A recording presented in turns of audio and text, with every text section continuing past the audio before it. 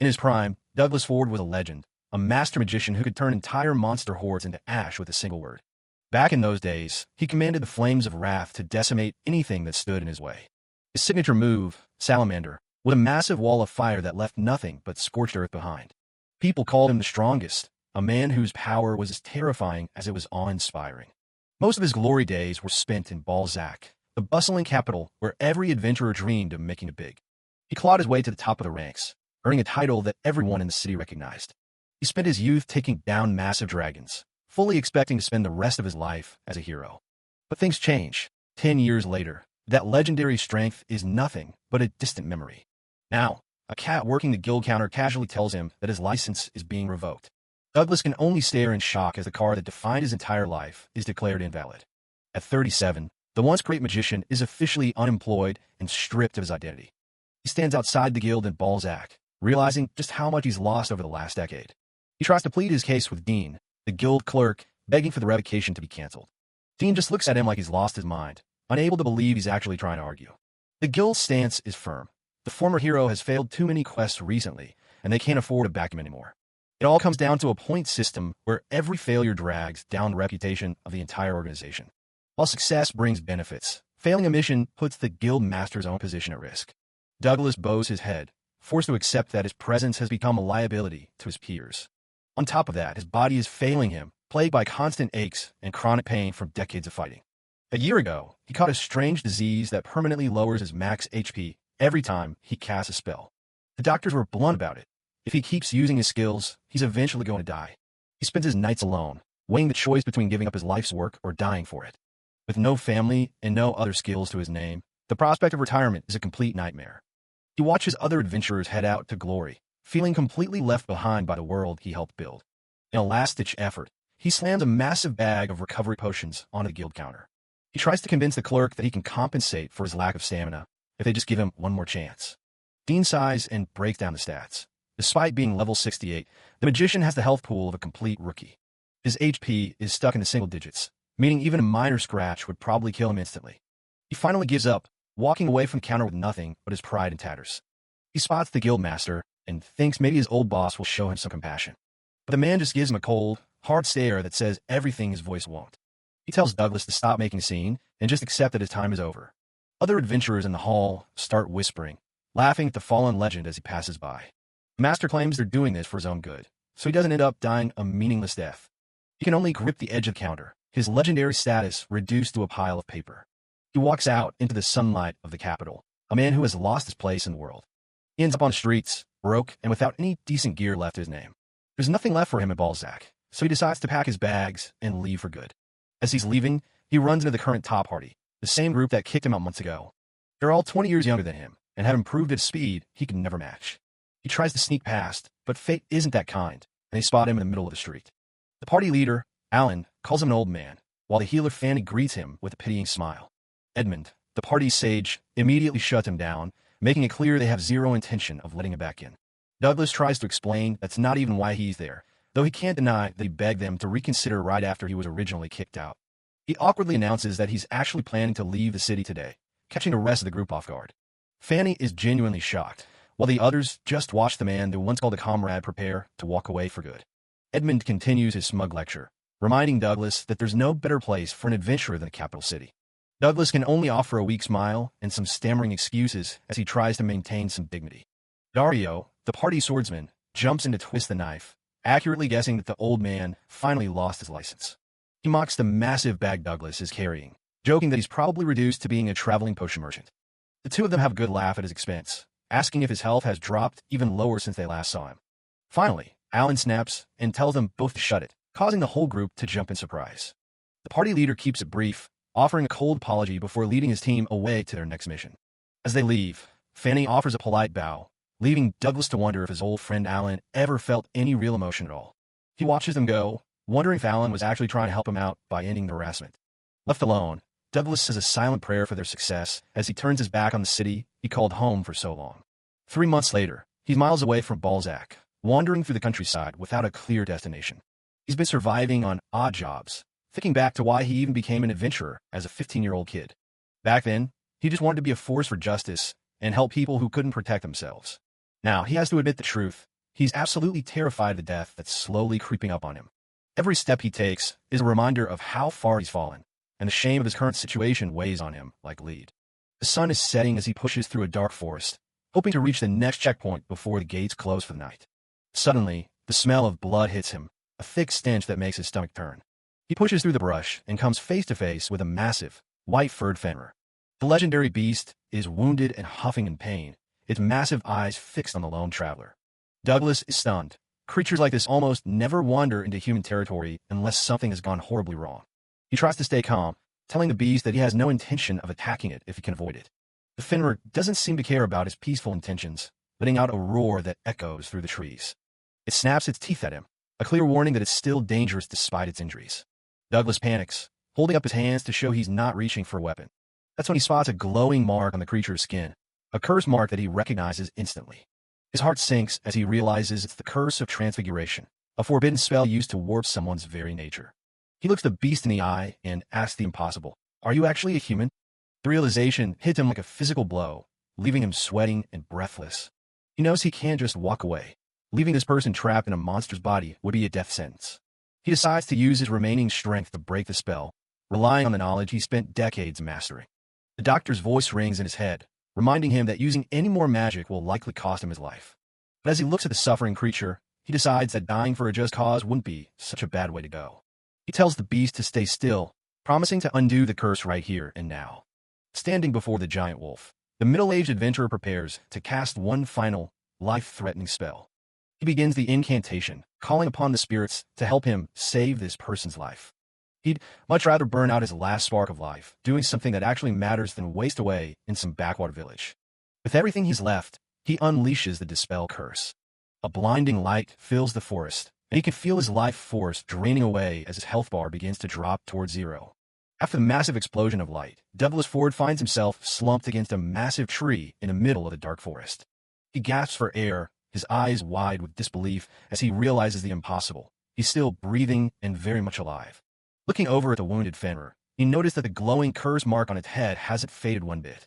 Confused and desperate, he summons his status screen, and a blue interface flickers into existence before him. He nearly falls over in shock. His HP has jumped from measly 2,500 back to a staggering 60900.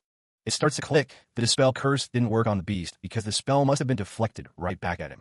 It's pure speculation, but the way his strength has suddenly surged back suggests the spell hit its mark on his own body instead. He flexes his healthy hands, feeling a vigor and clarity he hasn't known in 20 years. The truth hits him like a lightning bolt. He wasn't just sick or aging. He had been carrying a hidden curse of his own. Every ailment he attributed to the passage of time was actually a symptom of dark magic eating away at him from inside. He hangs his head, feeling like a fool for not seeing the signs of magical sabotage during all those years of decline. He wonders how a curse could remain invisible even to his status screen, and more importantly, who would want to ruin him. But he quickly shakes those thoughts away, knowing he has a more pressing matter right in front of him.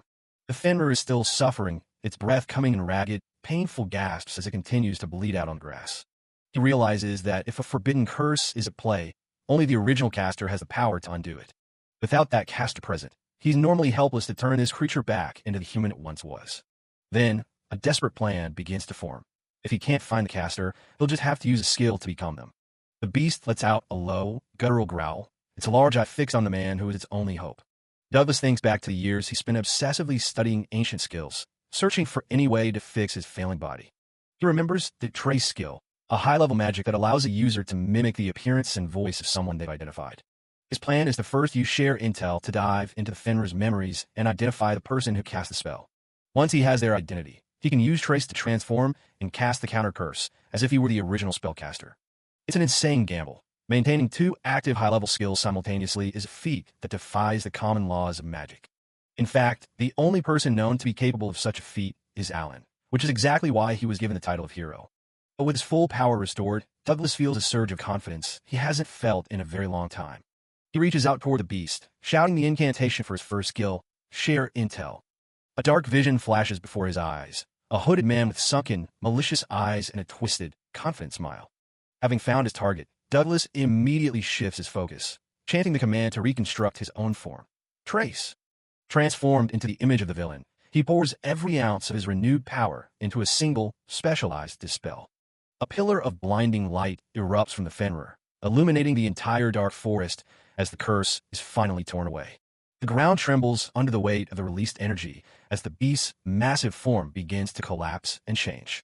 As the smoke and light fade, Douglas struggles to stay on his feet, his gaze fixed on the small, silver-haired figure of Robbie left behind in the clearing.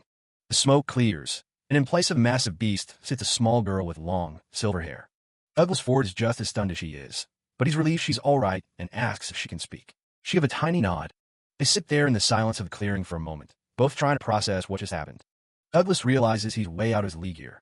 He has no idea how to talk to kids, so he decides to start with some basic healing magic to be safe. A soft glow surrounds her as the spell takes hold, mending whatever injuries she had left.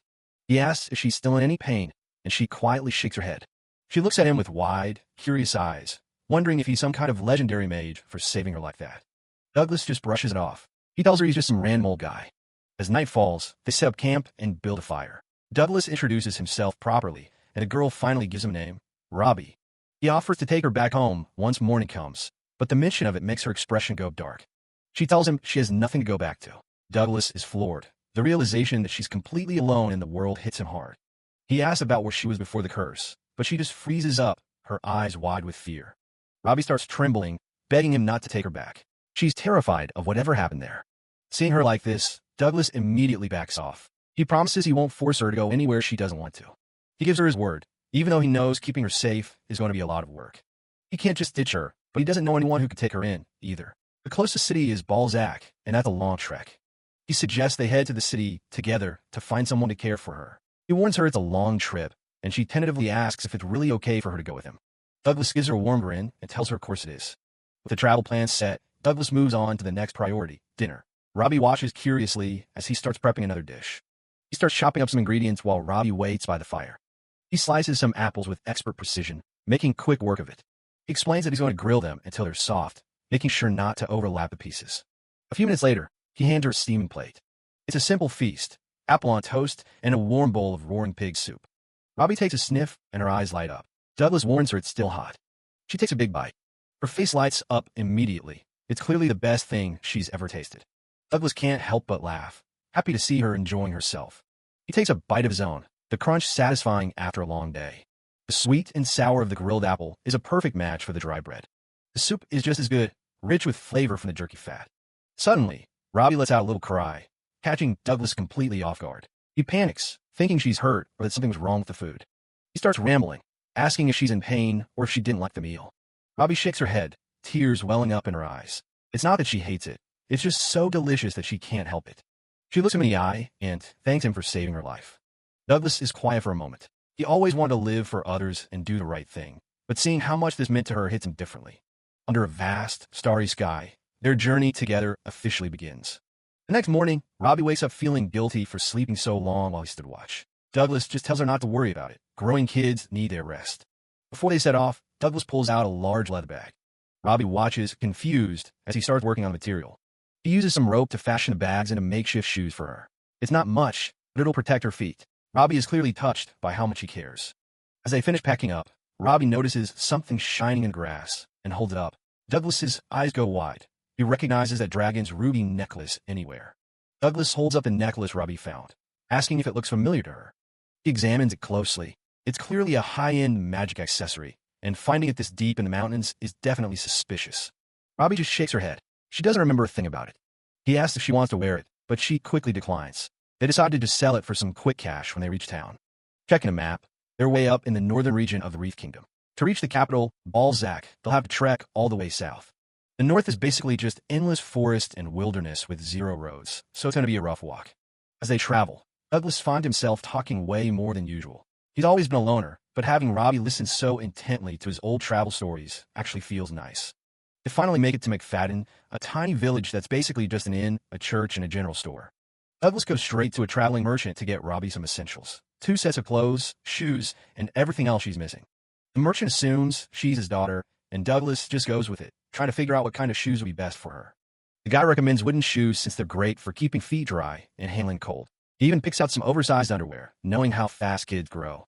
Douglas asks for a leather bottle too, but the merchant is all out. He'll have to look for one in the next town. The merchant explains he usually works a shop in Addington, but travels around to keep his legs from getting weak. Douglas takes a chance to pull out the necklace and asks for a quick appraisal. The old man puts on his glasses and prepares to use his appraisal skill. He identifies it as a common black pearl and offers 20 silvers, which is plenty for a month's worth of living. 20 silvers is decent, but Douglas has a hunch it's worth way more. He knows that forbidden curses are way more effective when they're paired with rare gems. He's betting this is actually an obsidian pearl. He uses his own high-level appraisal skill and confirms it. This thing is an incredibly rare jewel from Black Tiger. The merchant and his assistant are absolutely floored. They can't believe a random traveler has such a high-level skill. Douglas just calmly repeats it. It's definitely an obsidian pearl. The merchant is stunned. He thought Douglas was just a wanderer, but now he's wondering if he's secretly a master merchant. The guy realizes only a high-level adventurer could have learned a skill that powerful. Douglas just plays it off, saying he's not that strong and just happens to have a few tricks up his sleeve. The merchant laughs and slaps his knee, impressed by how humble Douglas is being. He introduces himself as Theo and tells Douglas that if he ever visits his shop in Addington, he'll buy the pearl for way above market value. Douglas and Robbie head out, both feeling a lot better about their journey. They arrive at a cozy building that serves as the village inn. The lady recognizes Douglas from a previous stay. She's surprised to see a kid with him this time around. She's not one to pry, but she makes it clear that if the kid is taking up a bed, she's charging the adult rate. She takes one look at Robbie and points out how filthy she is. There's no way she's letting her in the room in that state. She tells Douglas to take her to the backyard and use the wash basin to clean her up. Douglas agrees. He realizes he doesn't even need to go fetch water now that he has his magic back. He casts a water magic spell on Dean, and the basin fills instantly. Robbie watches in absolute awe as giant blobs of water manifest out of thin air. She's never seen anything like it. To her, Douglas is practically a wizard. Douglas smiles to himself, thinking about how his past self will be shocked to see him using skills so freely again. While she's washing, Robbie mentions she found something else near the necklace. She holds out a ring and asks if it's worth anything. Douglas takes one look at the ring and his heart skips a beat. Memories of a tragic past come flooding back. The day demons killed his parents right in front of him. He remembers Alan sitting on a ledge, swearing to get revenge for his family. Alan had vowed it on this very ring, a keepsake from his mother. Douglas is paralyzed by the realization. Is this Alan's? Douglas stares at the ring in his hand, the realization hitting him like a physical blow. It's a dragon's ruby ring, the very keepsake Alan cherished most. He's not imagining things. This is definitely it. He tries to make sense of it. He doesn't remember Alan ever giving him this ring, and there's no way he could have brought it along by accident. So why would it be out on that mountain, right where he found Robbie? Deep down, he knows the answer, but he just doesn't want to believe it. He looks over at Robbie, who is still washing herself in the basin, completely unaware of his turmoil. Pieces of the puzzle start falling into place. There's a necklace used to enhance curses near Robbie, and this ring too. He only regained his strength because the dispel curse he cast on Robbie deflected back onto himself. The bitter truth settles in his stomach. Alan is the one who cursed him. The man he called his friend is the one who took everything from him. He remembers the look on Alan's face when he left, the way he seemed to enjoy Douglas's misery. Why would he help him back then just to condemn him to such a wretched fate? It's even worse than just being terrible. It's sadistic. He can't believe an old friend made him lose his adventurer's license and practically turned him into a living corpse.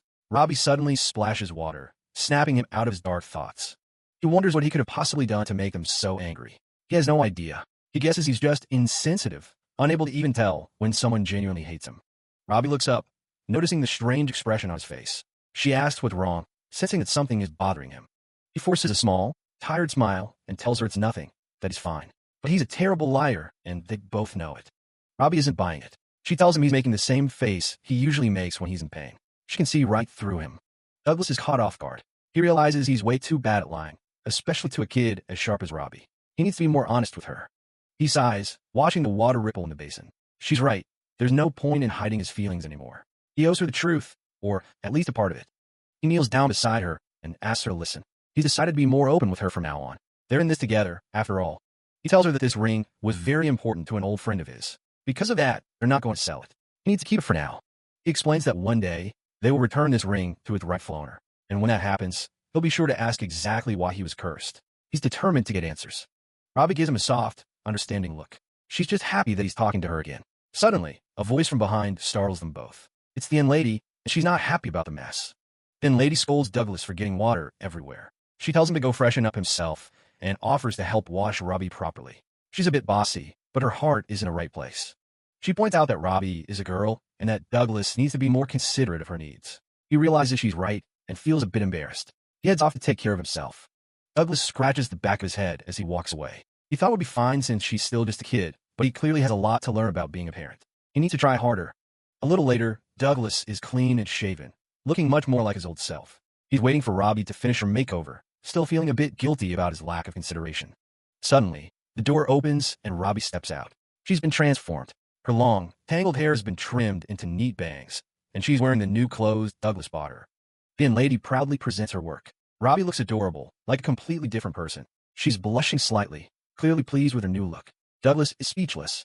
Douglas manages to find his voice and tells her she looks very childlike and cute. Robbie beams at the compliment, while the lady smiles, satisfied with the results. It's a rare moment of peace for them. They head to the common room for a meal. Then Lady brings them some food and starts chatting. She was wondering why Douglas was staying in such a small village again, but now she thinks she knows the reason. She assumes he was traveling to pick up his daughter. Douglas doesn't correct her, just listening to the chatter of the other guests. He's starting to get used to the idea of being a father figure. Then Lady tells Robbie it must be fun traveling with her dad. Robbie looks up, a bit surprised by the word dad. She hasn't had any family for a long time, so it's a strange but nice feeling. Douglas watches her, wondering what she's thinking. Robbie had told him she didn't have any family before. He wonders if she misses her real father or if he's already gone. He realizes he still hasn't properly asked her about her past. He didn't want to prod at the wound, knowing how painful it can be. He'll wait until she's ready to talk about it. He takes a sip of his drink, his thoughts drifting. They'll be traveling together for a few months still, even if they'll be parting ways once they reach Balzac. That's the plan, anyway. But he feels like completely distancing himself from her would be a little cruel. She's been through so much, and she's finally started to trust him. He's not sure how he should treat her, but he wants to do right by her. He looks at Robbie's blushing, happy face and makes a decision. He'll take it one step at a time. He'll be there for her as long as she needs him. That's the least he can do.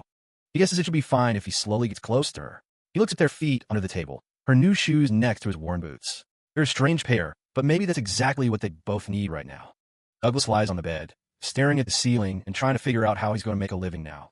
He looks over at Robbie, who's sound asleep beside him, and realizes he has a lot more than just himself to worry about now. Later, down in the common area, he pulls out a few coins, the very last of his savings. He tells Robbie they can head back to the room once she's done eating, and she thanks him for the meal. They spend the next few days traveling south until a massive estate comes into view. They finally arrived in Addington, the famous town of benevolence, where he's hoping to find some steady work. Most well-sized cities have orphanages, but the one here, run by a man named Matlock, is unusually fancy. As they walk through town, the locals can't stop raving about the director using his own wealth to fund the place. Douglas thinks it's great there are such good people left in the world, while Robbie just stays quiet. A fancy carriage rattles past them, catching the little girl's eye as they navigate the busy streets. Douglas notices her staring and promises she'll get to ride in one eventually. Just then, they spot a group of kids running toward a large man standing at Garden Gate. It's the director himself, Matlock, and he seems to be a hit with all the orphans. Douglas is surprised to see the kids dressed like little nobles, and he immediately starts feeling self-conscious about Robbie's plain clothes. He catches her looking at them and worries she's feeling jealous of their fancy outfits. Suddenly, one of the kids comes running toward Robbie, and she barely has time to react. Matlock steps in to keep the kids from crashing into her, moving with surprising speed for a guy his size. He apologizes profusely, saying his children are a bit over-energetic today. Douglas asks Robbie if she's okay as the director keeps up his saintly act. But the conversation takes a sharp turn when Matlock realizes something. The two of them aren't actually related. Douglas is caught off guard, wondering how the hell this guy figured it out so fast. Matlock explains that he saw her hesitate for a split second before taking Douglas's hand. He asks what their story is, his smile never wavering as he watches them. Douglas awkwardly admits they only became family recently, his heart racing as he worries the guy thinks he's a kidnapper. Matlock sighs, commenting on how drastically Douglas's life must have changed to be traveling alone with a child. Douglas realizes he said too much as the director starts pointing out how difficult his current circumstances must be. The man formally introduces himself as Matlock and offers to lend an ear if Douglas needs help. He goes on about how much of an inconvenience it must be to travel with a young child who needs constant protection and funding. He mentions his orphanage takes in children for all sorts of reasons, dropping a very heavy hint. Realizing the guy is suggesting he dump Robbie there, Douglas panics, grabs her, and makes a run for it.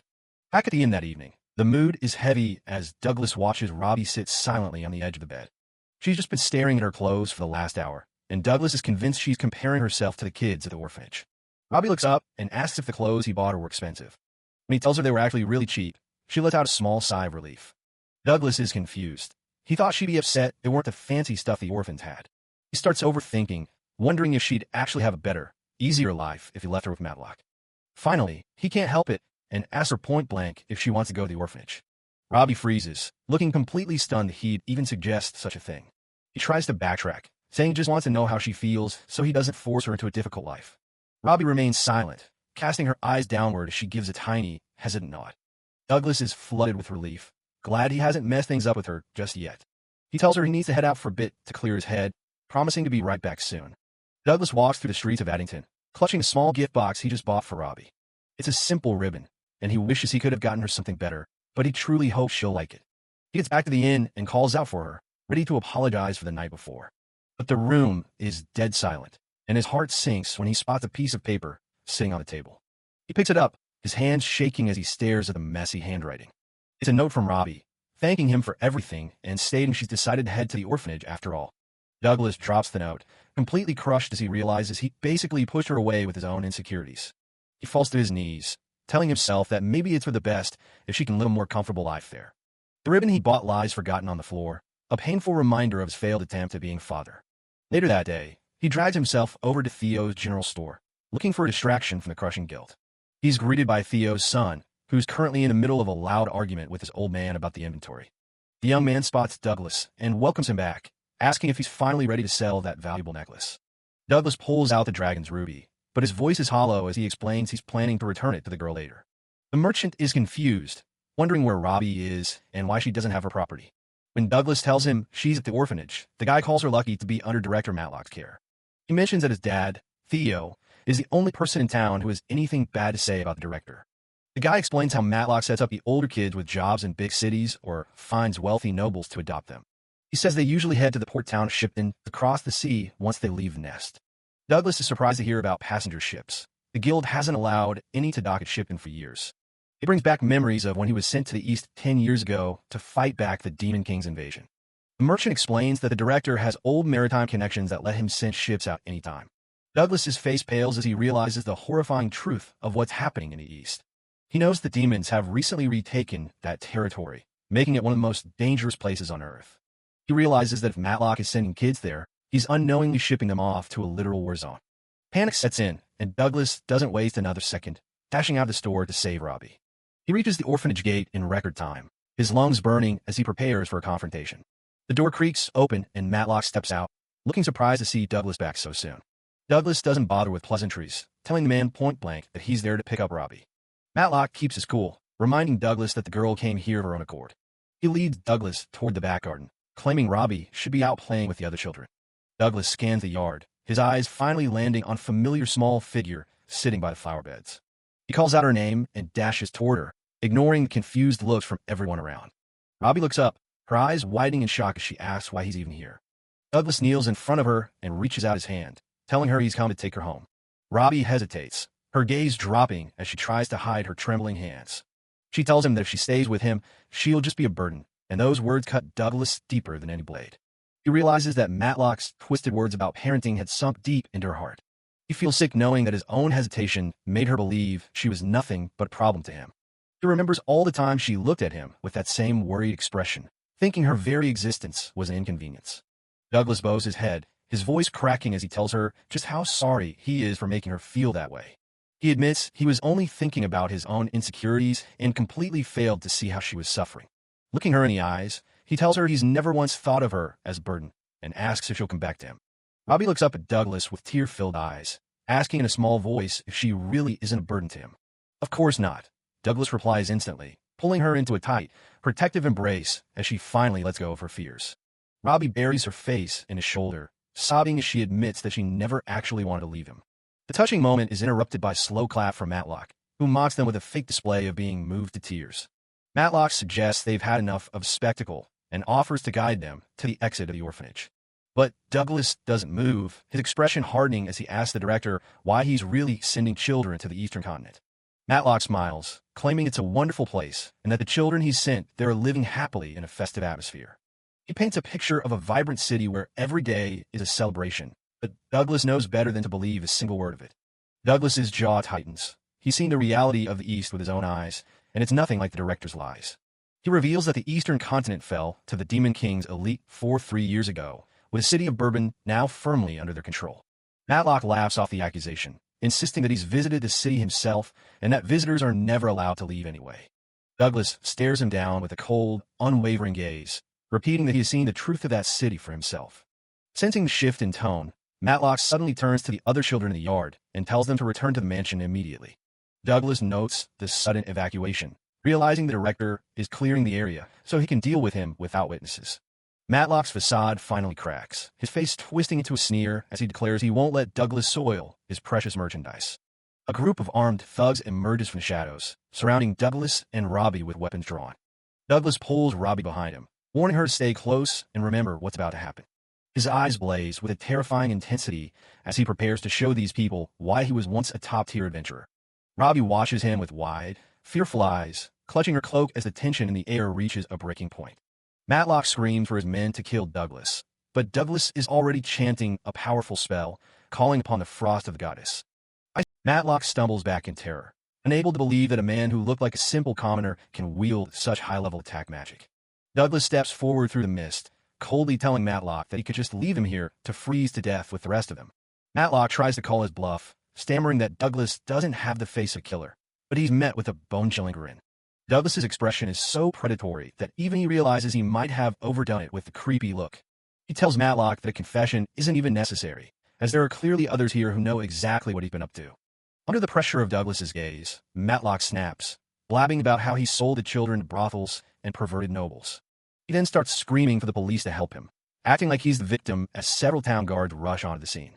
Thinking the guards are his salvation, Matlock's confidence returns as he prepares to launch a fire spell of his own. He calls upon holy fire spirits to lend him their wrath, unleashing a salamander blast directly at Douglas. He gloats that as long as Douglas is dead, everything can be swept under the rug and life will go back to normal. But Douglas doesn't even flinch, his hand already glowing as he prepares to counter the director's mediocre magic. A massive explosion of light and sound fills the yard as the two spells collide, or rather, as Douglas effortlessly bypasses the flames. Matlock stares in disbelief as Douglas emerges from the smoke completely unscathed, the salamander spell having done nothing. Desperate and cornered, Matlock begins to babble an apology, begging for mercy as Douglas closes the distance in a blur of motion. Douglas isn't interested in apologies. He delivers a devastating punch that sends the corrupt director flying backward with a sickening boom. Matlock hits the ground and slumps against the wall, completely unconscious and thoroughly defeated. Robbie runs to Douglas's side, calling him dad for the first time as she asks if he's okay. He gives her a soft, reassuring smile in return. They look over at the frozen thugs and the unconscious director, the threat finally neutralized for good. The town guards approach the pair cautiously, their eyes darting between the adventurer and the carnage he left behind. Robbie grips the edge of Douglas's shirt, still wary of the armored men as they look around the yard in total confusion. One of the guards asks what on earth happened here, signaling the end of Matlock's reign of terror over the orphanage. The military police manage to find Matlock's secret ledger, which includes a full list of his clients. Thanks to that, they finally decide to take Douglas's word for what happened. Volunteers are stepping up to care for the orphans for now. Douglas is just glad the kids ended up in a town that actually cares enough to look out for them. Back at the inn, Robbie is acting a bit hesitant as they settle into their room for the night. Douglas hands her a squished-looking box, telling her it's a present he picked out just for her. She opens it to find a brand-new ribbon. Douglas explains he felt bad for her having to wear such plain clothes, so he went out and bought it after he left her earlier. They both start apologizing at the same time, Douglas for strange behavior, and Robbie for leaving without saying a word. Robbie shyly asks if she can put it on right now, and Douglas agrees to help her. He carefully ties the ribbon into her hair while she sits at the desk. It suits her perfectly, and Robbie can't stop smiling as she thanks him. Douglas asks if she was feeling a bit jealous when she saw those other kids at the orphanage in their fancy dresses. Robbie's face goes completely red as she stammers out denial. Douglas is a bit confused by the intense reaction, not sure why she's so flustered. Turns out, she wasn't looking at the dresses, she was just really curious about all the snacks the other kids were eating. Douglas can't help but laugh. He's just relieved she's happy. He realizes he still has a lot to learn, both as a person and as a father figure. The night is still young, so they decide to just sit by the window and enjoy the moonlight together for a while. The next morning, Douglas explains that the military police want them to stay in town for a few more days while they wrap up the incident. While they eat breakfast, he mentions he'll be doing some odd jobs for travel money and asks if Robbie wants to wait at the hostel. Robbie immediately says she wants to stay with him, though she's worried she'll just be bother. Douglas doesn't hesitate. He tells her to come along, which catches her by surprise. He promises her that she's actually safest right by his side where he can protect her. He suggests that it might be better if they keep pretending to be a family while they travel to avoid any repeats of what happened with Matlock. And he drops the big question, would she be okay calling him dad from now on? Robbie is completely stunned, her eyes going wide as she processes the suggestion.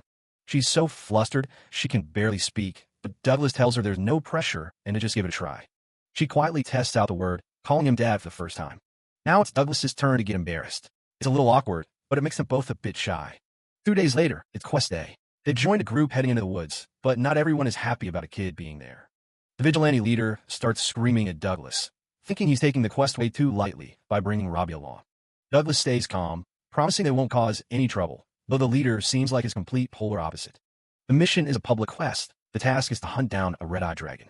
Public quests are usually much more difficult than regular ones, but the trade-off is that they can be accepted even without an official license. Red-eyed dragons are notoriously aggressive, especially when they wake up from hibernation and start looking for human settlements to snack on. Around midday, the group finds a good clearing to stop for lunch. Robbie happily digs into a sandwich that Douglas prepared for her. Douglas mentions he borrowed the hostel's kitchen that morning to make the egg sandwiches and meatball soup.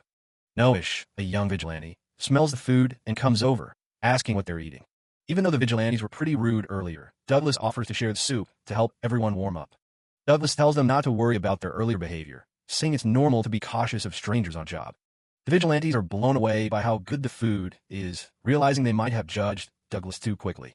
Meanwhile, the vigilante leader sits off to the side by himself, looking as grumpy as ever while he sharpens his blade. Noish tells Douglas to just ignore the beard guy and focus on talking to the rest of them instead. Douglas feels a bit awkward after the suggestion, admitting that singling the leader out might not have been the best move.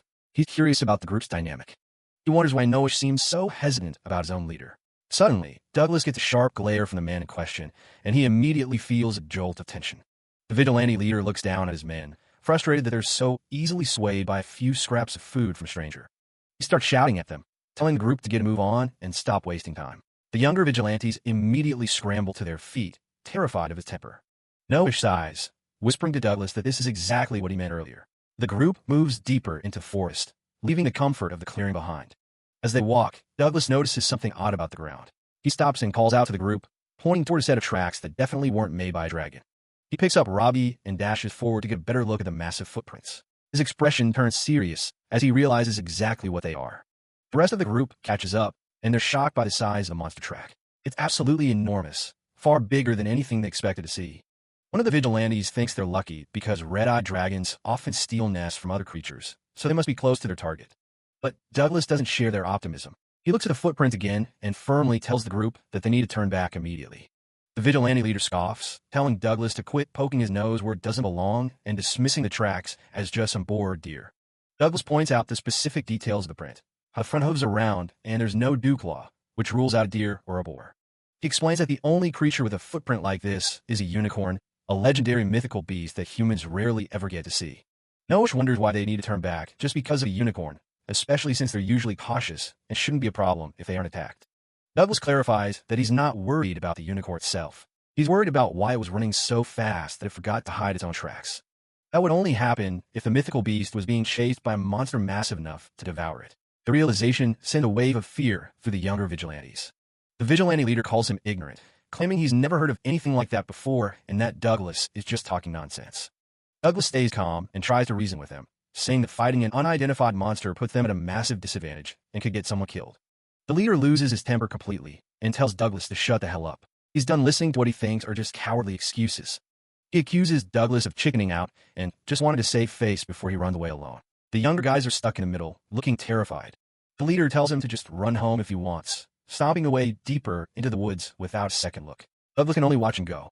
Douglas looks down at another print, a much larger, more menacing one that's barely visible in the dirt. He knows they're heading straight for a nightmare. Noish apologizes for his leader's behavior and suggests that Douglas and Robbie should at least head back where it's safe. But Douglas refuses to leave the group behind. Noish is surprised, calling Douglas quite the parent. He notices how different he is compared to their grumpy leader, who usually just barks orders. He explains that even though they aren't blood-related, everyone in the group looks up to the leader because he saved their lives countless times. To them, he's like a father. But after years in the Corps, Noish feels like he'll never get along with the guy and is even considering quitting. Douglas listens quietly to his story. He realizes that even if the leader is gruff, he's acting that way because he feels a deep responsibility to protect the younger members. It's a dynamic Douglas now understands. Douglas calls out to Noish, wanting to share what he's realized. He's starting to see the leader in a different light, despite his hostility. He tells Noah that the leader probably seems so awkward because he's constantly focused on everyone's safety above all else. Douglas points out that the man was keeping watch while they ate and immediately led from the front once they hit the mountain path. He's not a hater, he's just protective. Noah is a bit stunned by the explanation, looking away and reflecting on his own role in the group. He feels like he's just a burden who can't even do his part. He looks at Robbie and wonders if there's really any difference between them. He's searching for his own sense of purpose within the vigilante corps. Robbie looks back at him, her expression soft, as if she understands exactly what he's feeling. But before anything else can be said, a scream pierces the air. The group jolts at the sound of the shout coming from the path ahead. There's a sudden rustling in the tall grass as something moves nearby. They rush forward to see what's wrong and find the path littered with the bloodied remains of several monsters. The carnage is absolute. Douglas pulls Robbie close and tells her not to look. Even the battle-hardened vigilantes are frozen in shock by what they've found. The corpses aren't just any monsters, they're the red-eye dragons they were supposed to be hunting, and they've all been slaughtered. Red-eye dragons are rank B monsters, so if something here can hunt them this easily, it's a level of power that shouldn't exist in these woods. Douglas's expression hardens. He knows exactly what this means. A monster this strong with no dungeon nearby is almost unheard of. The group looks toward a nearby grove of trees, the blood splattered high up on the trunks. The situation just went from a standard hunt to a desperate fight for survival. Douglas notices the blood was smeared by something long and heavy, like a tail. He realizes the predator used the red charcoal trees to mask its scent from them. He gasps as the terrifying truth hits him. It's not a rank B threat. They're dealing with something far, far worse. A sudden silence falls over the mountain, broken only by the frantic flapping of birds fleeing the area. Something massive is approaching. From the shadows above, the diabolic black dragon descends, its presence alone enough to make the air feel heavy. Douglas pulls Robbie close, shielding her from the terrifying sight. Douglas identifies the beast with dread. It's an SS-rank diabolic black dragon, a legendary king among dragons capable of destroying an entire village in an hour. The vigilantes realize this beast has been preying on the red-eyed dragons they were hunting. Panic sets in, and they begin to flee in terror, knowing they're no match for such a monster. Douglas yells for them to stop, warning that this dragon specifically targets those who run away first. But his warnings fall on deaf ears as the group scatters. The dragon lands with a thunderous impact, the force of its arrival sending shockwaves through the forest and leveling trees in an instant. Dust and debris fill the air as the mountain itself seems to tremble under the dragon's weight. Douglas huddles low, keeping Robbie safe from the blast. The vigilante leader, though injured and on the ground, immediately shouts out to check if his men are okay, his protective instincts still sharp. Douglas confirms that he and Robbie are safe, but the situation is desperate. The dragon looms over them, its eyes glowing with predatory intent. In a selfless act of courage, the leader tells everyone to leave their gear and run. He intends to stay behind and act as bait to buy them time. Douglas tells him it's a crazy plan because there's no way he can escape a dragon on foot, especially with an injured leg. The monster is already preparing its next move. Douglas decides he can't stand by and watch. He starts to channel his mana, calling upon a deep well of strength as he prepares a high-level enhancement spell. Using the acceleration skill, Douglas's body becomes a blur of motion. He grips Robbie tightly, ensuring she's secure before he makes his move. In an instant, he is gone, leaving nothing but a trail of dust behind. The speed is so immense that the others can barely track his movement.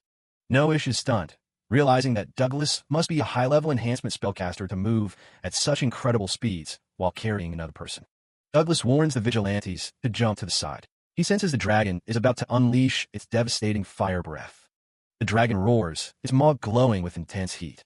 Douglas continues his chant, focusing every ounce of his power for the coming clash. A massive torrent of fire erupts from the dragon, incinerating everything in its path. The leader can only watch in horror as the flames consume the forest. Douglas uses the flight skill to soar high above the flames. He carries Robbie effortlessly as he repositions himself for a counterattack. He knows he has to aim for a vital spot, like the dragon's throat, to end this quickly before more damage is done. He dives back toward the beast. However, he hesitates, realizing that a direct attack from this angle might catch the fleeing vigilantes in a crossfire. He has to find a safer way. He lands nearby with a heavy thud, just as Noish rushes toward the injured leader, refusing to leave his side any longer. Noish tells the leader to stand up, admitting that he always felt like he was being baited by the group and hated being the one who was always protected. The vigilante leader looks at the young man in surprise, seeing a new fire in his eyes that wasn't there before. Noish exclaims that seeing his senior struggle made him realize he wants to be the one providing help for once. He stands ready to face the dragon. Douglas and Robbie share a quiet moment of resolve as they watch the vigilantes find their courage. The dragon roars again, preparing another strike. The beast's roar echoes across the mountain, a sound of pure ancient fury. But Douglas isn't backing down. He's ready to end this. Noish and Robbie both cheer for their respective father figures. "You got this, old man." Noish yells as Robbie adds, "You got this, Dad." Douglas gives a confident smirk and tells them to leave all to him. He begins the final part of his magical sequence. He first uses wind magic to scatter the dragon's flames, clearing the area and protecting everyone from the heat. Then, he prepares his main assault. In an incredible display of skill, Douglas activates a second skill simultaneously, Ice Magic Hell. He blasts the dragon with a freezing vortex. The dragon is caught in a massive surge of ice and wind, its movements slowing as frost begins to encase its massive black scales. After the battle is over, the vigilante leader bows deeply to Douglas, apologizing for his arrogance and for nearly getting everyone killed. Douglas is a bit flustered, telling the leader it's fine and to please raise his head. He offers to heal the man's leg with his magic skills. Noish looks on as the leader is treated. The tension from before has completely evaporated, replaced by a sense of profound relief. Noish offers to help carry the leader, blushing slightly as he steps up to take on more responsibility within the group. The vigilantes joke around as they prepare to leave, commenting on how heavy their gear is compared to Douglas, who seems unfazed by the day's events. They decide to head home quickly to report the presence of the diabolic black dragon to the local authorities, but they don't want to leave the carcass behind. The leader worries they don't have the equipment to move such a massive beast. Douglas just smiles, knowing he has a solution for that too. Douglas creates a massive wind vortex that lifts the entire dragon carcass off the ground. The vigilantes can only stare in open-mouthed wonder. He explains that by focusing wind magic on the dragon's center of gravity, you can lift it easily. Noish and the others are convinced that Douglas is some kind of legend. As they walk back toward the village, Robbie smiles brightly, proud of her dad adventurer for being the strongest and kindest person she knows. Back at the town hall, the massive dragon carcass sits as a reminder of the absolute unit of a beast they just took down. Douglas Ford stands before the local vigilantes, thanking them for their hard work on the front lines. The Addington Guildmaster steps up with the loot bags, ready to hand over the reward for saving the town from certain doom. He explains it's for hunting the red-eyed dragons and the surprise black dragon, though they wish they could give even more. Instead of taking the gold, Douglas Ford pats the vigilante leader on the shoulder and tells him the money is all theirs. The crew looks stunned, wondering if they really just decided to give up that much coin without even asking him first. Douglas Ford keeps it humble, claiming he was just the guy doing damage while they were the ones actually tanking the hits. The vigilantes just laughed off, saying they were basically just human punching bags while he did all the work. But Douglas Ford is firm on it. They won as a team, so they're splitting the loot right down the middle. The leader can't help but smile, clearly impressed by this guy's character. Suddenly, the Addington Guild Master strikes a pose, dramatically calling Douglas Ford kind to a fault just like the rumors said.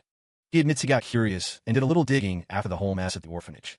Then he drops the bombshell. He found out Douglas Ford actually had his adventurer's license revoked. The man breaks a sweat. It wasn't exactly a secret, but having a guild master spell it out is pretty awkward. The Addington Guild Master quickly waves it off, saying he's not trying to be a jerk or anything. He actually checked with a Balzac guild, and they told him Douglas Ford was too weak, which he knows is total BS after seeing him fight. He gets serious for a second, getting ready to make a pitch that could change everything. Since Douglas Ford is clearly an S-tier fighter, he offers to have his guild reissue the license right now. Douglas Ford is floored. The idea of actually being an official adventurer again is something he never thought would happen. The Addington Guild Master leans in, asking if he's willing to take the deal. The vigilantes go wild, cheering at the thought of their hero officially joining the ranks.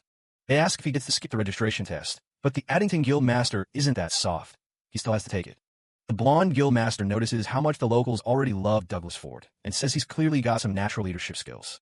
He even offers to launch a formal investigation into why the Balzac Guild revoked his license in the first place. But Douglas Ford stops him right there, admitting the guild wasn't wrong because he really was useless back then. He realizes he's going to have to be honest about the curse if he wants to move forward. The vigilante leader is shocked when the man mentions being cursed, finally understanding why he was kicked out. The Addington Guild Master promises not to pry for more details, but thinks the tragic backstory will actually help him get the license back. Even Noish pipes up, saying he's just glad everything is finally looking up for the guy.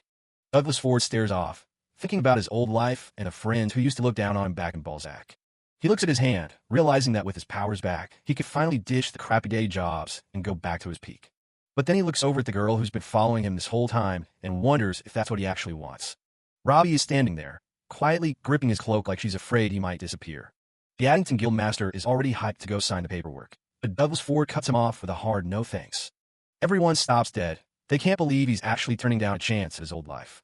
The guild master tries to talk sense into him, saying this is a once-in-a-lifetime opportunity. Douglas Ford just bows politely and apologizes, saying it just doesn't feel right for him anymore. Seeing he won't budge, the Addington Guildmaster lets it go, joking that the strongest guildless wanderer has a nice ring to it anyway. With the formal stuff out of the way, the vigilante leader calls for the booze, decided that today is for celebrating. Douglas Ford watches them all partying, realizing his priorities have shifted completely.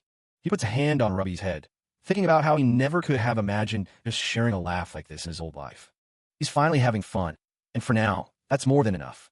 For days after the dust settled, the military police finally gave the green light for the group to head out, while Matlock and his goons were prepped for a trip to the Royal Capital Jail.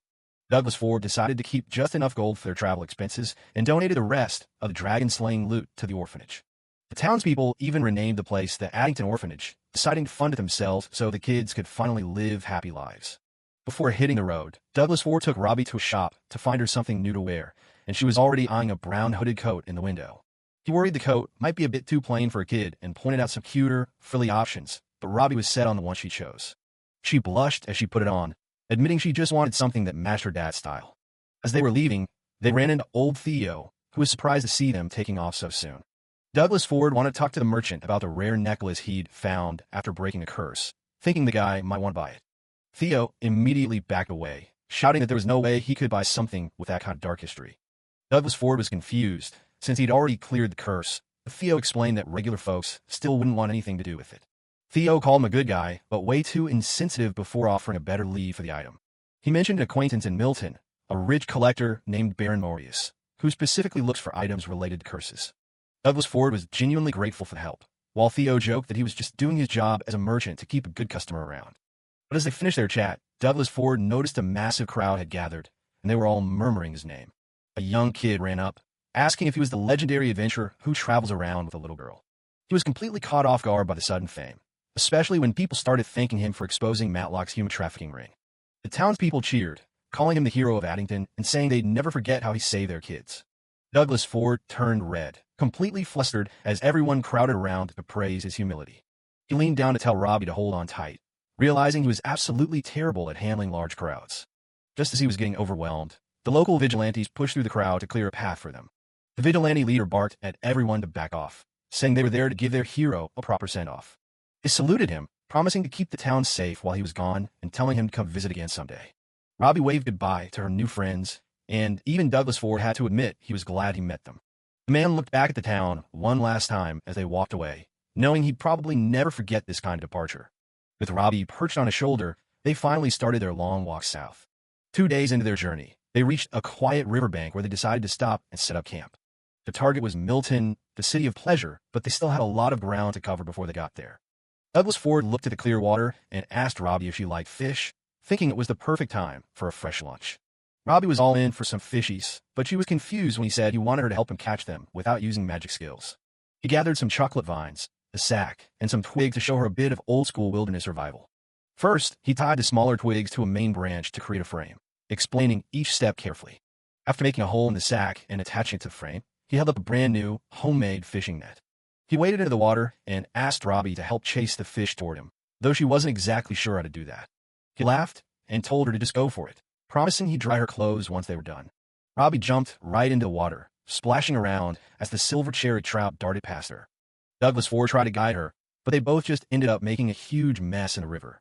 Eventually, he managed to scoop a massive trout right out of the air with his net. Robbie cheered for their success, completely soaked but absolutely loving the experience. They got a fire going and roasted the fish right there on the riverbank, the smell filling the air. Douglas Ford explained that these trout were in season and tasted great with just a little salt, while Robbie happily dug into her meal. Douglas and Robbie are enjoying their meal by the fire. He gave her a shout-out for doing a great job catching dinner. He looks up at the sky, predicting it's going to rain later today. Robbie wonders if it's a magic skill, but Douglas says he's just reading the signs in the sky. He points out a thick thunderhead cloud and explains they usually bring sudden, heavy showers. The prediction comes true fast, and it's absolutely pouring on them in no time. They huddle together under their coats, but Douglas realizes this rain isn't letting up. They need to find real shelter soon. That's when he spots a carriage struggling on the road ahead. A hooded figure is desperately trying to move a heavy wagon stuck deep in the mud. Douglas calls out to offer a hand, but the driver is instantly on guard. An elf pulls a bow on him, flat out refusing to accept help from any human. Douglas is stunned. He didn't expect to run into an entire elf family out in the middle of nowhere. Most elves never leave their home forests and are famously cautious around outsiders. He keeps his distance and apologizes for scaring them, insisting he just wants to help. He mentions he's traveling with a kid too, hoping to build a little trust between them. The elf starts to lower his guard, admitting the luggage is way too heavy for them to lift alone. Douglas tells him to back up a bit so he can get to work on the carriage. The little elf boy asks if this is safe, while Douglas begins to channel his mana. He activates a strengthening spell, and his muscles immediately start to bulk up. With a massive grunt of muscle power, he single-handedly hoists the heavy carriage out of the muck. Everyone just stares in total disbelief at the sheer display of strength. The elf driver, Rui, apologizes for being rude and introduces himself and his son, Nikki. To show his thanks, Rui invites Douglas and Robbie back to their village for shelter. He admits that while they're usually cautious, elves still know how to show gratitude. Nikki wastes no time and pulls Robbie into the back of the wagon with him. The boy is super energetic, which is a bit much for the quiet Robbie to handle. Nikki gets all flustered, trying to be friendly, while the adults watch the kids bond. As they head off, Nikki keeps rambling about how amazing Douglas is. Douglas watches them with a smile, happy to see Robbie finally interacting with another child. He remembers how she was always alone at the orphanage and knows how hard it is for her to be social. The horses pull them through the rain as they approach the hidden settlement. They've arrived at Floria, a breathtaking village built directly into the massive forest trees. Rui's wife welcomes them, offering a place to stay since the rain is still heavy. The elves use wind magic to instantly dry their soaked clothes. Rui tells them not to worry about being a burden, since parents should look out for one another. Douglas is humble about the praise, just glad they could help out. They're invited inside to rest and share a warm meal with the family. A massive, delicious spread is laid out for their unexpected guests. Over dinner, Nikki is dying for adventure stories and asks if Douglas has ever seen a mermaid. He describes a time he reinforced the Navy and heard the beautiful voices of mermaids. Nikki is absolutely hooked and immediately starts asking about dragons next. The boy is having the time of his life listening to these legendary tales. Rui has to tell him to calm down while the rain continues to hammer the forest village outside. Rui thanks Douglas, saying they've all learned quite a bit from him today. He pours another round, admitting that maybe elves have been missing out by staying so isolated. Rui then puts Douglas on the spot, asking how he feels about their people avoiding the outside world. Douglas isn't really sure how to answer such a deep question. Meanwhile, Nikki starts a magical chant. The little guy shows off, conjuring a bright ball of light with a simple shine spell. Robbie is absolutely mesmerized by the glowing orb floating right in front of her. Douglas is impressed, thinking to himself how specialized elves are to learn such practical magic at Nikki's age. Inspired, Robbie asks if she could do it too with enough practice. Douglas is happy to let her try. Nikki jumps in to be the teacher, telling her to memorize the chant and visualize squeezing her energy into her hands. Rui and Douglas watch as the kids get to work. Robbie focuses hard, chanting the holy words as a tiny spark begins to flicker between her palms. But the spark fizzles out instantly. Robbie slumps, feeling like she just can't do it. Douglas feels for her, while Rui tries to reassure them that magic usually takes much longer to master. Nikki chimes in, saying it took him a whole month just to get that far, and offers to help her practice. Douglas worries he's a bad teacher and wonders why Robbie is suddenly so interested in learning skills. Even so, the little girl doesn't look like she's ready to give up just yet. Nikki then suggests they go see his grandpa to have her magical aptitude officially checked. He explains that without natural talent, no amount of practice will matter, until Rui tells him to hush. They head over to the elder, who is fast asleep, and Rui tries to get him to wake up. The old elf cracks open one terrifying eye and gives Robbie a soul-piercing glare.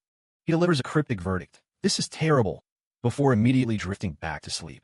The blunt statement leaves Douglas sweating, worried that Robbie's spirit will be completely crushed. As the elder starts snoring again, Robbie looks down at her hands, clearly troubled. Douglas is panicking internally, trying to figure out how to fix the mood. Rui's wife suggests he show Robbie how he performs skills to give her a better idea of how it works. He agrees, deciding to demonstrate a basic shine spell for her to watch closely. He starts to gather his mana, but he hasn't quite adjusted to how much his power has grown. A blinding explosion of light erupts from his hands, completely whiting out the entire room. The flash is so intense, it leaves everyone dazed and disoriented. Douglas is mortified, realizing he put way too much juice into what was supposed to be a tiny light. As the spots clear from their eyes, the elder groggily asks if the sun just came up. Nikki thinks it was the coolest thing ever, but their moment is cut short by a violent crack of thunder. A massive bolt of lightning strikes a nearby treehouse with a deafening boom. The whole village shakes as the sound of a tree falling echoes through the forest. Douglas is shocked to learn the village doesn't have any lightning rods installed. Rui stands firm, stating that elves refuse to rely on the technology of other species. He insists their traditional protection rituals are enough, but Douglas looks pretty skeptical. Their debate is interrupted when an elf bursts in, shouting that they're in major trouble. He reports that Moro's house took a direct hit and is now completely engulfed in flames. The fire is spreading fast, and it won't be long before the entire area is caught in a blaze. If they don't do something fast, this whole forest is going up in smoke. Douglas, Ford, and Robbie can only watch as the fire spreads toward the village. Douglas can't just sit there. He tells Rui he's heading out to help, even though the elf warns him how dangerous it is. The host tries to stop him. It's a long drop from the treehouse, but the man is already halfway out. He scoops up the girl and leaps, calling on a spell to surge through his muscles and prepare for the impact. Down they go. He hits the flight spell mid-air to slow their descent. Rui is just standing there at the window, completely blown away by what he's seeing. On the ground, things are desperate. An elf is literally on his knees begging for someone to save his family. His wife and kids are pinned under a burning tree near the edge of the inferno. It's a total nightmare. The rest of the village is doing their best with buckets, but the fire is way too much for them to handle. Nikki and the others are about to give up and just cut a fire break, essentially leaving those trapped behind. That's when Douglas yells for them to get back. He lands right in front of them, his daughter still on his back. The elves are stunned. Seeing humans here is the last thing they expected. The young elf Nikki is confused, but our protagonist is already starting a chant to summon the water spirits. He puts every bit of mana he's got into the ancient words. A massive sphere of water manifests over his head. Water magic, Undine.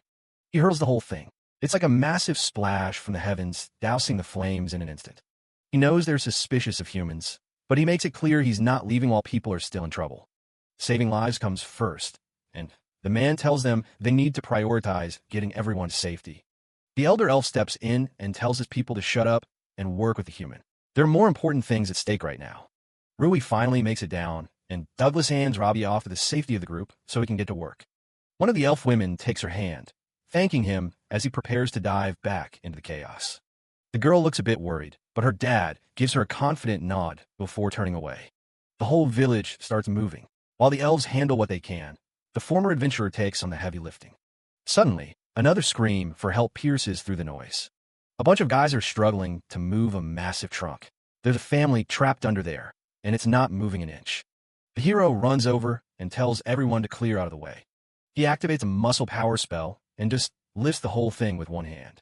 The elves are staring at him like he's some kind of monster. That is definitely not normal human strength. They pull the survivors out, but they're in rough shape. The villagers start shouting for a doctor. Douglas says there's no need and casts a full recovery spell on them instead. The elf woman on the ground blinks, her wounds completely vanishing in an instant. He tells them they're all healed up. It's a miracle to everyone watching. The family finally reunites, sobbing and holding each other tight. They're just glad to be alive. The man wipes his forehead. That's enough heroics for one day. With the fire finally out, he starts feeling a bit self-conscious about how much a scene he just caused. He wasn't even supposed to be here. He figures it's time to head out to the next town, but Rui asks him to hang on for a second. He looks back and sees the entire village bowing to him. They're all apologizing for how rude they were when he first arrived. The next morning, the sun is out, but looking at the damage in the daylight really shows how bad it was. The hosts say they'd be happy to have him stay. Douglas offers to help clean up the mess, and Robbie is eager to pitch in too. Nikki wants to help too, but the man tells him to stay back. It's no place for a kid. Robbie is not having it. She hates being babied and wants to prove she can be useful. Our protagonist thinks it'll be better if she stays with someone her own age while he handles the heavy work. He goes to meet his friend, but it turns out the village children have already given him a new name, Mr. Muscleman. The village is bustling with gratitude. Everyone is thanking the Mr. Muscleman for his heroic rescue, and Douglas Ford is feeling a bit overwhelmed by all the attention. Nikki even tries to use the nickname as a rallying cry to get the other elves to work harder on the cleanup. Douglas just wants to help without the flashy title. He notices some of the elves are literally mimicking his poses, thinking it'll give them extra strength. It's a bit much, but he rolls with it. Teacher Elf mentions that everyone really looks up to him now. He's basically a local celebrity after saving the forest. The female elves are especially impressed. They admit their species isn't exactly known for raw physical power, so seeing him lift that tree was something else. All the blushing and praise has Douglas looking pretty flustered. He's much better at fighting fires than handling compliments. The cleanup continues as the sun begins to set. It's hard work, but everyone is pitching in to get the village back in order. When he finally gets back to the treehouse, Douglas realizes he's a lot more tired than he thought. He wants to finish the big stuff before they leave for Milton. He's greeted at the door by Robbie, but something feels a bit off. She's being a bit too quiet. Nikki and Teacher Elf are there too.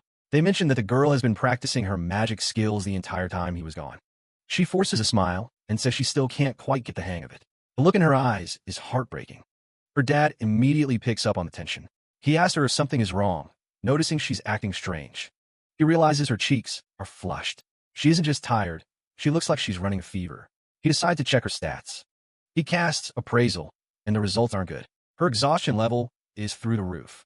Panic sets in. He realizes his daughter has caught a serious cold from overworking herself. The elves scramble to help. He gets her into bed immediately. He's kicking himself for not noticing sooner that she was pushing herself to the limit. His healing magic is top tier, but it only works on physical injuries. It can't just blink away a viral illness or pure exhaustion. He sits by her side, wondering why on earth she felt the need to go so hard in the magic training. Robbie starts apologizing through her tears. She mentions how she's been nothing but trouble ever since the dragon fight. She brings up the time Douglas got chewed out for bringing a kid along on a dangerous quest. It's clear that moment really stuck with her. The memory of being called out by the guild members still haunts her. She feels like she's holding him back from being a real hero. She's sobbing now, saying she's just a burden. She wanted to learn magic, so she could actually contribute and stay by his side without being a nuisance. Douglas is stunned. He had no idea she was carrying all this guilt. He tells her firmly that he has never once thought of her as a burden. He realizes he completely misread the situation this morning. He thought she just wanted to play with kids her own age, but she was actually trying to stay out of his way. He thinks back to all the danger he's dragged her through. Maybe keeping her so close for safety was actually hurting her more than he realized. Parenting is turning out to be way harder than any S-rank quest. He tells her that from now on, they'll make decisions together. He asks her to do the same for him. Be honest about her feelings so he doesn't have to guess. They need to find a way to work through this as a team. Robbie nods, still looking a bit down, but she promises to keep trying her best to stop being a burden as soon as she can. He tells her to just focus on getting better for now. Pushing herself like this is only going to make him worry more. Teacher Elf comes back with news that a doctor is on the way. Douglas thanks her, finally able to breathe a little easier. He asks the girl if there's anything she wants to eat. He's willing to cook anything she can name. She asks for the soup he made on the day they first met. It's her ultimate comfort food. He gives her a gentle smile and heads to the kitchen. While he's working, the elf woman brings over a plate of apples carved into the shape of little rabbits. It's a nice touch for a sick kid. Douglas is genuinely impressed by the detail. He asks her if she can teach him how to do it. He knows Robbie would love them. She agrees, telling him he's a wonderful father. He insists he still has a lot to learn and keeps making mistakes. They both agree that raising a child is no easy task, but it's definitely the most rewarding thing a person can do.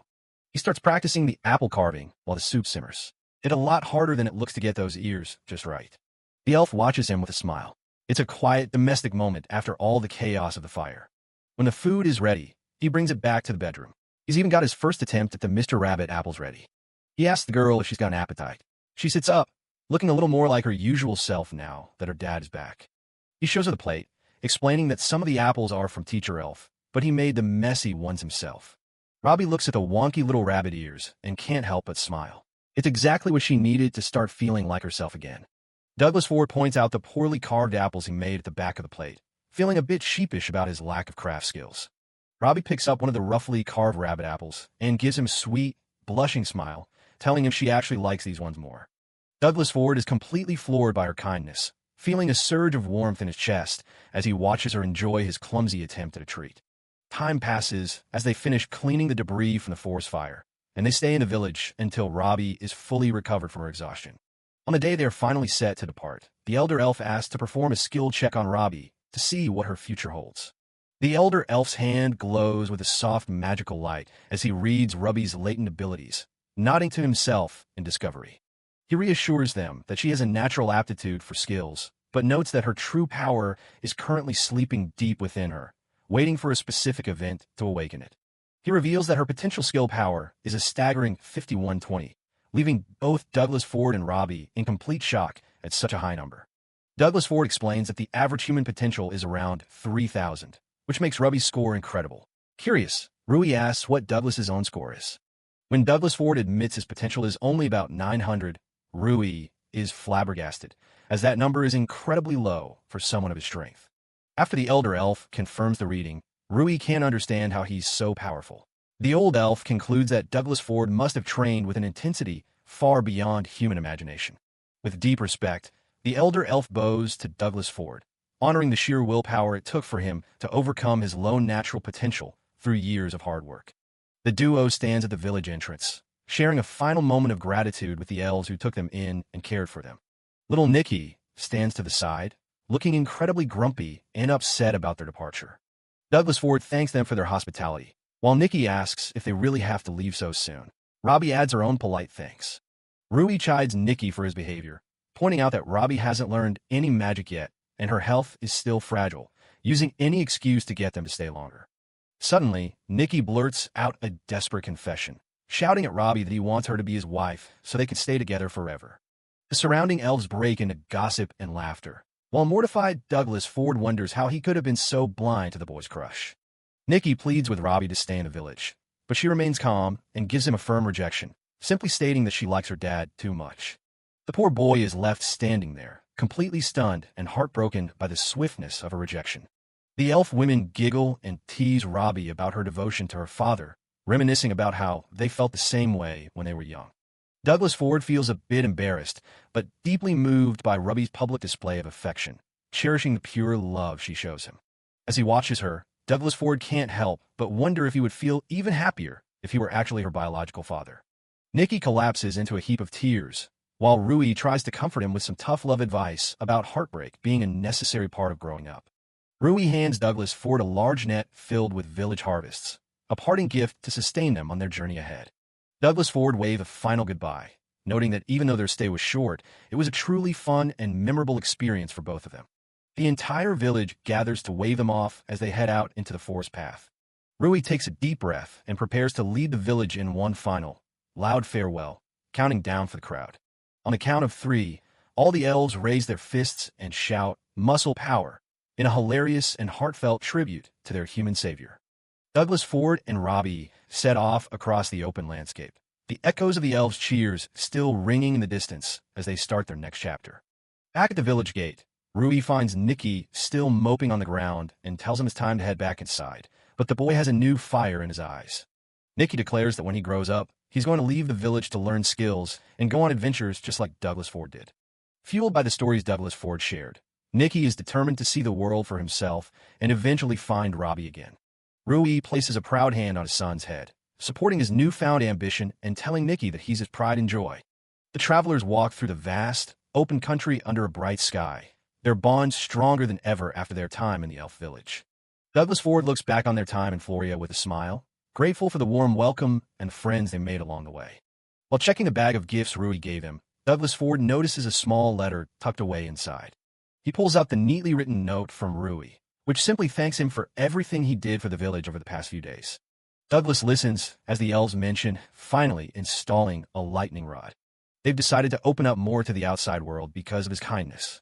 An elf wishes them a wonderful journey as they prepare to head out. Robbie points up at the sky. Look, the clouds look exactly like a rabbit. They continue their walk under the bunny sky. They've even got a whole bag of apples for the long road ahead. Half a day later, they're riding in a proper passenger carriage for once. The plan is to head to Milton to sell that cursed necklace.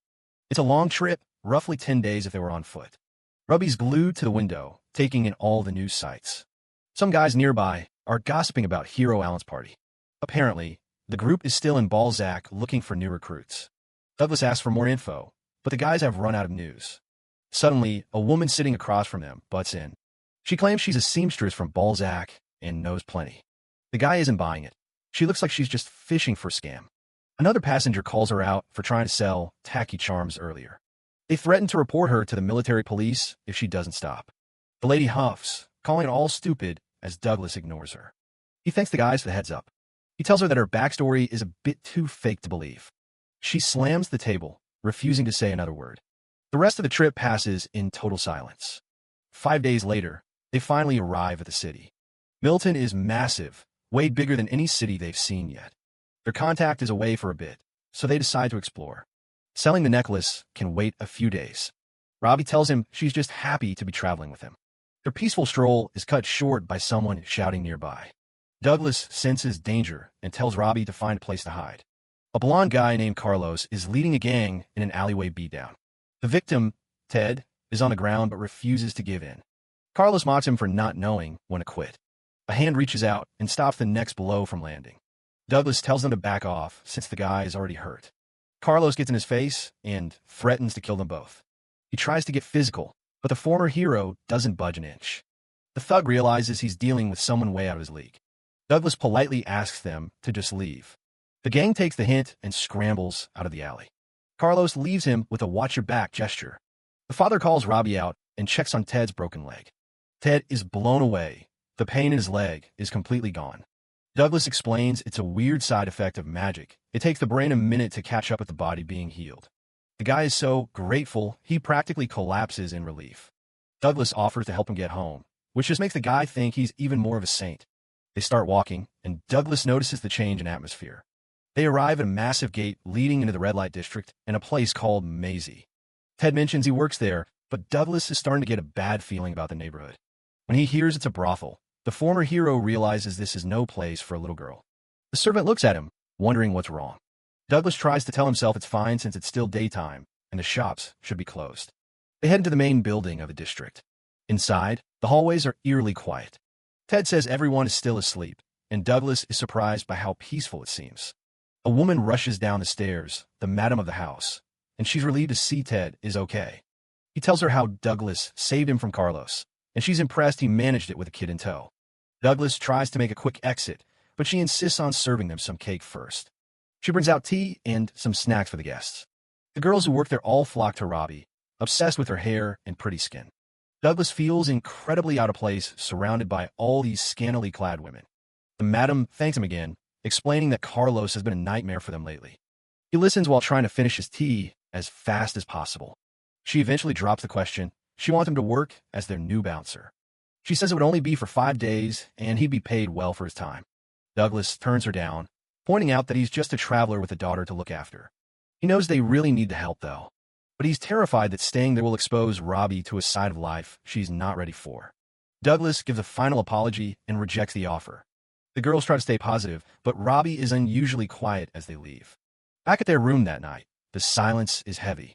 Robbie finally speaks up, asking why he isn't going to help those people. When he says he's not, the tears start to well up in her eyes. She bursts into a full-on sob, and Douglas starts panicking, trying to figure out how to stop the waterworks.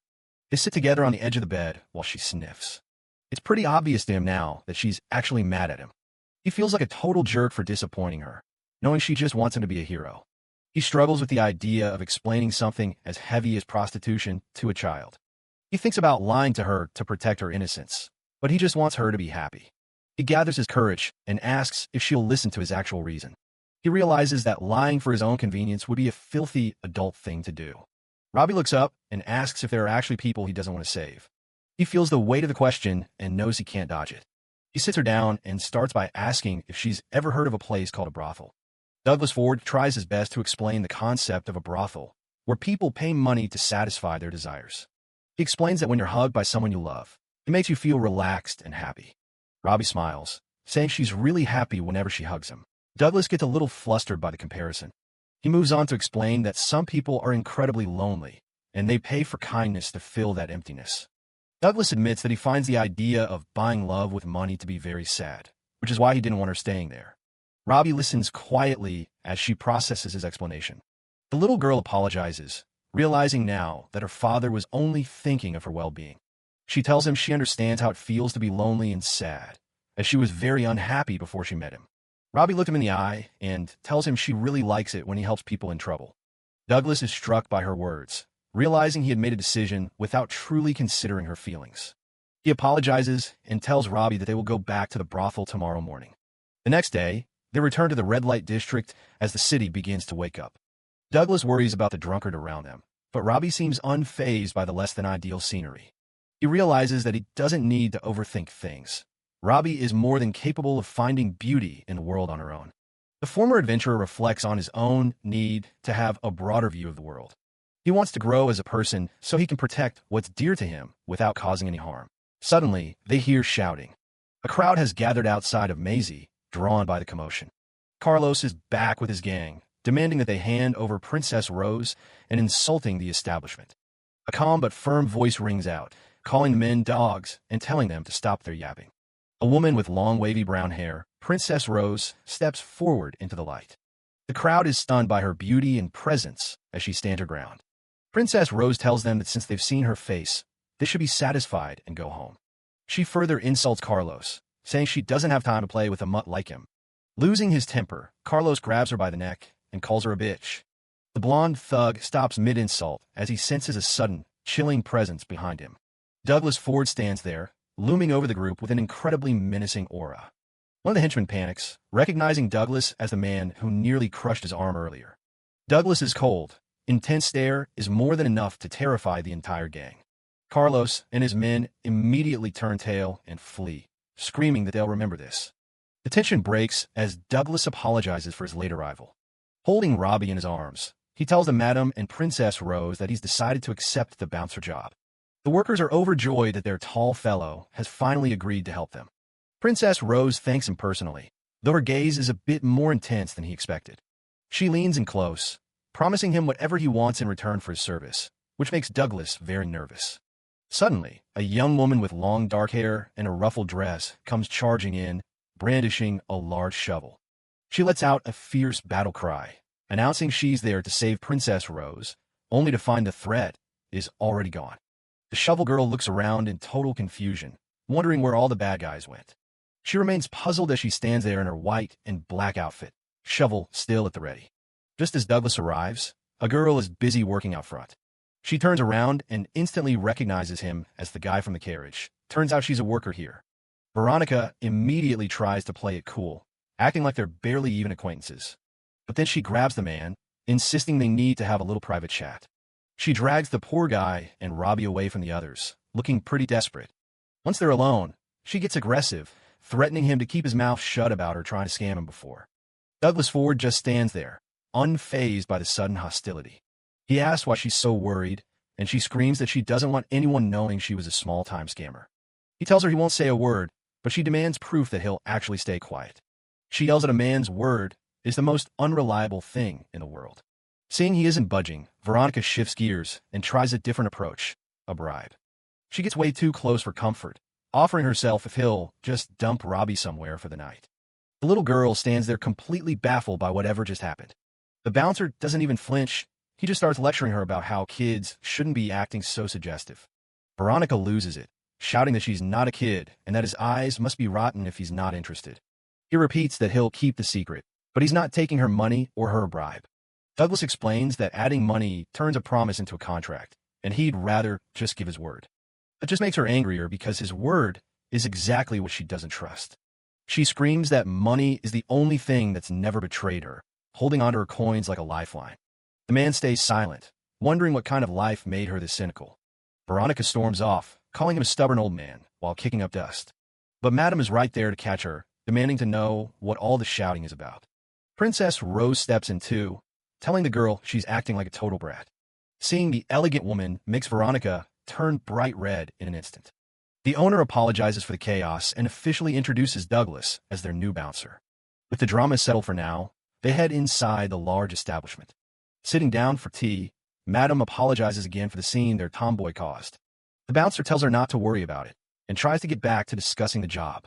She explains that a noble named Carlos has been obsessively harassing Princess Rose.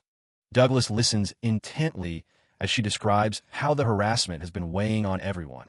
It's gotten so bad that the men they hired before were getting trash thrown at them and coming back injured. Robbie is busy snacking while her father asks if they can just stop pulling in customers from the street to stay safe. Madam sighs, saying they can't. Talking to people is the only way for the newer girls to make a living. He realizes he only has 4 days to fix this, and he needs a solution that works after he's gone. He sits there thinking hard until something catches his eye. The man suddenly asks the owner about the handkerchief she's holding. Just then, someone upstairs drops something, briefly interrupting their serious talk. Douglas has a realization.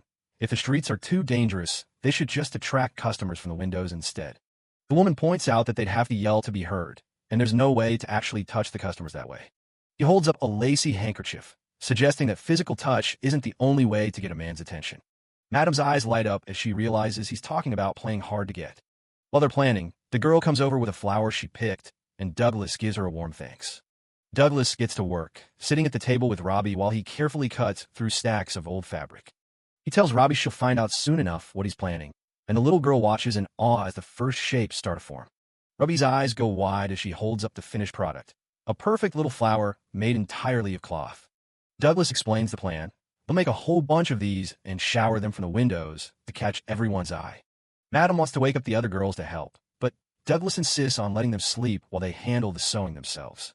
The owner is genuinely touched by his kindness, but Douglas just focuses on his work, comparing his fake flower to the real one Robbie found. Robbie is more than happy to pitch in, eagerly crumpling up the cloth to give the flowers a more natural, wrinkled look. The two of them spend hours together, snip-snapping away until the table is buried in colorful fabric blossoms. As the sun begins to set over the establishment, the massive project is finally nearing completion. Robbie is practically glowing as she looks over the mountain of flowers, amazed that they actually managed to make so many. She imagines how happy people will be when they see all these beautiful flowers floating down from the sky. Seeing her so excited makes Douglas smile, hoping her wish for a little more happiness in the city comes true. The next morning, a group of girls from the house come rushing down the stairs, completely blown away by the sight. They can't believe how real the cloth flowers look and start peppering Douglas with questions about who made them. He introduces Robbie as his daughter, but the girls seem to recognize him from somewhere else entirely. One of them suddenly screams in realization, asking if he's actually the famous dad adventurer. The man is caught off guard, wondering how on earth word of his nickname from Addington reached this city. That's when one of the girls slams a newspaper onto the table, proving that his reputation is officially preceding him. The headline is hard to miss. It's a whole story about his great feats in Addington, complete with a drawing of a dragon. The girls are all over him now, amazed that the guy who defeated a legendary dragon is standing right in their living room. Madam joins in, mentioning that she knows he's the one who took down Matlock and freed all those orphans. Douglas tries to play it down, looking a bit bashful about all the sudden attention and praise. But the mood shifts instantly when Veronica appears on the stairs, looking down at them with pure venom in her eyes. She mocks him for gloating over his good deeds, calling him a fake and absolutely disgusting for pushing his help on people. Madam tries to step in and defend him, but Veronica isn't listening to anyone anymore. The girl screams that she'll never thank him as long as she lives, and she doesn't want to feel like he saved her. She bolts out of the room before anyone can say another word, leaving a heavy silence behind her. Princess Rose just sighs and gestures, commenting that Douglas really got bitten by that one. The adventurer looks pretty somber as the group breaks up, and he suggests taking a quick walk to clear his head. Princess Rose offers to go with him, telling Madam not to worry because it was just a kid having a tantrum. While they're walking, Douglas asks the question that's been on his mind. Was Veronica one of the girls sold by that orphanage? Princess Rose doesn't give a straight answer at first, instead asking him what he'd even do if she was. He apologizes if he's being nosy, but he feels like he needs to know the truth about what she's been through. Princess Rose reveals a personal secret. She has a 4-year-old daughter she's been raising since she was 15. She tells him that humans can't be gods, and he shouldn't jump into things blindly trying to save everyone. A gust of wind blows through the garden, and Douglas admits she's right, even if he can't ignore suffering. The woman looks at him as he explains that even if there's only a tiny chance he can help, he has to reach out. He catches a single petal, stating that helping those in need is the whole reason he became an adventurer in the first place. Seeing the look in his eyes, Princess Rose realizes he's just too stubborn for his own good. She finally relents and confirms his suspicion. Veronica really was one of the children sold off by that terrible orphanage. It all started 6 years ago, back when Veronica was only 9 years old. Douglas Ford is completely floored to hear she was just a child when it happened. Princess Rose explains that the manager back then was a piece of trash hooved by kids without a second thought. In a flashback, a young Veronica is hiding in a dark stable, sobbing until a light suddenly breaks through the darkness. It's Princess Rose looking down at the terrified girl and asking who she is. Instead of being cruel, Rose steps in as her new mentor and checks the bruises from where the previous manager hit her. She gives her a cold dose of reality, telling her that for kids who are bought and sold, there really isn't anywhere left to run. Holding the girl close, Rose tells her that if she ever wants to be truly free, her only choice is to keep living here and survive. From that day on, something inside Veronica snapped. She stopped running and started working like she was possessed, saving every single coin she earned to buy back her freedom. But 6 years later, a letter arrived from the military police. She was free because her sale had been illegal all along. Rose tells Douglas that even though they all celebrated her freedom, Veronica showed up at their door again just a few days later. She came back broken, feeling like she was already too far gone to ever live a normal life in the outside world. Hearing this, Douglas clenches his fist in frustration, feeling the weight of being 6 years too late to help. Rose apologizes for dumping such a heavy story on him, but she's surprised to see he still wants to reach out to her. He says he just wants to talk to her, thinking back to when Veronica questioned why anyone would bother being nice to someone like her. Seeing his sincerity, a soft smile finally touches Rose's face. Later that night, Veronica is sitting alone on the edge of a roof, looking out over the city lights. Her quiet moment is interrupted when a voice calls out her name. It triggers a flash of the nightmare she lived through, full of faceless people and the lies she was told as a child. She jolts back to reality, realizing Douglas has actually come to find her. She immediately puts her guard back up, telling him not to bother if he's here for an apology. When he says he isn't looking for one, she gets even more defensive, telling him that just looking at him makes her sick. She screams at him, lashing out at all the adults who never showed up when kids like her were being discarded. Instead of arguing back, Douglas simply bows his head in a deep, silent apology. He tells her he's sorry on behalf of all the adults who failed to save her and the other children 6 years ago. Veronica is stunned, asking him why on earth he's apologizing when she's just taking her anger out on him. He gives her a look that's filled with genuine regret. For him, it's not about who's at fault. He just feels the pain of not being there to stop their suffering. He looks her in the eye and says it again. He's sorry he wasn't able to save her back then. The walls she built up for years finally start to crumble as she struggles to hold back her tears. She tries to fight it, claiming she's already ruined, but Douglas shuts that down, telling her he got a second chance at his age, so she definitely can too. He reminds her that the world is massive, and she still has all the potential in the world to become whoever she wants to be. He reaches out and gives her a gentle pat on the head. Robbie jumps in to help, patting her too, which sends Veronica into a blushing mess as she yells at them to stop treating her like a kid. But she can't hold the act up anymore and collapses into him, sobbing her heart out. She just lets it all go, finally crying the tears she's been holding back since she was 9 years old. Her cries echo out over the quiet rooftops as the long night finally starts to come to an end. A few days later, the city is buzzing with excitement for a special festival. It's the flower scattering ceremony, where the women of the district throw roses down to the crowds below. Princess Rose stands on the balcony, teasing the crowd that a special service awaits anyone lucky enough to catch one. The crowd goes wild, trying to grab a flower, while Veronica watches the chaos from a distance. With a rose in hand, Veronica finally feels free to start over, while Douglas and Robbie cheer her on from the festival below. Veronica takes a moment to herself, reflecting on who she really wants to be. Looking up at the falling petals, she realizes she finally has the freedom to choose her own path. Life at the establishment settles into a peaceful routine for the next few days. Though she's still a bit shy, Veronica starts following Douglas Ford around, hiding whenever he looks her way. She still gets flustered easily, yelling at anyone who points it out, while Douglas just watches with an amused look. Madame breaks the quiet, mentioning that Carlos Morius's father, Baron Morius, is returning to town tomorrow. She hopes that reporting the kid's behavior to the Baron will finally get him to back off. Douglas realizes his plan to sell the cursed item to the Baron might be ruined now that he's made an enemy of his son. Madame tells him not to worry, though Douglas knows this means today is Carlos's last chance to act. For a while, things stay quiet as the girls go about their chores and hang the laundry. Suddenly, the front gate is kicked wide open, shattering the calm afternoon. Carlos marches in with a smug look on his face, clearly back for another round. He hasn't learned a thing, immediately demanding that they hand over Princess Rose. But this time he brought real backup, a squad of veteran mercenaries all the way from the capital of Balzac. He gloats about his expensive new muscle, telling Douglas he stands no chance against actual professionals. Douglas realizes the guy had been quiet lately because he was just waiting for these reinforcements to arrive. He tries to reason with the kid, telling him that hiring a mercenary army for a crush is way beyond overkill. He even gives him some free dating advice, saying that if he really likes Rose, this is the worst way to go about it. Carlos loses it, screaming at Douglas to stop acting like his father. Before anyone can move, a strange sound echoes through the air and the veteran mercenaries start dropping one by one. Carlos is completely baffled, watching his expensive backup collapse without a fight. The men hit the ground gasping, clearly struck by something they never saw coming.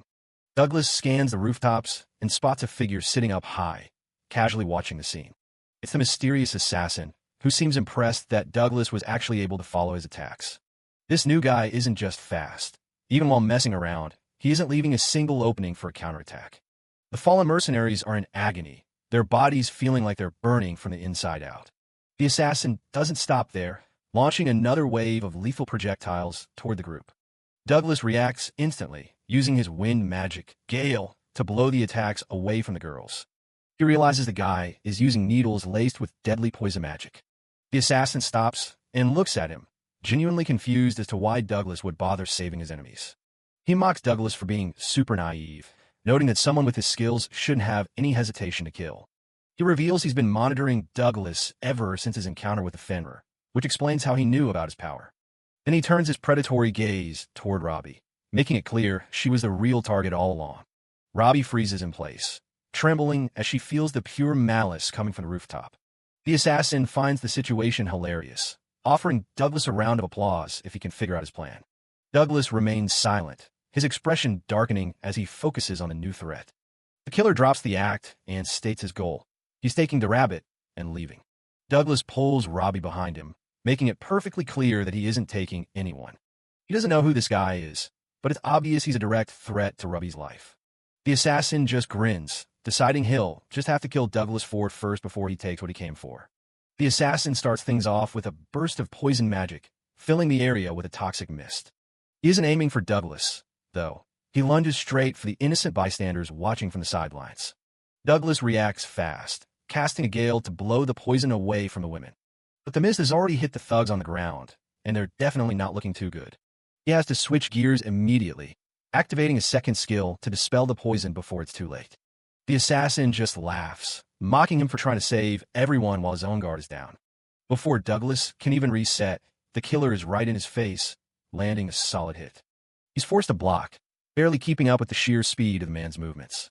Douglas grits his teeth, realizing this guy is a total pro who doesn't make a single sound when he moves. He manages to push the guy back, but the constant casting is starting to take a serious toll on him. The killer points out that he can't keep both defensive spells running and fight at the same time. He mocks Douglas for playing the hero, but Douglas just doubles down on his wind magic to keep the poison at bay. A creepy grin spreads across the assassin's face as he talks about how much he loves watching people betray each other. "That's not what I want to show her," Douglas yells, throwing himself back into the fight with everything he's got. The assassin just laughs it off, his movements becoming even more frantic and dangerous.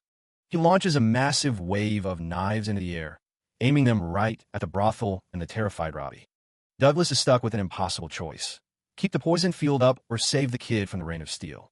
The killer doesn't wait, diving in toward Robbie, while Douglas is still looking at the sky.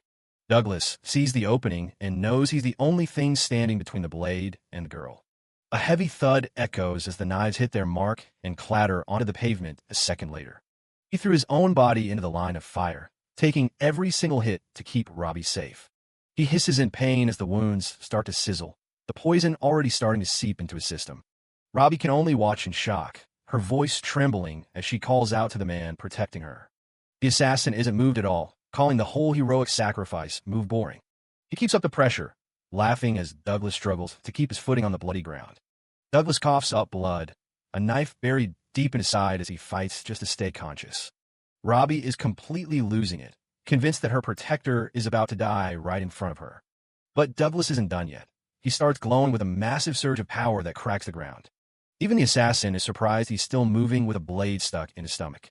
He lunges in for a finishing blow, aiming to put Douglas down once and for all. Douglas just ignores the pain and starts a new chant, drawing on his final reserves of mana. The assassin's eyes widen as he realizes the old man is actually pulling off another high-tier spell. A massive blast of lightning slams down, catching the killer in a full-on explosion of raw energy. Douglas tells Robbie to stay back while he uses what's left of his magic to purge the poison from his own blood. Before the killer can recover, Douglas binds his wrists tight with glowing chains of light. He tells the guy he's handing him over to the military police, but the assassin doesn't look worried at all. Douglas demands to know who hired him, but the man just tells him to ask Robbie for the truth. He drops a bombshell about the kid hiding dangerous information, leaving Robbie looking absolutely shaken. Veronica and her staff come running out, and Douglas tells them to focus on treating the wounded mercenaries. The assassin just sighs, sounding more bored than defeated that he actually messed up the job. Bound and defeated, the killer sits in the grass, looking completely unbothered by his capture. Douglas looks at him and feels a sudden wave of suspicion, wondering what the guy is planning to do next. Just when Douglas thinks he has him trapped, the assassin uses a hidden blade in his heel to slice through his own wrists. He leaps away into the night, leaving his severed hands behind with a mocking farewell to the old man.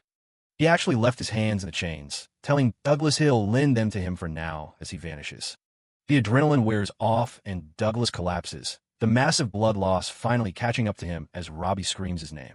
Sometime later, his eyes flutter open to find himself staring at a ceiling he doesn't recognize. He's back in a room at the brothel, and it looks like he was carried here while he was out cold. Robbie is right by his side, pleading with him not to move so his stitches don't burst open.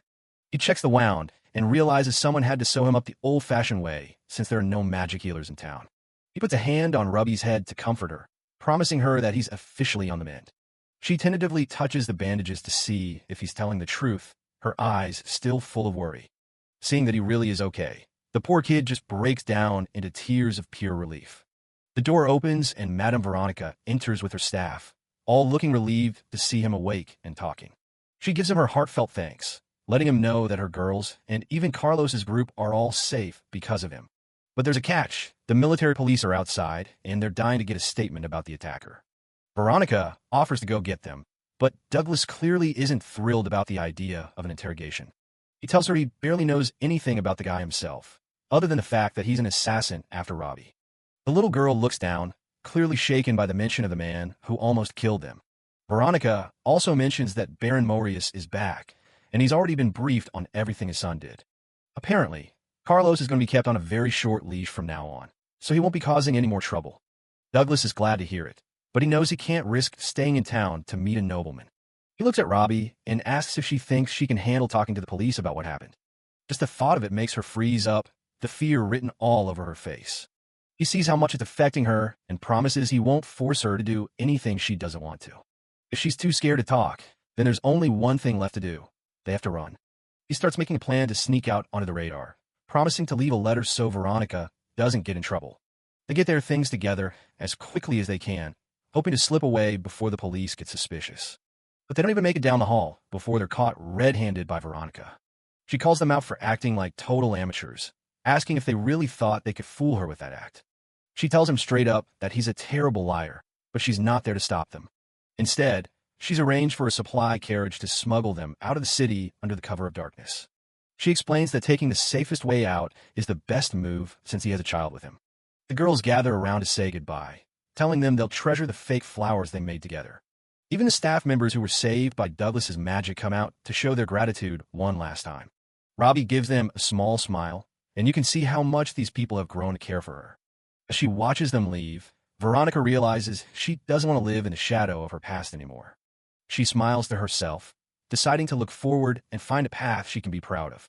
Tucked away in the back of the carriage, Douglas and Robbie finally start to relax as the city disappears behind them. The brothel staff waves them off from the rear entrance, wishing them luck on their journey. Robbie waves back until they're out of sight, a bit sad to leave her new friends behind so soon. The carriage rattles along the quiet road, leaving the lights of the city for the dark expanse of the forest. Eventually, they hop out and start walking on foot, with Douglas figuring they're finally far enough away to be safe. Robbie looks up at him with guilt in her eyes, apologizing because she feels like it's her fault they're on the run. Douglas keeps a steady pace through the forest, reassuring Robbie that she doesn't have to force herself to talk if she isn't ready. But the little girl is overwhelmed with guilt, convinced that staying with her will only lead to more danger for him. Tears well up as she reveals the dark truth she's been carrying. She believes she's a cursed child meant to be sacrificed to the devil. Douglas stops in his tracks, his heart sinking as he realizes she's referring to the people in black and the horrors they've put her through.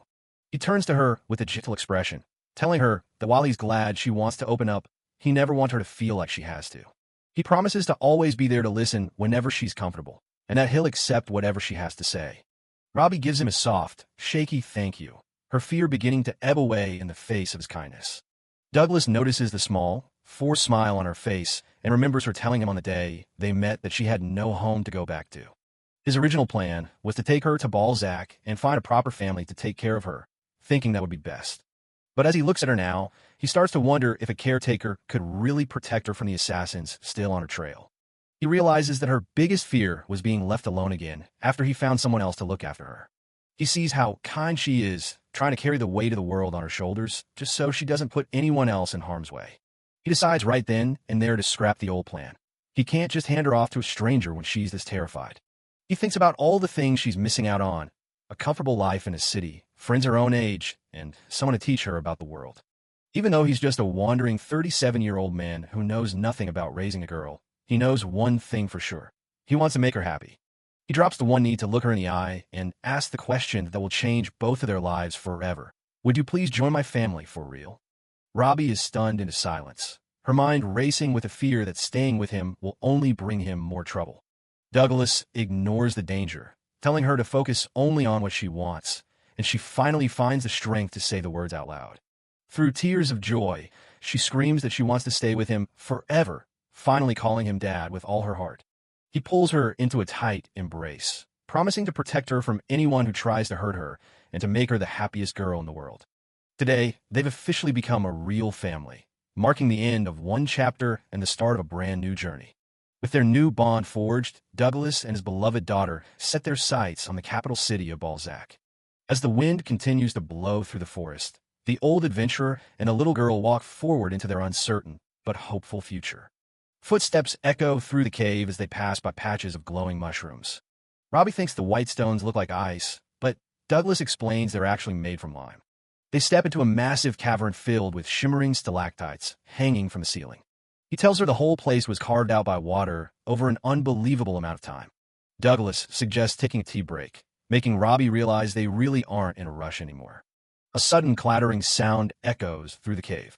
He decides to go check out the rockfall. He hears a faint cry coming from under the rubble and tells Robbie to stay close. Tucked away in the shadows, a bird is trapped under a pile of fallen rocks. It's a rare, three-color gallo, and it looks like it's in bad shape. Douglas is shocked to find such a rare bird out here in the dark. Robbie's heart breaks for the poor thing, so her dad steps up to help. He casts a full recovery spell, and the bird doesn't just heal, it transforms into a glowing, rainbow-colored species. Looking at the beautiful bird reminds Robbie of the day Douglas saved her life. This moment triggers a memory of him leaving the city of Balzac months ago. Back then, before they were even an official party, he was traveling with Alan and his crew. He remembers asking Alan what he'd do if he met a demon that wasn't actually a threat. The question caught Alan off guard, but his mind was already made up. Alan didn't hesitate. He said he'd kill it anyway, no matter how nice it might be. He claimed it was the only way to ensure the future was safe. Douglas snaps back to the present when Robbie notices the bird left some feathers behind. She smiles, feeling like the bird was trying to thank them before it flew off. They prepare to keep moving, with Balzac only a day's travel away. Douglas realizes he still hasn't fully processed his feelings about seeing his old team again. He looks down at a ring in his hand, a keepsake from Alan's parents that he needs to return. Finally, the city of Balzac comes into view on the horizon. But as they enter, Douglas sees his own face on every snack box, mask, and cutout in sight. He stands in the middle of the street, completely baffled by what's happened while he was gone. The news spreads instantly. Douglas Ford is back, and a roar of excitement erupts from the crowd. A newspaper headline screams about the return of the strongest dad adventurer, leaving him stunned. Suddenly, a loud journalist named Mira jumps into his face, desperate for a headline. She's hyped up, telling him he's the hottest topic in the city right now. The crowd starts pushing and shoving to get a better look at Robbie, overwhelming the little girl. People swarm them, claiming to be his best friends just to get an autograph. Seeing how terrified Robbie is, Douglas knows they have to bail fast. He casts a mirage spell, filling the entire street with thick, white smoke. By the time the smoke clears, the two of them are nowhere to be found, leaving the crowd in awe. They sprint through the back alleys as the fans scramble to find them. They finally reach a quiet corner, and he explains he just used an illusion so they could hide. He apologizes for the scare, but he's relieved to see she's doing okay. Surprisingly, Robbie's just happy that her dad is so popular, even if it's a bit much for him. Douglas realizes that if they want to get anywhere without a riot, they're going to need a disguise. They head to a local shop where a bell chiming welcomes them, and an old friend looks up from the counter. Laura, the storekeeper, is deep in thought behind her counter when she hears a familiar voice. Douglas announces their arrival, accidentally scaring the daylights out of her. After she recovers from the shock, she's thrilled to see him again after all this time. Douglas introduces Robbie as his daughter, and the little girl shyly greets the red-haired merchant. Laura cuts straight to the chase, asking what they need from her shop today. She immediately understands the situation, He needs a way to move through the city undetected. They start browsing through wigs and hats, trying to find something that doesn't scream strongest mage. Robbie picks out a flamboyant outfit that makes Douglas look more like a traveling musician than a legendary hero. Laura presents a jar of magical sprinkle powder that can temporarily change a person's hair color. She suggests Robbie use it too, since her silver hair is pretty distinctive. Douglas worries about people chasing down a child, though he hopes it won't come to that. Robbie wonders if the powder will give her the same hair color as her dad. Douglas decides to buy the powder along with the rest of their disguises. While they pack up, he asks if she knows where Alan and the rest of his old party are. He quickly clarifies that he has zero interest in joining them again. He's just curious. Laura notices he seems a lot happier now than when he first left the city. She tells him that he just missed them, as they disappeared from the city a few days ago. Rumor has it they fled a major quest at the last second, and Laura is glad they're gone. She explains that ever since he left, the hero party has been a nightmare for local merchants. Apparently, they've been failing every single quest they take on, which is a shock to Douglas. He's stunned to hear the team is on the brink of a total collapse.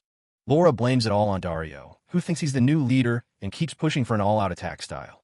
The worst part was him trying to convince Alan to kick out Fanny because she only focuses on healing. Douglas remembers how the party used to be balanced, with him acting as the support. Dario has always complained about the healers, even back when Douglas was still with him.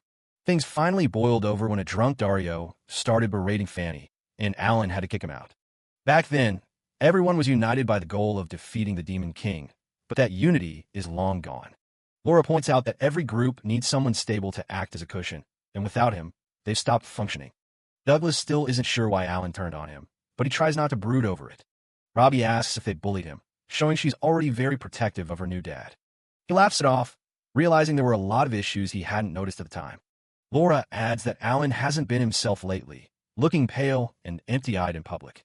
Douglas wonders what could have changed in just a few short months to make his old friend look like that. They eventually reach an called the Pig's Night Cry as a heavy rain begins to fall. Inside, Douglas is greeted by the owner, a burly man named Ahab. Ahab apologizes for not saying hi properly the day before as they catch up. He tells Douglas to stay as long as he likes, regardless of the chaos in the streets. Douglas promises to be careful not to cause a scene at the inn. Suddenly, a young girl named Diana rushes in, soaked from the rain and full of energy. Diana hopes the rain clears up tomorrow so she and Robbie can play together. Ahab mentions how glad he is that Douglas has finally found a family of his own. Douglas smiles, relieved to see that even his shy daughter is starting to make friends. Ahab sends Diana to fetch her mother as more guests begin to arrive for dinner. Meanwhile, Douglas puts the finishing touches on his disguise, ignoring Diana's giggles at his flamboyant new outfit. Downstairs in the busy dining room, the magic powder has completely transformed Robbie's hair into a shimmering, dark chestnut. She leans in close to her father, her voice barely a whisper amidst the crowd's chatter. As they quietly enjoy their meal in their new personas, Robbie looks up from her plate and asks if they'll be heading back out into the city once they've finished eating. Douglas is still rocking that blonde wig disguise as he thinks back to their original goal of making it to the city. Over dinner, he asks Robbie, whose silver hair is now dyed black, if she'd rather keep traveling or find a place to settle down. He explains that while seeing the world is exciting, not having a home to return to can be pretty tough. He also mentions he wants to return something important to Alan the hero, so they might be staying here for a bit. Robbie just nods along. He tells her to take her time and think about what she wants to do, and they can decide together. Suddenly, a girl named Diana, the innkeeper's daughter, pops up from under the table and invites Robbie to play outside if the rain stops tomorrow. Robbie looks to him for permission, and Diana's all for it. Robbie's still a bit shy and asks to stay inside instead, so they agree to play with dolls. Watching them, Douglas can't help but think about that assassin and how dangerous things have gotten. He really wants to do something to keep her safe, but he doesn't want to take away her privacy or independence. Later that night, once Robbie is fast asleep, Douglas heads to the bar to talk to Ahab. Ahab notices his expression and asks what's weighing on his mind. Douglas admits he's worried about another assassin coming after her. Ahab thinks he's being way too overprotective, but Douglas is dead serious about it. He tells Ahab he needs a cuckoo bird, a top-tier magic item for protection. Ahab is shocked, calling it total overkill. That item is for VIPs, not kids, but Douglas says it's perfect. He knows a store nearby that sells them and gets up to leave right then. Ahab warns him the place is always sealed shut, but Douglas just says he'll be back soon. Magic items aren't just generic tools. They're handcrafted by dedicated craftsmen with unique powers. He arrives at the outskirts of the city, home to the most famous magic item store in the country. The area looks completely desolate under the night sky. This store is notoriously picky about who they let inside. He touches a massive stone pillar and calls for the protector to awaken and present the challenge. A sudden gust of wind kicks up as the ancient mechanism starts to rattle. A giant face carved into the pillar opens its eyes, surprised to have a customer this late. It identifies itself as the Gate of Challenge and demands he prove his strength. Douglas knows the owners use this to test entrance. Last time he was here, he had to deal with a swarm of army ants. This time, the gate summons an entire army of golems to block his path. It brags that there are 100 of them, all made from the toughest magical silver ore. One of the silver giants winds up a massive fist and swings. Douglas just dodges, letting the golem smash the ground where he was standing. He quickly casts a magic barrier. The gatekeeper just laughs, saying a barrier won't stop physical attacks. The golems keep pounding away, but they can't even scratch the shield. The gate is confused, but Douglas tells it the barrier isn't for the golems. He says the barrier is there to protect the shop from him because he's about to go all out. He unleashes a massive salamander spell, and an ocean of fire swallows the entire army in an instant. Everything is reduced to cinders. Douglas exhales as the dust settles, while the gate is left stunned by how fast he cleared the challenge. The barrier dissipates as the owners thank him for casting it. 2 halfling girls come running out, shouting about their record being ruined. Douglas just gives them a casual greeting. These are the owners, Esther and Carrie, and they stop dead when they realize it's Douglas Ford. Both girls just let out a massive sigh of relief that the chaos is over. Douglas hands over his membership card to Esther and Carrie. It's been 3 years since he last visited, so it's long expired.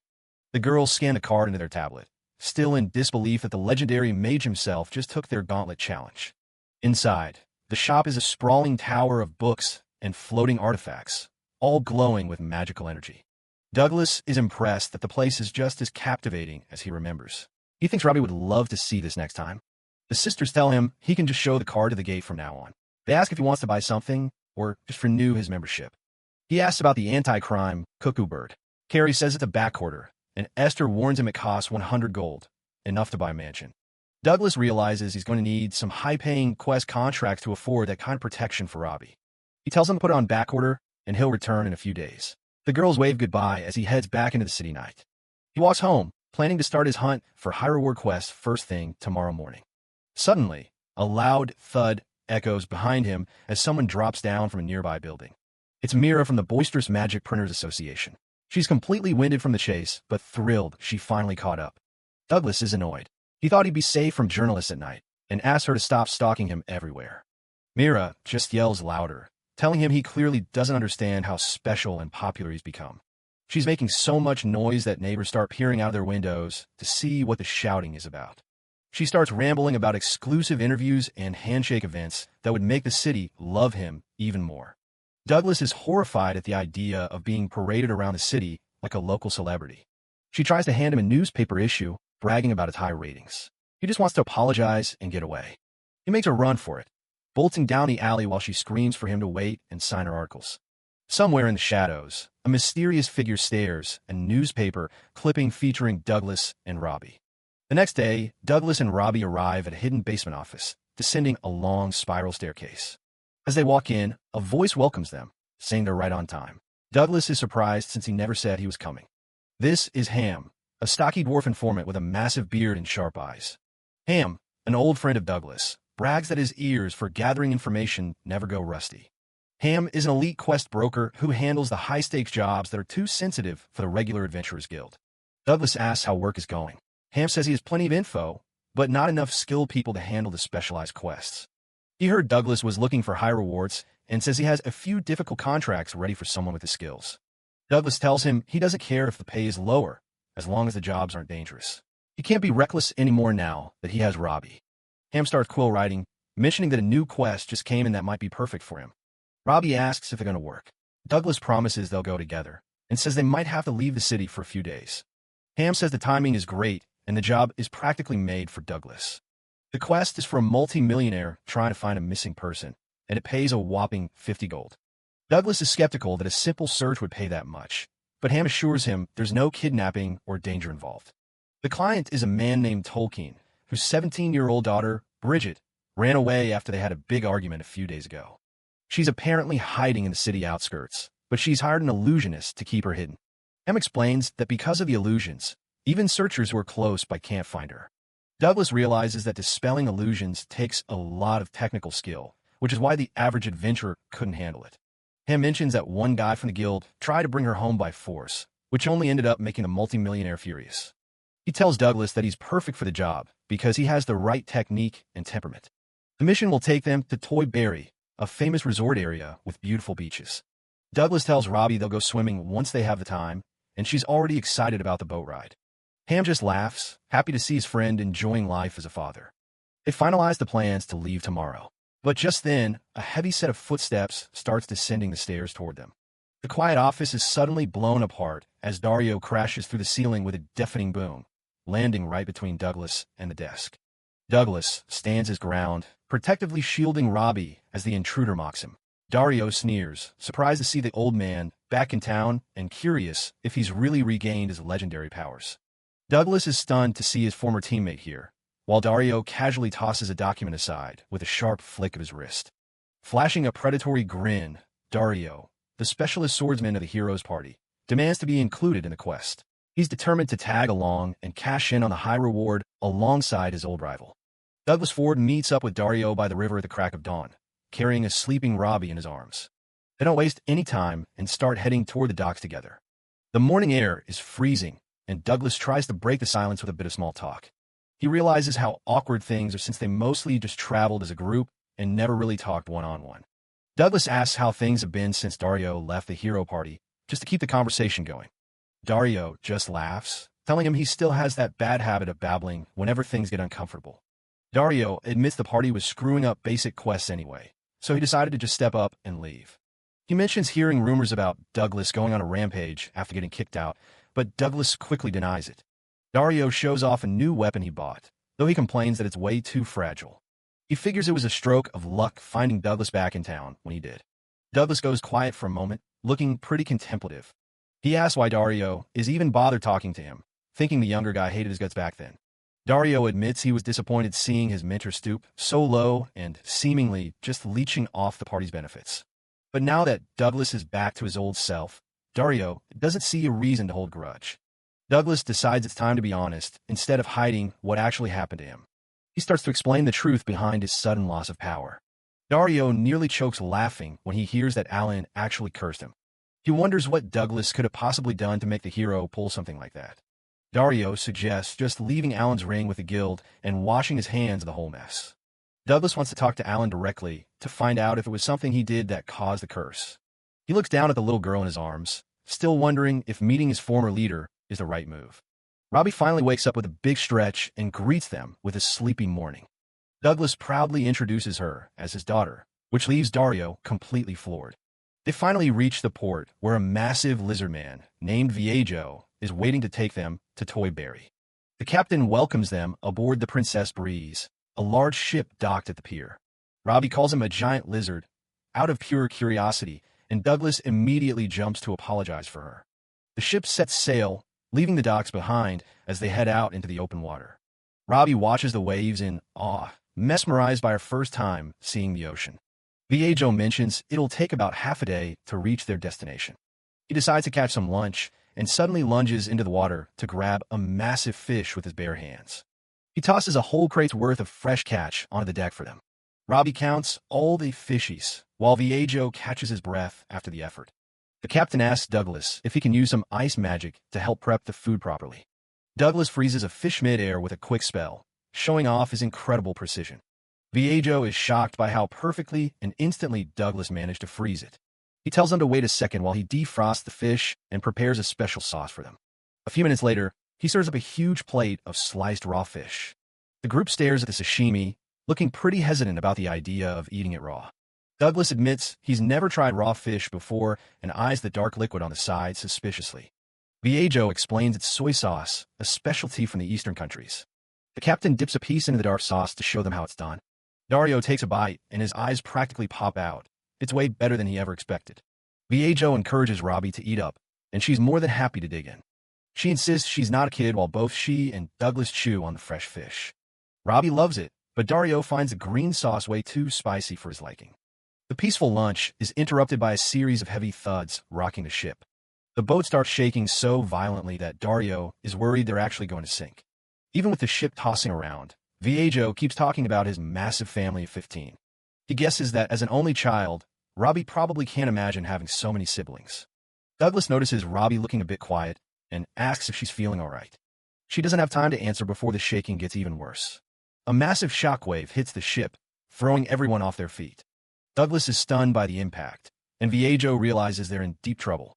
A gargantuan kraken has surfaced and lashed its tentacles onto the side of the boat. The monster's massive limbs start crushing the deck like it's made of toothpicks. Viejo screams in agony as he watches his beloved ship, the Princess Breeze, get torn apart. Douglas recognizes the beast immediately. It's an S-rank kraken. Dario doesn't look scared at all as he dashes straight toward the monster. The ship continues to take a beating as the kraken tightens its deadly grip. Douglas is impressed by Dario's speed, noting how strong his legs are even without any magic buffs. The young warrior smirks, treating the S-rank threat like it's just an opening act. He activates his magic item, the Blade of Divergence, ready to let loose. He unleashes a massive technique called Blossom of 100 Comets. A storm of slashes shreds the kraken's tentacles into pieces in the blink of an eye. The power is too much for his sword to handle, and the blade completely shatters. Dario is annoyed the weapon hit its limit so soon, while Douglas is just worried about the boat surviving. The kraken is still very much alive and looms over the ship for another round. It lets out a deafening roar that sends a shockwave across the water. The impact knocks Robbie to the deck, and she lets out a pained cry. Seeing her on the ground with a scraped knee makes Douglas see red. Dario stands his ground, ready to keep fighting despite his broken sword. He notices the beast is pulling back, winding up for a massive strike. Suddenly, Dario is pulled back by a surge of wind magic. Douglas steps forward, looking absolutely furious as he begins an incantation. He unleashes a high-tier spell, Grand Ice Magic, Maleficent Frost Eagle. A colossal bird made of solid ice descends from the sky toward the beast. In an instant, the entire kraken and the surrounding ocean are frozen solid. The chaos stops completely as the ship is suddenly surrounded by a sea of ice. Dario and the crew are left in shock, having never seen anything like that before. The S-rank monster is turned into a massive ice sculpture, neutralized instantly. With the fight over, Douglas immediately goes to check on Robbie. He uses Full Recovery, a legendary healing spell, to fix the tiny scrape on her knee. Dario checks in to say they'll be moving again soon, asking Robbie if she's okay. He turns to Douglas, still stunned that the old man just casually used grand magic. Dario is taken aback that Douglas doesn't recognize the term, explaining that grand is the highest possible skill rank. He describes the tiers of magic. Basic spells are standard, high-level spells alter properties, and grand spells are powerful enough to give birth to life. Dario notes that Full Recovery is a grand spell, making it incredibly rare to see someone use it for something as minor as a scratch. Douglas has to tell Dario to stop bad-mouthing their former healer, Fanny, even if it's true that she lacked the skill for such high-level magic. Robbie looks up at Douglas and timidly asks if it's okay for her to practice magic, and he enthusiastically agrees.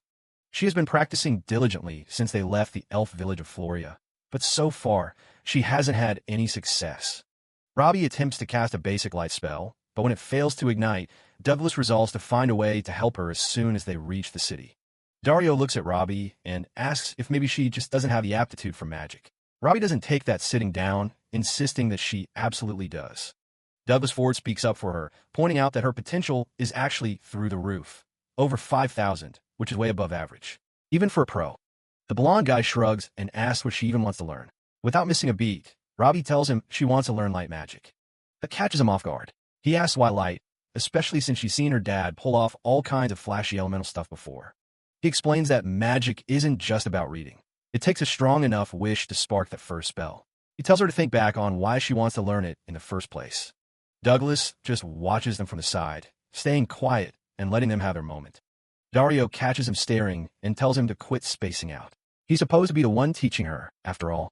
Douglas admits he's a bit surprised because Dario was always the only one in the hero party who couldn't use magic. Robbie then asks him what his very first spell was.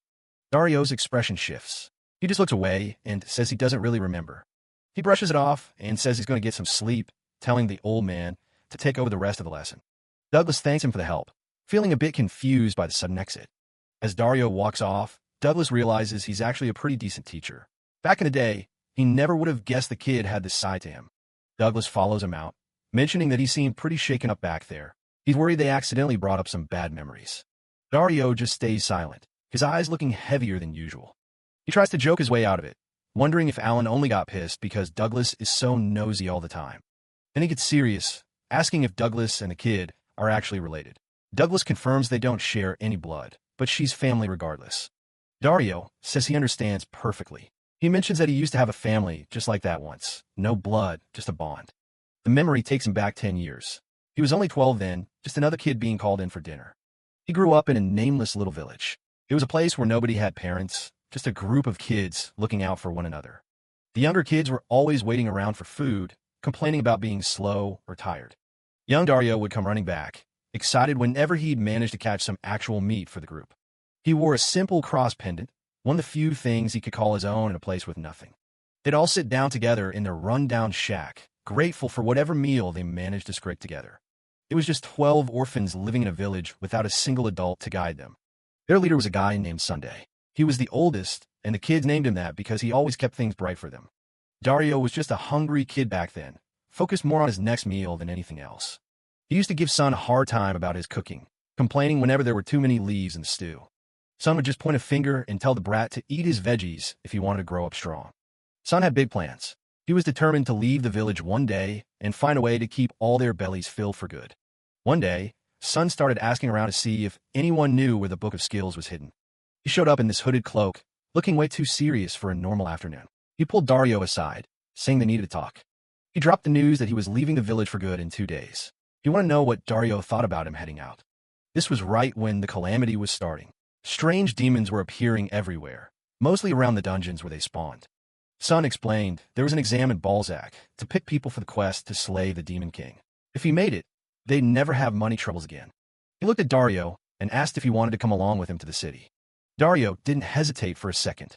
He just leaned back and said he wasn't interested in any of that. He didn't care about the Demon King or being a hero. He just didn't want to leave or fight alongside people he didn't care about. He told Sun he was going to stay right where he was and wait for him to come back home. Sun didn't push him. He just smiled, grabbed him by the shoulder, and said they'd make tomorrow's hunt their last one. Back then, Dario was happy. He thought things were fine just the way they were, not knowing how quickly it would all fall apart. A sudden splatter of blood hits the Book of Skills, marking the end of their peaceful days. They spent their final day together, hunting a deer, laughing and competing just like they always did. Young Dario realizes he's in over his head, struggling just to carry the meat he'd caught back home. Sun catches up to him, wondering what the heck he's doing. Dario just grumbles that Sun needs to help him carry the load. The memory of those happy hunting days is cut short by a dark, jagged blur. The day everything changed. They came back to find the village in ruins. Sun shouts for Dario to stay back as they rush toward the smoke and rubble. Dario freezes, his mind racing as he looks at the devastation. Sun grabs him by the shoulder, his voice urgent as he says they have to find the others. Sun points toward a collapsed building, shouting that there's something over there. A long, snake-like neck with human hands emerging from its mouth slithers out from the shadows. It's a grotesque, unnatural sight. The creature stands tall, a massive, muscular demon with a hide like stone, sniffing the air for its next meal. Dario hides behind a tree, trembling as he asks what that thing even is. Sun stays low, watching the monster loom over the wreckage of their home. Sun's eyes go wide as he realizes the horror. The demon is eating someone's arm. He whispers that it's not just a monster, it's demon folk. Sun remembers reading about them. They're humanoid, intelligent, and far more dangerous than anything they've ever faced. He identifies it for sure. This thing is an evolved demon. It's an S-rank threat that shouldn't be anywhere near their village. Sun notices the creature is hurt, which might be their only chance. He tells Dario to run and find anyone, adventurers, soldiers, anyone who can help. Dario asks what Sun is going to do. Sun just gives him a grim look and says he's going to save the younger kids while he has the chance. The demon lunges, its massive clawed feet crushing the ground as it lets out a bone-chilling roar. Sun sees one of the little ones pinned down. The creature's mouth hangs open, dripping with drool as it prepares to finish off its prey. Its throat is lined with rows of jagged, needle-like teeth. Sun doesn't run. He lunges forward with his spear, shouting for the demon to stay away from the children. Dario can't just leave him, so he turns back too. The two of them charge together, their voices joining in a desperate battle cry as they throw everything they have at the monster. Sun lets out a scream of pure effort as he drives his weapon home, the impact shaking his entire frame.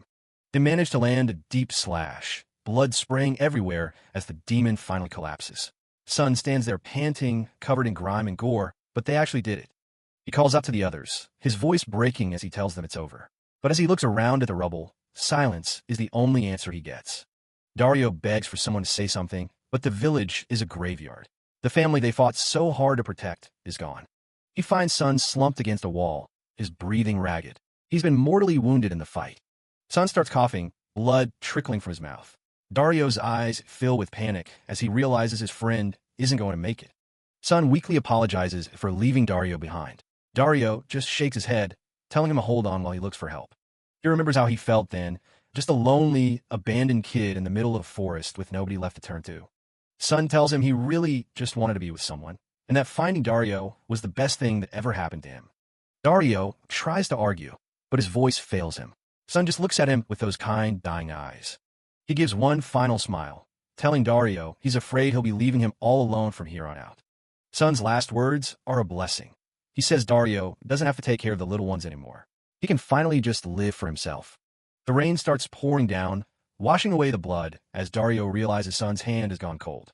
He's holding the book of skills they were looking for earlier.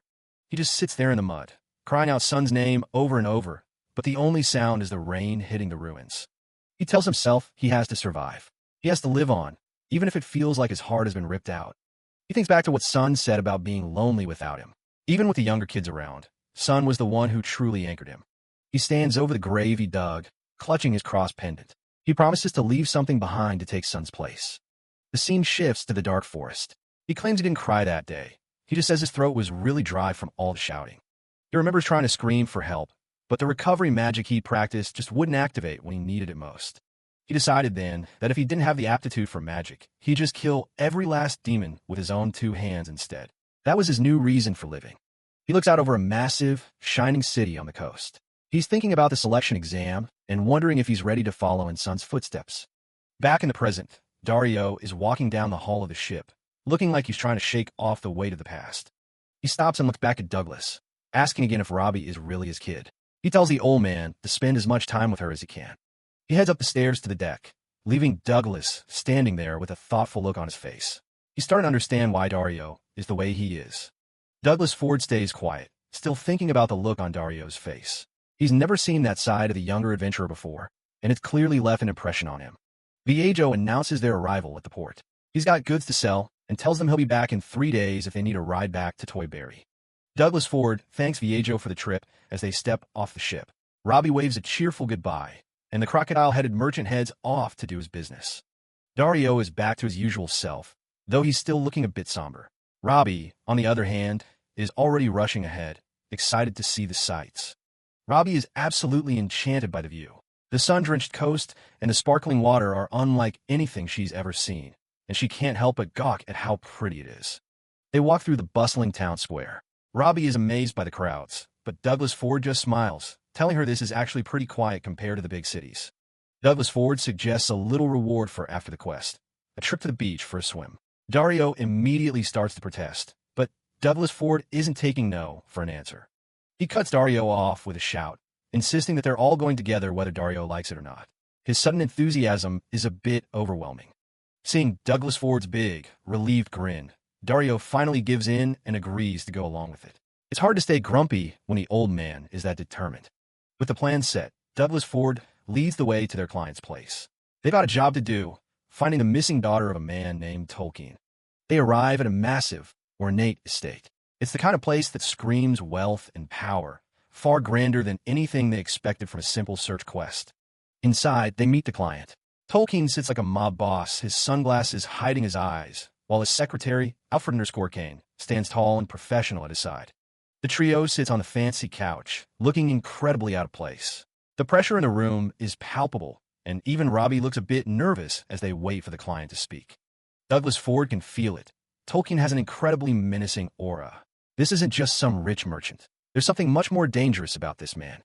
Tolkien's silent glare is enough to make Douglas Ford sweat. He wonders what kind of businessman lives in a house this fancy and carries himself like a king. Alfred_Kane finally breaks the silence, confirming their identities. Alfred_Kane introduces himself and explains that he was the one who posted the quest under Tolkien's orders. Douglas Ford, Dario, and Robbie are frozen, completely intimidated by the sheer intensity of the man sitting across from them. Douglas and his crew arrive at a massive estate. They've taken a quest to track down a runaway, so they can finally afford a decent birdhouse. Inside, the reception isn't exactly warm. Tolkien, a legendary millionaire, is yelling at his secretary Alfred for bringing in more brash men. Tolkien isn't impressed. He complains that the last guys the guild sent were useless and assumes this group will be exactly the same. Alfred tries to vouch for them, mentioning that Douglas is the famous dad adventurer who's been making headlines lately. The meeting gets even more heated when Tolkien goes to light a cigar. Dario pulls a knife, threatening to kill him if he touches a flame to it. Dario doesn't care about the guy's money. He just hates smoke and wants the merchant to be more considerate of his guests. Douglas can only sweat as he watches his partner threaten their employer. Tolkien freezes with a cigar in his hand.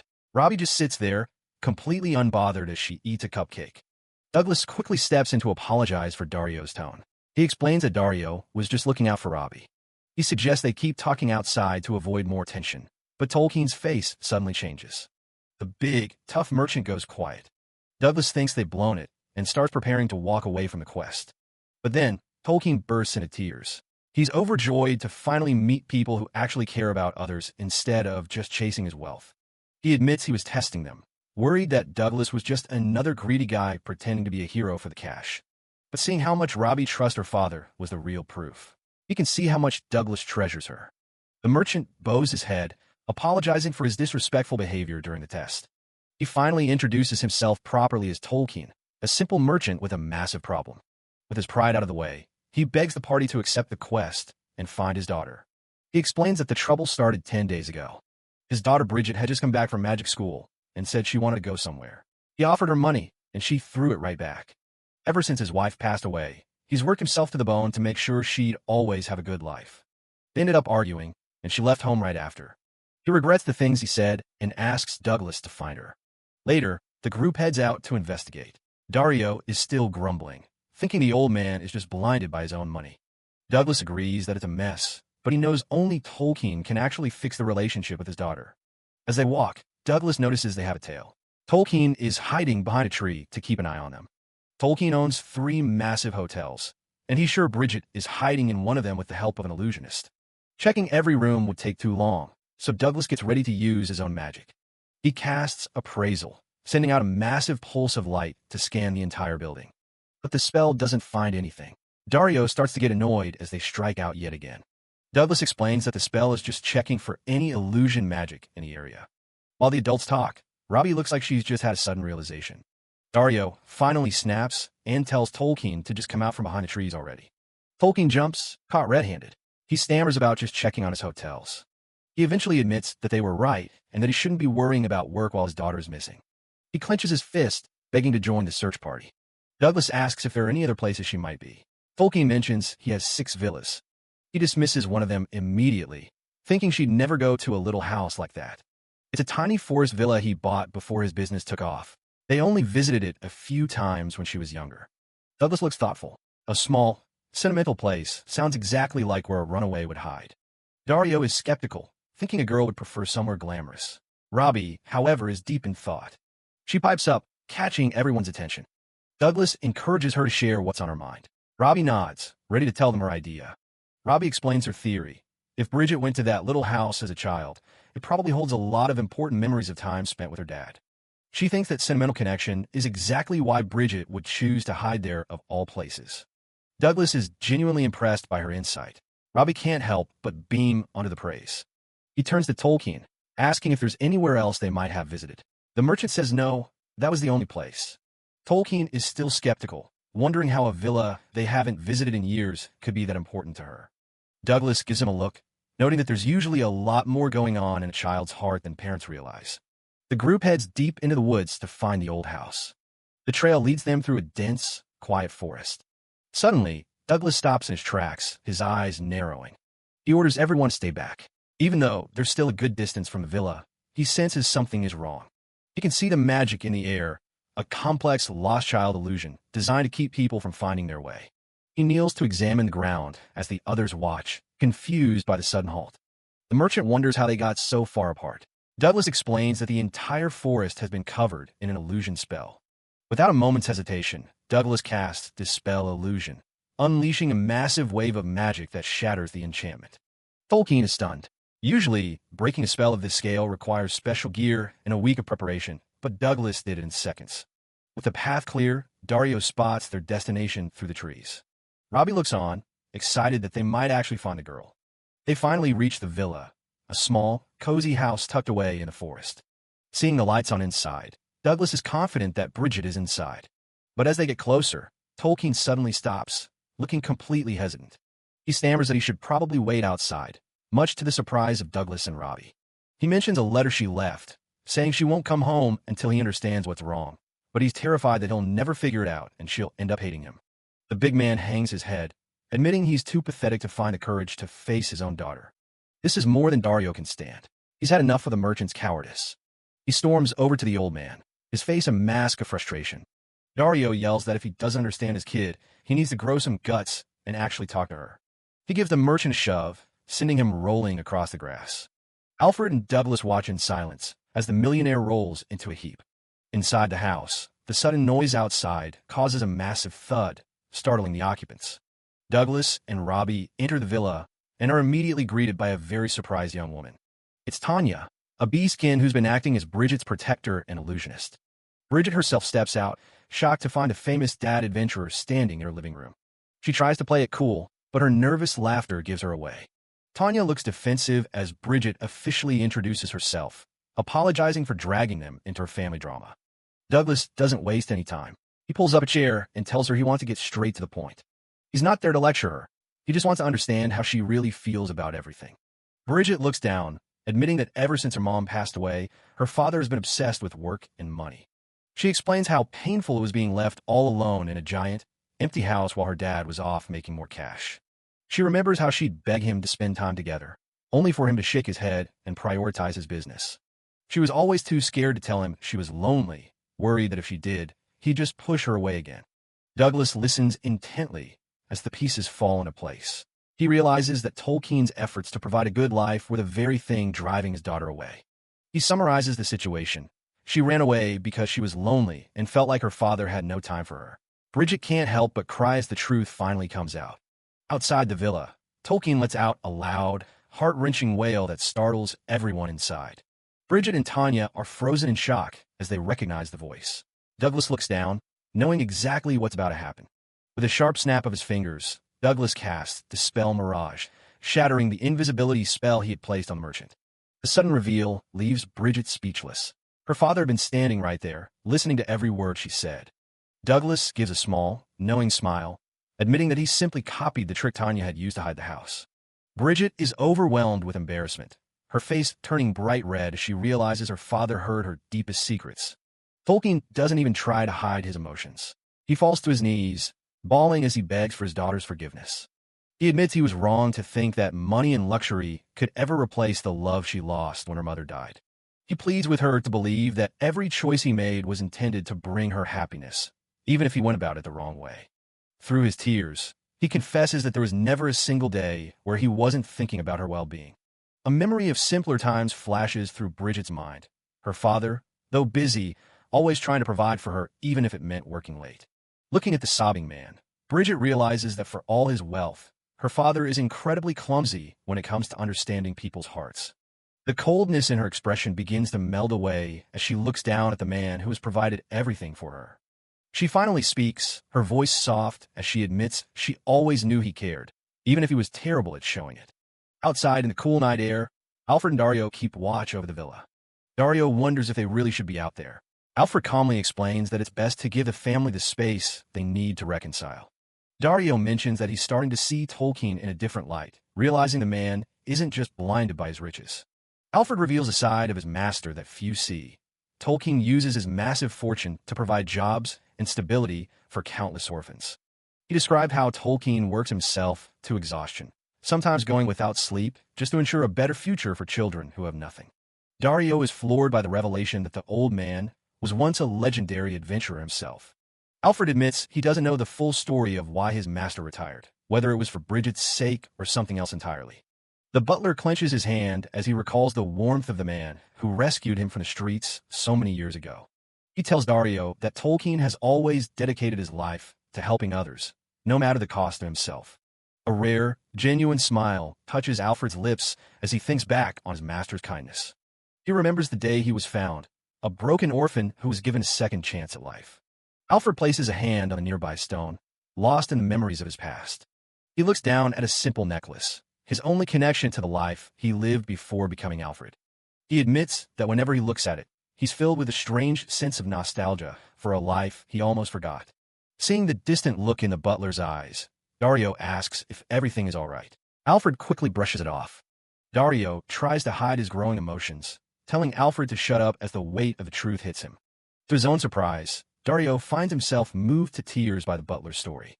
He looks at the man known as Alfred and whispers a name from the past. Son. He's overcome with relief that his old friend is still alive. Dario sits down, trying to process the fact that the person he's been traveling with is someone he once knew so well. He quietly apologizes for being so rough with Alfred's master earlier, now understanding the kind of man Tolkien truly is. Inside the house, Douglas and Robbie watch the reunion with quiet satisfaction, knowing they've helped mend a broken family. Alfred reflects on the irony of it all. How confronting someone face-to-face can be the most difficult and embarrassing thing in the world. As the sun begins to set over the horizon, a sense of peace finally settles over the forest villa. Tolkien's finally deciding to step back from the grind and spend some actual time with his daughter. He realized that while he was showering her with luxury, he was really just drowning in work and leaving her lonely. Tolkien's dead serious when he thanks Douglas. Without that quest, he never would have gotten this chance to bond with Bridget. Dario's not about the mushy talk and tells them to wrap it up just as the girls arrive. Robbie steps out in her new swimsuit looking a bit shy, while Bridget and Tanya encourage her to join in. Douglas is basically a puddle on the floor at this point, convinced his daughter is the cutest thing in the universe. They've landed at Tolkien's private beach, and it's a total paradise. Bridget thinks the swimsuit is adorable, but Robbie is more obsessed with the ribbon her dad picked out for her. She's loved ribbons ever since Douglas gave her that first one. Douglas is actually tearing up from the cuteness, and Dario isn't passing up the chance to call him an emotional old man. Alfred Kane offers to handle the gear so they can relax, while Robbie excitedly heads for the water. Tanya is staying fully covered despite the heat, admitting she's just not great with people staring at her or the sun. She hides under her hood, looking pretty overwhelmed. She gets curious and asks Douglas if he's secretly an illusion caster like her. She gets way too hyped, telling him his skills from the other day were way beyond what any normal adventurer could do. She backs off when she realizes she's in his personal space, while Robbie keeps drifting further out on a floatai. Douglas and Tolkien are just chilling, completely oblivious for a second. Robbie calls out to her dad as she hits deeper water, but Douglas just gives her a happy wave back. Tolkien's the first to notice the danger and shouts that she's caught in a rip current. The water's pulling Robbie away fast, and she starts panicking as she calls for help. The waves are picking up, and Robbie's looking pretty scared out there. Douglas is losing it, shouting for her as Dario tells the old man to buff him up so he can swim out. Douglas starts a standard chant, but gets frustrated. There's no time for that ritual stuff. He slams his hand down and unleashes Undine magic with raw power. Everyone on shore is completely stunned as the water starts to react. Robbie looks down and realizes the sea is literally splitting apart around her.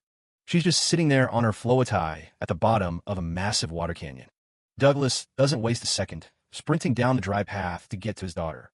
He scoops her up just as the massive walls of water come crashing back together. They make it back, and Douglas is completely winded, but Robbie's just glad to be safe.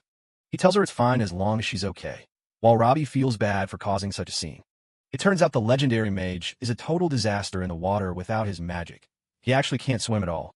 Later that night, Tolkien raises a glass to the adventurers and the safe return of his daughter. The whole banquet hall erupts in a massive cheer. Douglas and Robbie walk through the crowd, feeling a bit out of place with all the attention. Tolkien didn't hold back, throwing a massive banquet just to say thanks. Douglas takes a moment to appreciate the peace, seeing Alfred and Dario finally getting to enjoy some good food. Robbie's eyes light up when she sees the spread. She goes straight for the giant grilled shrimp and takes a massive bite. Douglas is just happy she's eating well, asking if she wants him to grab some more meat. Robbie stops him, wanting to make sure her dad gets to eat something delicious too. She offers him a bite with the biggest smile, and Douglas is totally caught off guard by how sweet she is. Robbie is determined to feed her dad, and honestly, the crowd is eating up how adorable they are. Douglas just goes with it and takes a massive chomp, even if he's dying of embarrassment. She asks him if it's yummy with a big grin, and he can't really say no with a face full of food. Robbie is just glad he's enjoying it, while Douglas looks like he might have bitten off more than he can chew. He gives her a warm smile, feeling lucky to have such a sweet kid. But the peaceful moment gets cut short when someone shouts his name from the crowd. It's that persistent journalist, Mira. She's been tracking them ever since that Kraken mess in the harbor.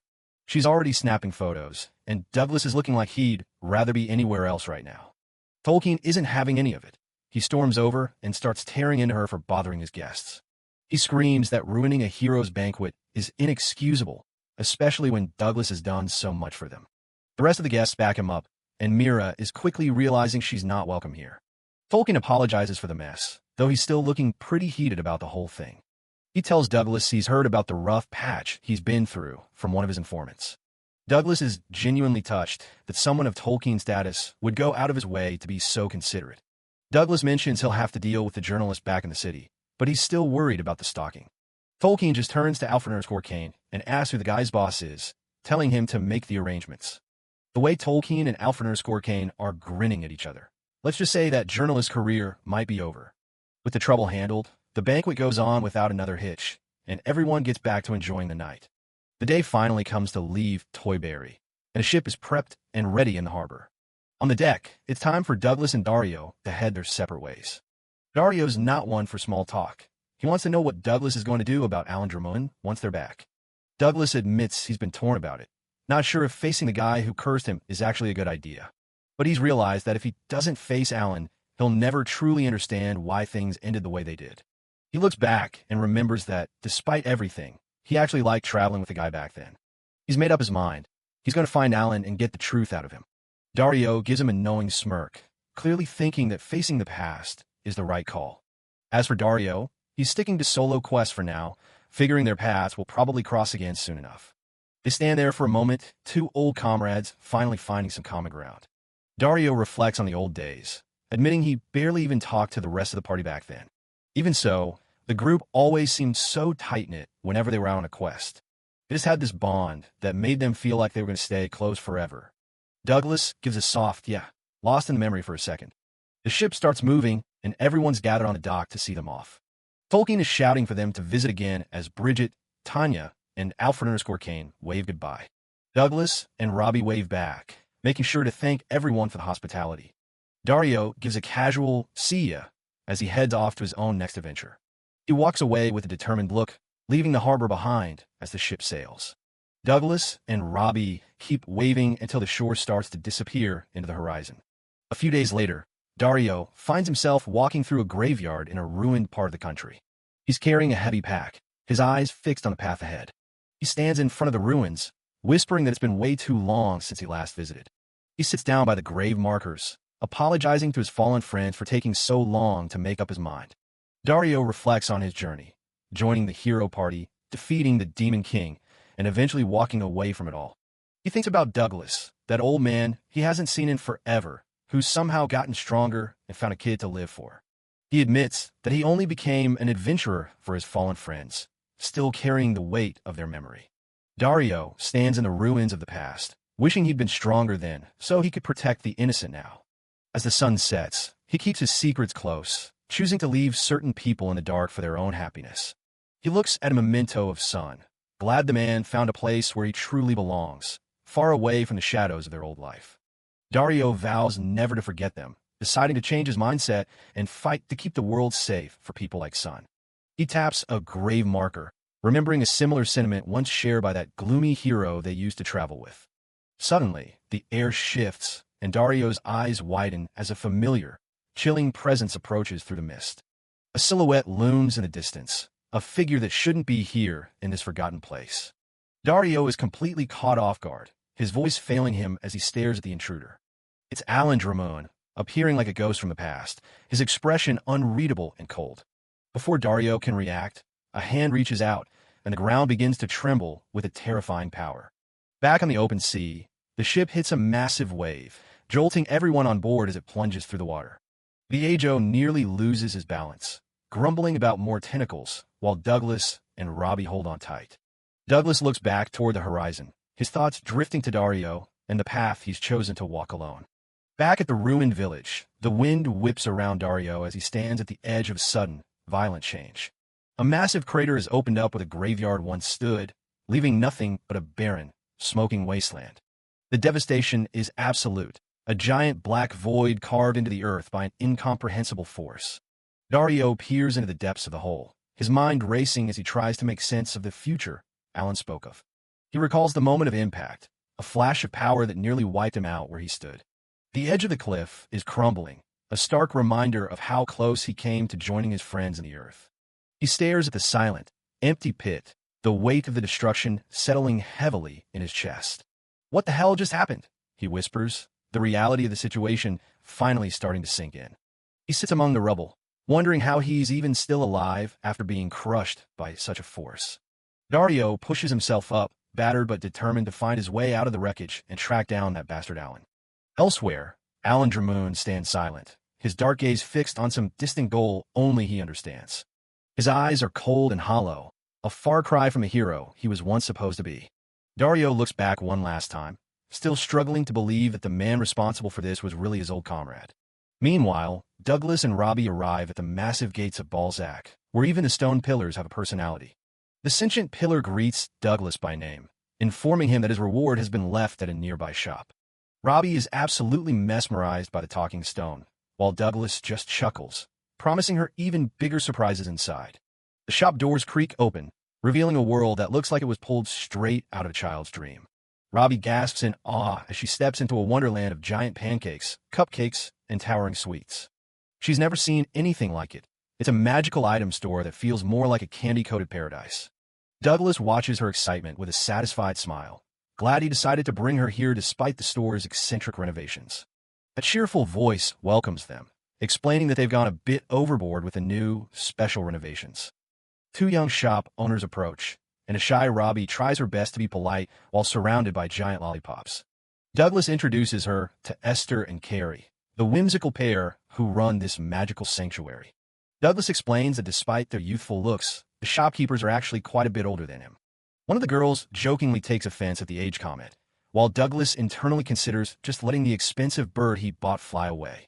The shopkeepers are losing it, explaining that the cuckoo bird is a top-tier defensive item usually reserved for protecting actual princesses. Douglas is sweating, wishing he'd told them to keep their mouths shut about how pricey the thing was in front of his daughter. Robbie looks a bit worried about the cost, but Douglas tells her not to look at him like that. He did it because he wanted to. He kneels down, explaining that for a parent, nothing matters more than their child's safety. He thinks back to when he first became an adventurer and his mother bought him a shield, even though they weren't wealthy. Back then, he felt like a burden, but now that he's a father, he finally gets that she just wanted to support her son. He gently pats Robbie's head, reinforcing the bond they've built. He calls her his princess and promises that he's going to protect her. Robbie is absolutely beaming, her eyes full of happiness at hearing those words. The shopkeepers tease him for being such a doting parent before heading off to grab the item. They present the cuckoo bird with a loud ta-da, catching Douglas off guard. The little bird actually talks, introducing itself and shocking Robbie. The bird flies up and settles right on top of Robbie's head, declaring its intent to protect her. She's thrilled and shows off her new companion to Douglas, who gives a proud nod. They head outside so the shopkeepers can demonstrate exactly how the bird works. The girls lead the way, telling everyone to just follow along. Suddenly, a massive stone golem rumbles into existence right in front of them. Douglas is stunned as a shopkeeper gives the golem the order to attack Robbie. The golem charges, but the shopkeepers tell Douglas to stay back and not worry. The little bird on Robbie's head chirps and prepares to react to the incoming threat. It lets out a loud screech, announcing the danger at the top of its lungs. As the golem swings a massive fist, the bird activates its primary defensive function. A bright flash of magic shoots out from the bird to intercept the golem's arm. The impact is huge, shattering the golem's stone limb in an instant. Douglas can't believe it. It just destroyed the toughest special magical ore in one hit. The bird hovers protectively, showing off its incredible power. The golem is completely neutralized, falling apart into harmless pieces. The shopkeepers explain that the bird takes appropriate action based on the danger it faces. They mention the bird needs to be recharged with magic every 3 days, suggesting it's good practice for his daughter. Douglas starts to feel a bit awkward as a certain detail crosses his mind. Robbie quietly admits that she can't actually use any magic yet. She looks down, feeling a bit discouraged about her lack of aptitude. The girls are impressed she spoke up for herself and say they have just the thing to help. Later that night, the group settles into their new home in the city. Inside, the place is warm and lively, a perfect spot to relax. Douglas tells Robbie that her new outfit really suits her. She's wearing a tiny witch costume, looking like a real little mage. Douglas is surprised at how effective the magic learning kit seems to be. He tells her to try reading the textbook and promises to help her with any hard words. As she starts reading, the book begins to glow, catching her completely by surprise. Douglas mentions that the magic textbook has gimmicks built in to keep kids entertained. Robbie starts reading through the first chapter, taking her first real steps into learning magic. The book explains that she needs to get to know the magic inside her and visualize it flowing into the wand. Different glow colors mean different things: red for fire magic and blue for water. Douglas reads along, noting that awakening your inner magic can be pretty tough for beginners. If you try to cast spells that don't match your compatibility, you'll just end up making things harder on yourself. The real trick is surrendering your body to the current of magic, but that's easier said than done. He remembers what they told him back in Elf Forest. Robbie might be subconsciously suppressing her own power. He notices she's looking a bit hesitant and asks her what's wrong. She admits she's scared of failing again, especially after he went out of his way to buy her this kit.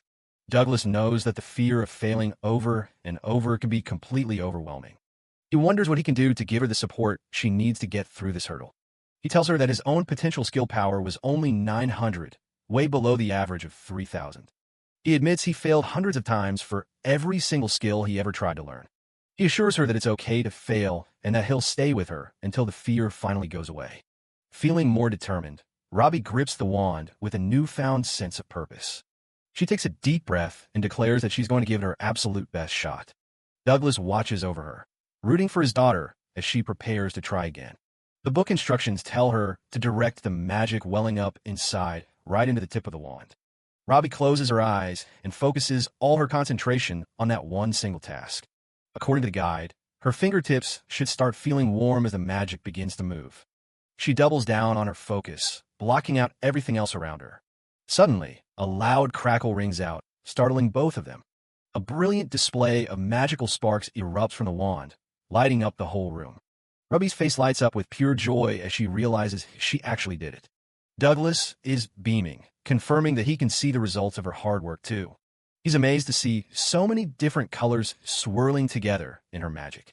It turns out she has an aptitude for all sorts of different elements, just like he does. He picks her up in a big hug, telling her just how amazing she is. Robbie is over the moon, cheering along with her dad as they celebrate her big win. Even though she hasn't fully awakened yet, just channeling the magic is a huge breakthrough. The next day, things are looking bright as they get ready for a little outing. Robbie's new friend Diana stops by, excited to head out and play for the day. Robbie is wearing a dark hair disguise to keep a low profile, though Ahab still can't believe Douglas spent so much on that protective bird. Ahab admits that if it buys him peace of mind, then maybe it was worth it after all. Then he notices Douglas is also wearing a ridiculous wig and fake beard and asks why he's in disguise too. Douglas insists he won't get in their way. He just wants to make sure they're safe without being spotted.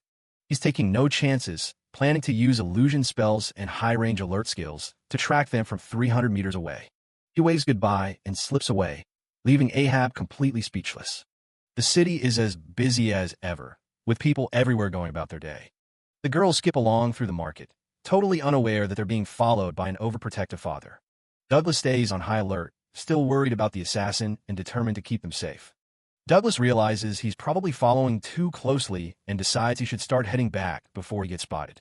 Nearby, the girls are having a great time playing with some local cats, completely oblivious to him. Suddenly, he senses someone behind him and whips around with a terrifying expression, demanding to know what business they have with his daughter. It turns out to be Mira from Downtown Press, who is shocked to find Sir Douglas in such a ridiculous getup. Douglas is immediately annoyed, telling her to quit it already, while Mira is falling over herself to apologize for the scare. She tells him that a lot of changes happened at her company while she was away on her last assignment. She reveals that Sir Tolkien has taken over as the CEO of Boisterous Press, which comes as a huge surprise to Douglas. Because of the new management, Mira has been demoted and is being transferred far away from the city of Balzac. She couldn't find Douglas to talk about it, so she admits she was desperate enough to try and ask Robbie for help. Douglas is visibly upset, unable to believe she was actually planning to drag his young daughter into her workplace drama. Mira quickly backs down, admitting that she was being incredibly selfish and didn't stop to think about how he would feel. She looks genuinely miserable as she realizes the trouble she's caused him by being so persistent. To try and make things right, she hands him a photo she took of Robbie without his permission. She explains it was never released because her Tolkien vetoed the article, and now she wants him to have it as she says her goodbyes. Douglas grumbles that she really was selfish for writing those articles in the first place, but his gaze softens as he looks at the picture. It's an adorable shot of Robbie happily eating, and he can't help but smile at how wonderful she looks in the photo. He tells her that he'll treasure it, a small gesture that seems to bring Mira a little bit of comfort. With a final, respectful bow, Mira heads off to start her new job in another city. Douglas gets back to his undercover work, though he's feeling a bit shaken because he really doesn't like confrontations. He looks back toward where the girls were playing, but they've already moved on to another part of the town. He navigates through the bustling streets, trying to pick up their trail again before they get too far. He spots them heading out toward the outskirts and realizes he needs to catch up quickly to keep them in his sight. He uses his skills to leap across the rooftops, soaring through the air with a determined look on his face. Down below, a man points up in shock, shouting about a flying pervert zooming over their heads. He finally finds the girls in a beautiful field of flowers and watches from a distance as they start picking them. He hides behind a corner, huffing and puffing from the exertion, and happens to overhear their sweet conversation. Robbie is holding a bunch of flowers, wondering out loud if her dad will like them, since he's always doing so much for her. Diana smiles and offers to teach her how to make a flower crown, while Douglas is moved to tears by his daughter's thoughtfulness.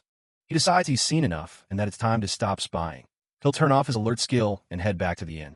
He walks away, wiping his eyes and feeling like a bit of softy for crying so easily these days. As he heads back, he passes a mysterious hooded figure walking in the opposite direction. The stranger is coughing violently, sounding like they're in really bad shape as they trudge along. As the figure walks away, a few drops of dark blood fall from their hand onto the dusty ground. Meanwhile, back in the field, Diana notices someone lying face down in the grass and calls out an alarm. Robbie walks over with a worried look, asking the person if they are okay and need any help. The man is sprawled out among the flowers, appearing to have completely fainted from exhaustion or injury. He slowly starts to push himself up on his hands and knees as the girls watch on with concern. It's Alan Drummond, the hero, warrior, and though he insists he's fine, the blood on his face tells a different story. Robbie heads out for some practice, waving goodbye to her dad as she leaves the inn. Douglas watches her go, noting that she's come a long way with her channeling, but her subconscious is still holding the actual magic back. Out in a field of flowers, Robbie points her wand and yells for sunshine magic, but absolutely nothing happens. Her friend Diana is lounging nearby and asks why she's so obsessed with learning magic in the first place. Robbie admits she just wants to be useful to her dad, making Diana wonder if her own parents would be happy if she helped out too. Robbie gives her a huge smile and promises that they definitely would. That's all the encouragement Diana needs to get hyped up. Back at his desk, Douglas is looking over a map, frustrated that his search for Alan isn't going anywhere. The reports are a mess. Alan was apparently spotted in 2 different cities at the exact same time. It doesn't make sense since there aren't any spells or tools that allow for instant travel like that. Douglas thinks Alan might be getting weaker, despite rumors of him being healthy. He suspects someone is impersonating Alan to hide his weakness, showing the hero fighting a giant bull monster. The hero makes a big show of his strength to keep the rumors of his weakness at bay. Whoever is behind the mask seems pretty satisfied with how the deception is playing out. Suddenly, Diana bursts out of the tavern doors, crying and calling her dad a jerk. She's heartbroken, sobbing about how she only wanted to do her best to help the business. Douglas finds Robbie and asks what happened to upset their friend so much. Robbie explains that Diana wanted to serve some customers, but her dad wouldn't let her. Cut to Ahab, who looks like he's just finished some heavy lifting and isn't in a great mood. Douglas realizes that Diana is strictly forbidden from being in the shop during business hours. He approaches the big guy and asks if Diana could at least help with something simple like cleaning. Ahab doesn't budge, reminding Douglas that this is a serious adventurer's inn, not a daycare. He explains that his customers are people who put their lives on the line every day. To him, bringing a kid into that environment would be disrespectful to his guests and his profession. Mocha pulls Douglas aside to apologize, explaining that while Ahab is stubborn, his heart is in the right place. She points out the practical issues, like the steep stairs and the fact that most customers wouldn't even see a kid that short.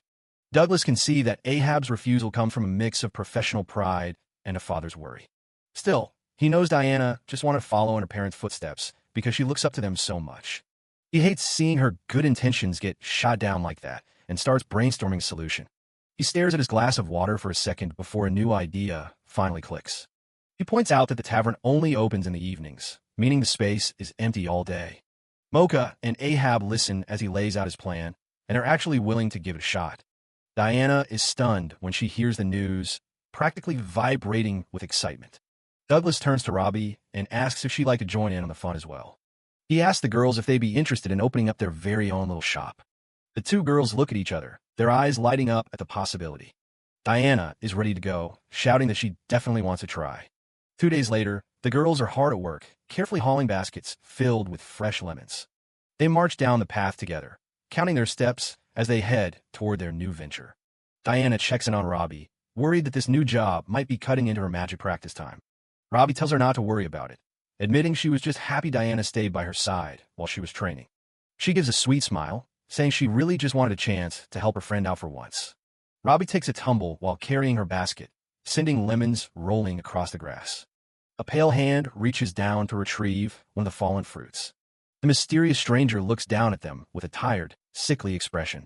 He wordlessly hands the lemon back to the girls, who are caught off guard by the sudden help. Robbie starts to thank him, but the man just turns and starts to walk away without saying a single word. She calls out after him, inviting him to visit their lemonade stand when it officially opens tomorrow. The big day finally arrives, and the girls have set up their humble little shop right outside the tavern doors. Everything is in place, from the baskets of fresh lemons to the rows of clean glasses. Ahab is still a bit skeptical about the whole thing, but the traveler tells him it's actually a pretty good idea. Mocha is fully on board, pointing out that it won't disturb their business and might even attract some new faces. Even so, Ahab can't help but look on with worry, wondering if the girls will really be okay on their own. Behind the counter, Robbie and Diana are standing perfectly still, frozen stiff with opening day jitters. They try to pump each other up, even though they're both clearly nervous about what's to come. Diana stops Robbie from running back to her dad, insisting that they need to handle this by themselves if they want to truly help. She's determined to see this through, no matter how scary it feels to be in charge. When their first customer actually walks up and asks for 3 drinks, both girls nearly jump out of their skins. From the shadows of the tavern, Ahab's voice booms out, reminding them not to forget their manners and greet the guests properly. Diana starts panicking as she realizes she actually has to start squeezing the lemons now. They carefully start measuring the water, trying to remember the steps they practiced. In all the confusion, Robbie spots that Diana is reaching for the wrong cup. A loud splash echoes through the air as the drink slips and spills all over the customer's poncho. Both girls gasp in horror, staring at the mess they've made on their very first try. Robbie immediately starts apologizing, offering a towel to the man, while Diana starts to crumble. The stress finally breaks her, and Diana begins to sob right there behind the counter. She cries out about how she's just a burden who can't seem to do anything right. Ahab and Mocha watch from the window, their hearts sinking as they see their daughter in distress. Ahab can't stand it anymore and starts heading out to the stand to check on her. Robbie watches her friend cry, feeling just as helpless in the face of this disaster. In the middle of her tears, Diana remembers Douglas's words about never seeing her as a burden. He had told her it was okay to fail and to just keep pushing until the fear finally dries up. Robbie gently pulls her back together, suggesting they apologize together and try one more time. The traveler is surprisingly kind, waving it off since it was just water and the heat will dry it in no time anyway. He tells them not to worry about his clothes and encourages them to make him the best drinks they can. The girls take a deep breath and start over, working together with a lot more focus this time. They finish the set of drinks and present them with a hopeful, excited "we're done." The traveler takes a big gulp, his eyes widening as he tastes their handiwork. He lets out a satisfied sigh, declaring it absolutely delicious and perfect for such a hot day. A small crowd starts to notice the commotion as more people begin to gather around the stand. The customer clinks his payment onto the counter and wishes the girls the best of luck with their new shop. Diana is beaming now, her tears replaced by a huge, triumphant smile as she thanks him. Soon, customers are lining up and calling for their own lemonades, impressed by how hard the kids are working. Ahab and Mocha watch from the doorway, smiles playing on their lips as the girls confidently welcome the rush. Ahab hands 2 glasses of the girl's lemonade to Douglas, who is still dripping wet from the earlier spill, and jokes about his old lady scream. He tells the men to quit their complaining and just drink up, presenting the simple glasses with a flourish. Douglas and him both take a long, refreshing gulp of the tart, homemade drink. Douglas admits the taste is just average for a first try, while Ahab considers that a bit more lemon might really make it shine. A soft smile crosses Douglas's face as he looks at the glass, admitting that the drink truly warms his heart. Watching the quiet moment, Mocha and Ahab share a happy look, proud of the growth their daughter showed today. At the stand, Robbie and Diana are busy finishing their chores, looking tired but very satisfied with their work. As the sun begins to set over the town, the group gathers outside the tavern to reflect on the day's challenges. Diana is all smiles, exclaiming that even though it was tough, she had a wonderful time and they worked their hardest. Ahab looks at his daughter with immense pride, letting her know that her efforts didn't go unnoticed. She's already buzzing with plans for tomorrow, hoping that some colorful decorations will help attract a bigger crowd. Douglas decides it's time to start his own preparations and asks Ahab for permission to borrow the tavern's kitchen. As he heads inside to begin cooking, Robbie watches him go, her eyes full of love and admiration for her father. She feels a deep sense of happiness, glad that their first day of business turned out to be such a success. Soon, the tavern kitchen is filled with a wonderful, savory aroma of meat sizzling over a hot flame. Ahab presents a massive, steaming roast to the common room, sparking a raucous celebration among the hungry adventurers. Much later, a tired Mocha asks Douglas if he's seen where Diana and Robbie have disappeared to. Ham leans back and tells her not to worry, explaining that both of them fell fast asleep together in his room. He suggests they just let the girls be, since they're surely worn out after such a busy and emotional day. Tucked away in the quiet room, Robbie and Diana sleep peacefully side by side, still holding hands as they dream. Tavern ambience fills the air. Someone's tapping the table restlessly while the crowd chatters, and Douglas and Robbie are sitting right there in their disguises, trying not to draw any attention. The Pompadour adventurer isn't buying the hype. He's heard rumors that Douglas only ranked first because of luck and eventually got kicked out of the hero party for being too weak. Disguised Douglas just minds his own business and takes a drink. Robbie, on the other hand, is ready to defend her dad's honor, even if she has to stay quiet for now. The guy keeps rambling, saying it feels more natural to hear people bad-mouthing the legend than praising him. He's clearly trying to impress his buddies. He laughs it off, suggesting Douglas probably didn't even defeat the diabolical Black Dragon himself. Maybe he just stole someone else's credit. Clunk! A heavy pan slams onto the table. The innkeeper, Ahab, has heard enough of this trash talk. He doesn't even let the guy finish his sentence before grabbing him by the hair and pulling him back. Ahab's got a grip of steel. He shoves the guy's face right down toward the steaming hot plate, making it clear he won't tolerate any more disrespect. The whole tavern goes quiet as Ahab turns to the crowd. He decides it's time to educate these newbies on what a real hero looks like. He mentions that while everyone knows about the hero party, most people don't know Douglas once took down one of the Demon King's Elite Four all by himself. The room is stunned. That kind of feat is common knowledge among high-ranking adventurers, and Ahab adds that many great fighters used to beg Douglas for mentorship. He goes even further, claiming that the current hero party and even the Knight Commander were basically raised and trained by Douglas. The adventurers are totally starstruck now. Even the Pompadour guy looks like he's ready to become a fanboy after hearing that. Douglas tells Ahab to dial it back, but the crowd is hooked. Someone asks if the stories about him being weak at one point were true. Another guy brings up reports of him failing quests in the freezing mountains because he couldn't handle the cold. Ahab just gives a knowing smile. He admits that it actually did happen. But he explains the reason. Douglas gave his high-end cold-resistant armor to some random rookie, and then just invented a brand new skill on the spot to keep himself warm. He wraps it up with a warning. Douglas is his friend, and he won't let anyone talk smack about him in his establishment. The Pompadour adventurer immediately backtracks, offering a sincere apology for his ignorance. Ahab isn't done yet, though.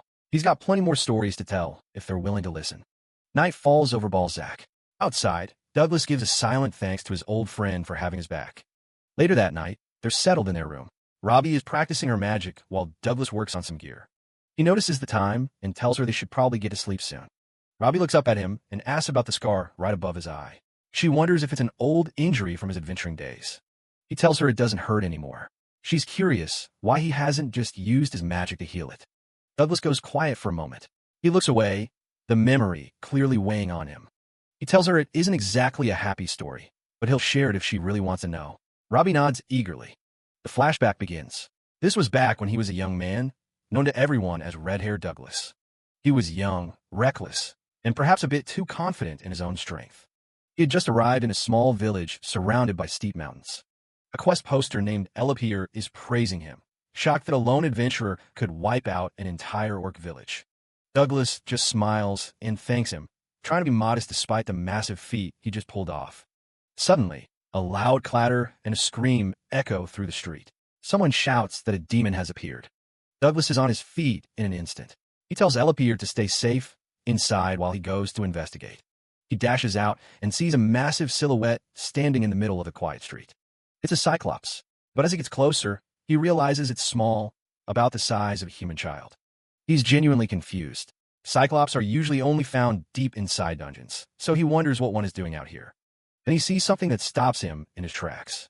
The creature is crying, tears dripping from its giant eye. It's not holding a club or a sword. It's clutching a severed orc's arm like it's a precious memento. The realization hits him like a truck. The orc village he destroyed yesterday, that was this child's home.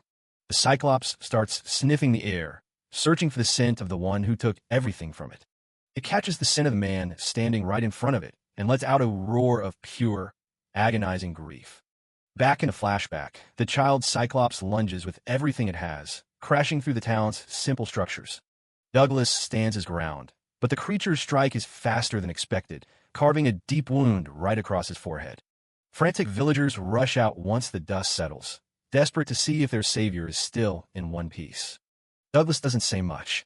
He just stands there, the weight of what he's just done finally starting to sink in. He looks down at the fallen Cyclops child, lying amidst the wreckage of a town it never should have visited. One of the men asks if he's okay, but Douglas just has one question for the person who posted the quest. He turns to them, his face splattered with blood and a look of deep regret in his eyes. He asks what kind of harm the orcs actually caused the town to make them want an entire village wiped out. The response is chilling. They didn't do anything. The villagers just happened to find their tracks and decided to strike first. Douglas looks at his own hand, realizing he committed a massacre for a group of people who weren't even in danger. Back in the present, he tells Robbie that he finally understood why people post those quests. They want threats gone before anyone gets hurt. But that day changed him. He started thinking about the demons who were just living in peace, not bothering anyone. He points to the scar on his forehead, explaining that wounds inflicted with that much hatred are basically curses. He sighs and tells Robbie it's time to call it a night, wanting to leave those dark memories behind. Robbie looks up at him, her eyes wide with worry. She asks if he's absolutely sure the injury doesn't hurt anymore. Douglas just smiles. He thinks about what a kind-hearted girl she is, worrying about a scar from years ago. He tells her that as an adventurer, you have to be prepared to get hurt if it means protecting someone else. Soon enough, they're both tucked into their beds, and the quiet of the night finally settles over the room. As he lies there, Douglas remembers the only other time he told that story, around a campfire with Fanny and Alan. His thoughts drift back to his old friend. He wonders where Alan is now and what he's currently caught up in. Across the city, heavy rain beats down on a silent church while the bells ring out a somber melody. Inside, a lone figure approaches a heavy wooden door, the sound of footsteps echoing through the hallway. Alan is there, looking frail and exhausted. Someone asks how he's feeling, but his expression says it all. The mysterious stranger in a white hooded cloak stands over the man who used to be the world's greatest hero. There's a full spread of food on the table, but it looks like Alan hasn't touched a single bite. Suddenly, the stranger snaps. He kicks the table over in a fit of rage, sending everything crashing to the floor. A lemon rolls across the ground amidst shards of broken glass and spilled liquid. The stranger is furious that Alan is wasting away without even trying to keep up his strength. Alan looks like a shell of his former self, staring blankly as the stranger looms over him. The stranger drops the news. Douglas Ford has returned to the city, and he's not alone.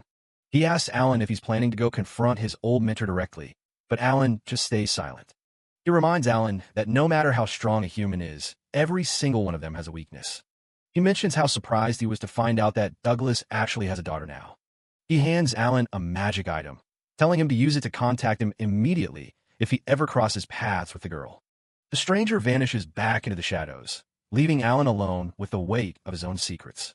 The next morning, the sun peeks over the rooftops of Balzac, bringing a deceptive sense of peace to the city. Out in a clearing, Robbie is practicing her magic by herself, trying to manifest even a spark of power. She waves her wand and shouts for sunshine, but nothing happens except for a faint, pathetic sound. Hello. Robbie jumps at the sudden voice and sees the mysterious stranger standing just a few feet away. He's been watching her for a while now, his sunken eyes fixed on the small girl in the wizard hat. He asks her point blank if she's unable to use magic, catching her completely off guard. Robbie stammers out a response, admitting that she can only channel the mana, but can't actually cast anything yet. The mysterious stranger looks down at Robbie, explaining that every living creature has mana veins running through their bodies like blood vessels. He continues, telling her that magic isn't just for powerful beings, it's a part of humans, demons, and everything else in the universe. Robbie listens in awe as he reveals that her magic isn't gone. It's simply sleeping deep within her body, waiting to be awakened. He speaks with a strange intensity, trying to convince her that magic itself isn't something to be feared, but something meant to help her. He leans in closer, his voice dropping to a whisper as he asks what exactly it is that she's so afraid of. Robbie freezes, her eyes widening in realization as he asks point blank if she's just scared of her own power. A sudden memory flashes through her mind, the cold rain falling as she stood alone, feeling the weight of a power she didn't understand. She remembers the feeling of being trapped in a world of her own magic, a small child lost in a storm she couldn't control. The stranger's explanation is cut short by a violent, wet cough that sends a spray of dark blood onto the grass. Before Robbie can even react, he collapses onto the ground, his strength finally giving out in the middle of the field. "Hey, mister, what's wrong?" Robbie cries out, rushing to his side as he continues to choke and cough up blood. She tells him to wait there, promising that her dad can heal him if she just goes to get help. The stranger just shakes his head weakly, his voice a ragged rasp as he tells her that no one in this world can heal him. Robbie won't listen, insisting that her dad is a grand healer who has fixed far worse injuries than this before. Her eyes shine with pride as she tells him that her dad is amazing and has even managed to defeat a massive dragon. At the mention of the dragon, the stranger's eye snaps open, a flicker of something dark and desperate crossing his face. He remembers the news. The legendary dad adventurer who took down the diabolical dragon had finally returned to Balzac. Robbie stands tall, clutching her star-topped wand as she prepares to go get her father, her heart full of belief in his power. The stranger stays hunched over in the rain, the hood of his cloak casting a deep shadow over his trembling form.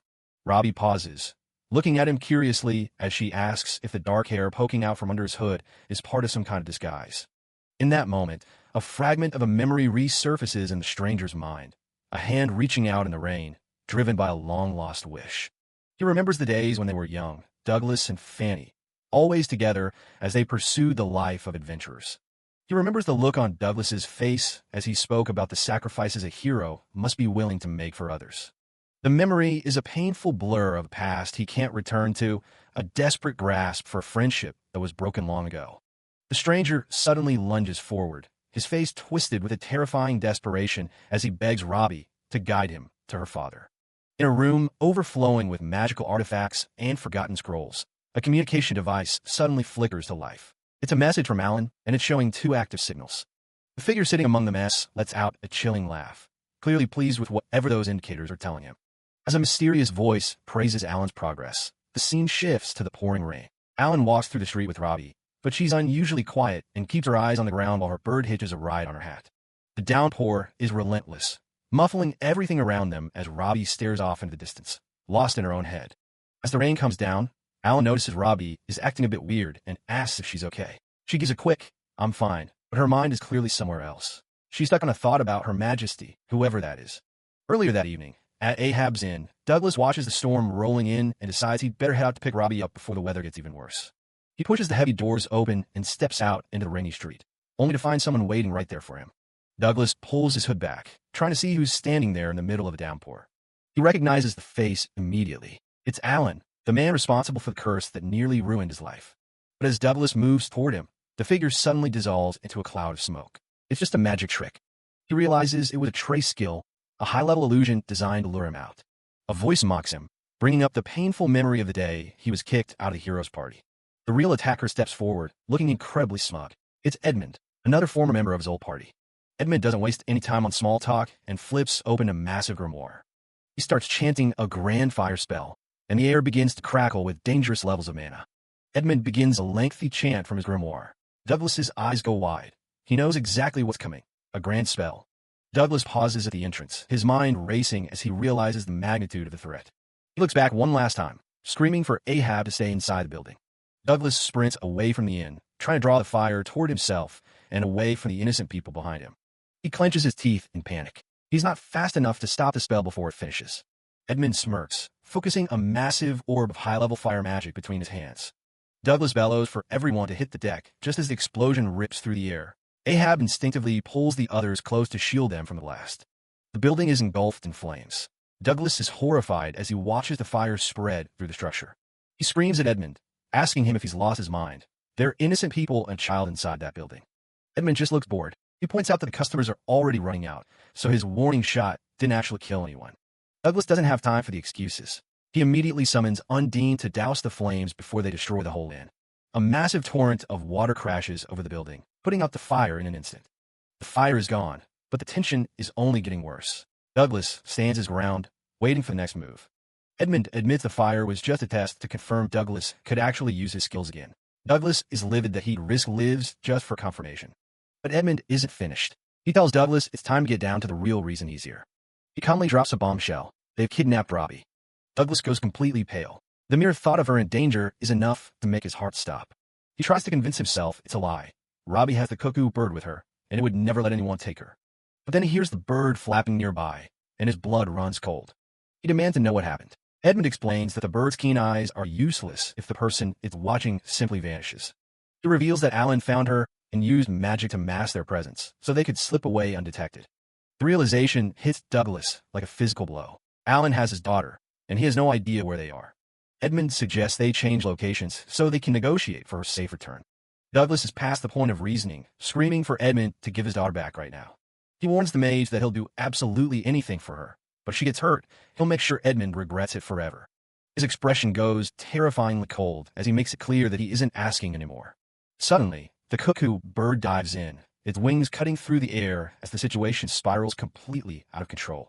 The cuckoo bird screeches a desperate warning. Robbie is gone, and he needs to find her immediately. Douglas is paralyzed with conflict. He can't go looking for her as long as he's locked in a fight with Edmund. He looks back and sees that Ahab and the others manage to escape the burning inn. Relief washes over him, and he suddenly feels his strength returning for a full recovery. Douglas knows he needs to stay calm to get Robbie back. He turns his cold gaze toward the mage, promising that he hasn't forgotten about the inn. Ahab yells at him to stop worrying about the building and just go save his daughter. He doesn't want Douglas wasting another second on him. Douglas realizes he's left with no choice. If he wants to see Robbie again, he has to play by Edmund's rules and follow him. As they walk through the rain, Douglas can't help but think about how they used to be on the same side, walking together as allies. The rain hammers down on the quiet town as the two former friends square off in the distance, the tension thicker than the storm. Douglas tries to make sense of the situation. He knows Robbie has to be close, but he can't sense her at all. He deduces that Edmund must be using a powerful magic item to hide her. Since he was already using fire magic, he shouldn't have been able to cast a second concealment spell on his own. His dispel skill is useless unless he understands the exact magic at play. For now, he's trapped in Edmund's shadow, forced to follow wherever he leads. Douglas tells the cuckoo bird to stay high and keep looking from the air. If there's even a glimpse of Robbie, he needs to know. The bird takes off, circling the area and calling out for Robbie, but there's no response from the empty streets. Douglas snaps, demanding to know where his daughter is and why Edmund had to burn down the inn. Edmund just sighs, saying he's doing this all for Alan. He explains that Alan is dying. Every time he uses his skills, his lifespan gets shorter, exactly like what happened to Douglas. Edmund reveals the dark truth. By forcefully dispelling the curse, Douglas caused it to bounce back to Alan with 10 times the power. It's now impossible to remove. The rebound has weakened Alan so much that he only has a few days left to live. The rumors that the legendary mage was falling apart were true. Edmund shows him the complex, magical script of the rebound. It's a terminal sentence, and he's here to bargain for a way out. Douglas is confused. What does a dying mage have to do with him or Robbie? Edmund makes it very clear he's here to negotiate. Douglas stands stunned in the pouring rain, his question cut short by the sheer audacity of the demand. Edmund just smirks, acting like he's got all the time in the world. He gets right to the point with a chilling ultimatum.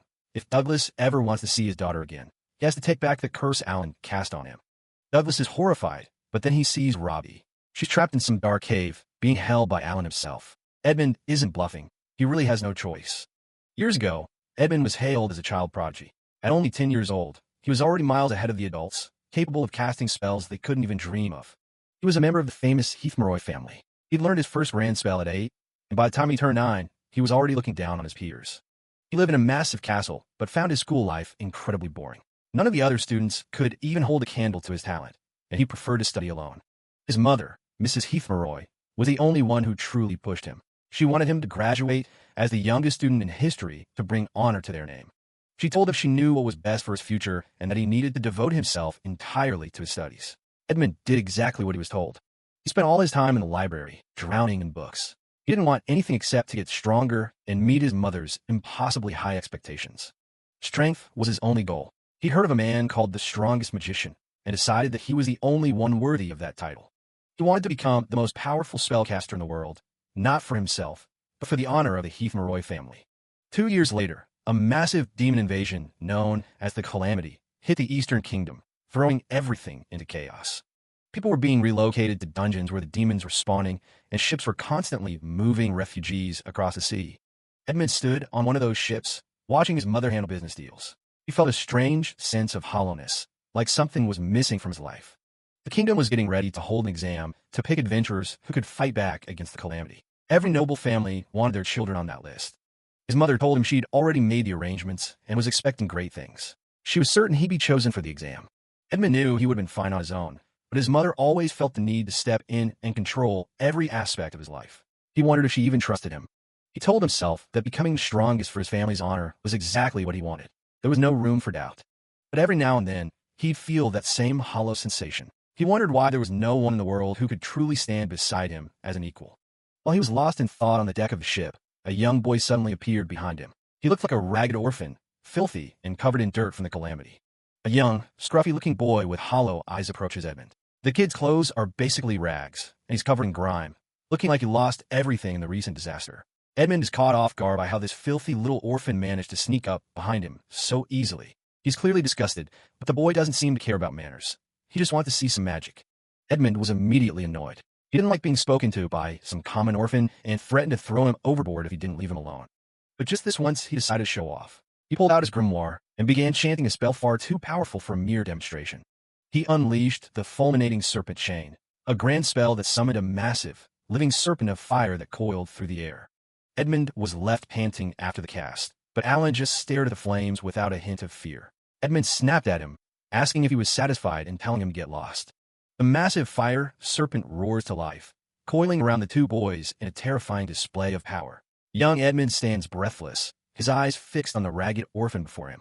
Despite the searing heat and the sheer scale of the magic, Alan doesn't flinch, his calm expression leaving the young prodigy completely stunned. Young Edmund is losing his mind because someone just pulled off a grand spell without even a chant. That someone is a scruffy kid who doesn't look like much, but his magic is on another level entirely. This was the day Alan Drummond proved to the world that he was a terrifying natural genius. And for Edmund, it was the start of a very twisted obsession. Back in the present, the magic is getting way too intense, shaking the very ground they stand on. Robbie is tied up and terrified, calling out for her dad to save her.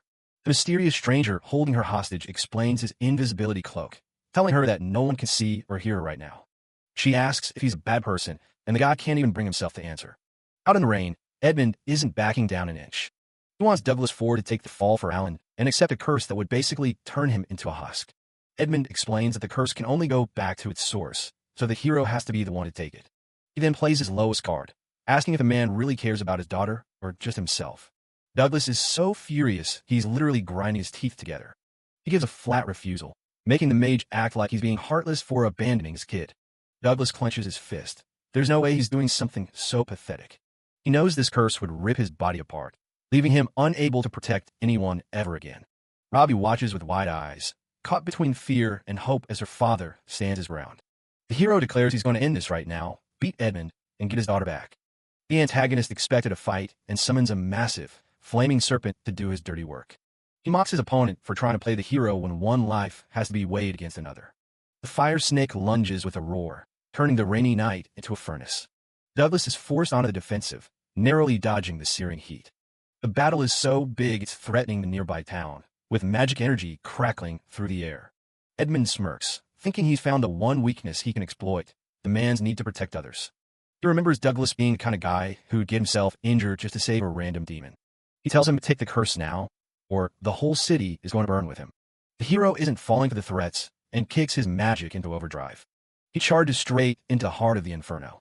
He calls on water magic to neutralize the heat. A massive clash of elements erupts as his water magic slams into the fire servant. The mage is stunned. Firing off 2 high-level spells at the same time is something few can pull off. But Douglas is just getting started, pushing through the steam with a roar. He unleashes a hybrid move called Thunderous Bullet Rain to clear the field. The entire area goes up in a massive magical explosion. Edmund is actually shaking now, realizing that his opponent might be even stronger than he was in his prime. He's facing a legendary hero who once changed the very skies with his power. The hero dives in through the smoke to end the fight once and for all. He sweeps past the mage with blinding speed. He starts a lightning chant to finish it, but Edmund is already reaching for his book. The antagonist counters with a high-level fire spell called Tooth of Flame. Douglas is caught off guard by the sudden blast of heat. Seeing her dad in trouble, Robbie screams for it to stop, and a blinding pillar of light erupts from her body. Douglas Ford gets sent flying by a massive shockwave, barely keeping his feet on the ground. He's completely confused. He saw the guy prepping lightning, but somehow fire came out without a single word. He knows that skipping a chant usually ruins the spell's precision, and Edmund is way too obsessed with perfection for that.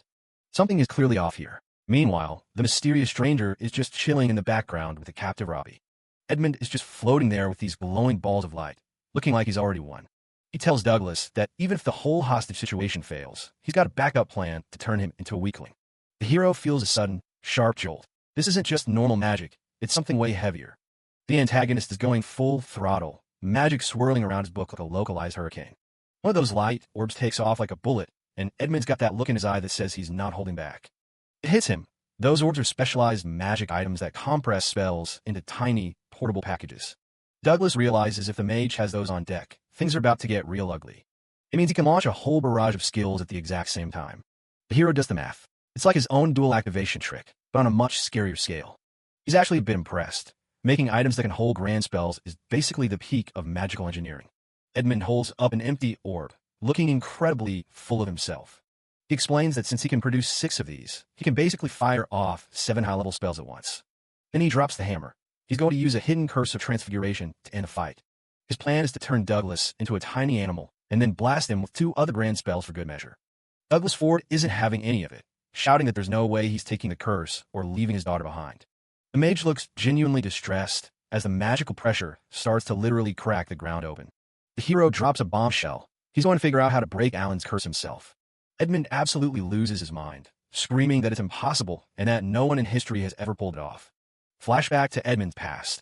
He was always buried in books in a messy room, looking like he was at his breaking point. He screams at his rival to stop messing with him, looking totally unhinged. He rants about all the years he wasted trying to find a cure, only for every single effort to fail. He's convinced the only way to save Alan is for Douglas to take the curse back, and he's not taking no for an answer. The hero still insists there has to be another way to fix this without anyone else getting ruined. Edmund just stares at him with these hollow eyes, looking completely drained. He tells the man that he has no clue what it's like for Alan, having to fight through the pain all by himself.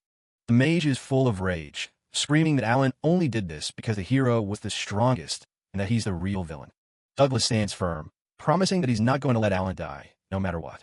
Edmund is basically breaking down, yelling that he'll sacrifice his honor and his entire future just to save his only friend. Douglas just looks at him, wondering how things even got to this point. The antagonist opens his grimoire to the final page, ready to put an end to everything. The pressure becomes unbearable, a massive wall of energy surging toward the center. The hero realizes the talking is over. If he wants to survive this, he has to hit back with everything he's got. The magic starts to spiral out of control, threatening to swallow the whole area. Robbie is watching from the sidelines, tied up and forced to see her dad in serious danger. Her heart is racing, and you can see the sheer terror in her eyes as she calls out for him. She screams for them to stop, crying her eyes out as the situation hits a breaking point. Suddenly, the very air around them starts to twist and distort in a way that doesn't make any sense. Douglas Ford looks over in pure shock, realizing that massive power is coming directly from Robbie. Robbie is completely hysterical, crying her eyes out as she screams for the fighting to end. She lets out a final, desperate cry to stop bullying her dad, and a massive pillar of blinding light explodes from her, forcing everyone back. A massive explosion tears through the snow. Douglas looks back, frantic as he finds Robbie crying on the ground. We flash back to a gloomy palace, towering over a cold landscape. A crowd gathered below watches as a brilliant light spell illuminates the sky. The citizens are completely mesmerized by the show. From a high window, a younger Robbie watches the lights, whispering about how pretty they are. A maid brings her a meal, commenting that the crown princess's magic is always beautiful. Robbie looks down, saying she was specifically told not to practice magic herself. She wonders if learning it would mean she finally gets to leave this room. The maid smiles and pulls something out, telling Robbie to use it. It's a wand. Robbie's face lights up as she holds it for the first time. The maid tells her it'll be their little secret as they kneel together on a cold floor. Back at the castle, the maid asks if they should fit in a quick lesson before dinner. Robbie starts her chant, calling out to the spirits of light. She finishes the spell, and the maid calls her progress splendid. But then the door swings open. The crown princess is standing there, asking what's going on. The maid gasps and drops to her knees while Robbie hides the wand. The princess steps into the room, looking down at them with pure contempt. She snatches the wand away, looking at Robbie with cold eyes. She tells Robbie to break it, but the girl can only apologize and beg. Robbie falls to the floor, saying she just wanted to be acknowledged as family. She hoped that by learning magic, they could finally live together as a real family. The princess just calls her disgusting and snaps the wand like a twig. She turns her anger on the maid, knowing exactly where the wand came from. She reveals that she's heard all about their little secret. The maid begs for mercy, but the princess's expression never softens. She raises her hand and casts the curse of transfiguration. A magical shockwave hits the maid, who screams as her body begins to warp. In a flash of light, the maid is turned into a small white rabbit. The princess picks it up by the ears, warning Robbie she'll end up exactly the same if she keeps this up. Robbie screams for her to stop as the princess tosses the rabbit out the window into the dark.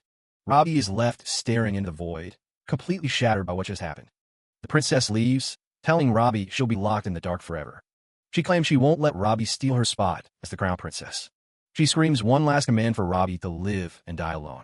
The room goes pitch black as Robbie's screams echo through the halls. A montage of memories shows Douglas teaching her that magic exists to help people. Robbie thinks about how she can't stand the thought of anyone getting hurt because of her. Back in the present, she snaps and screams for them to stop bullying her dad. Alan Edmund counters with forced removal, stripping away Douglas's cloak of invisibility.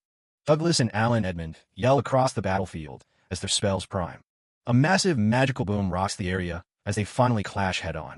Their eyes lock in a clash of pure will. Alan Edmund yells for the unleash of all empty orbs, desperate to keep Douglas away from his goal. Edmund screams that Douglas has no right to save his friend. He activates his third skill, Grand Fire Magic, fulminating Serpent Chain, sending massive fire snakes across the snow. Douglas roars back that he doesn't care what Edmund wants. Nothing justifies making Robbie cry. He starts his own chant, calling upon wings that protect the frozen lands. Grand Ice Magic, Maleficent Frost Eagle manifests, its cold aura instantly chilling the battlefield. The giant frost bird screeches as it takes form above Douglas. The bird swoops in, its icy claws clashing against Edmund's fire. It snatches one of the fire serpents right out of the air. A massive boom echoes through the valley as the opposing magics explode against each other. Edmund is thrown back, grunting as he struggles against the overwhelming pressure. Fire and ice continue to clash, but Edmund's flames are visibly losing ground. Douglas notes that Edmund must be nearly out of mana after casting so many spells and crafting items. Edmund reaches for a potion, determined to stay in the fight.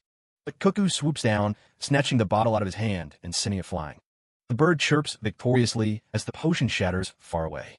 Edmund screams at the shitty bird while Douglas prepares the next move. He orders the Frost Eagle to freeze everything in sight.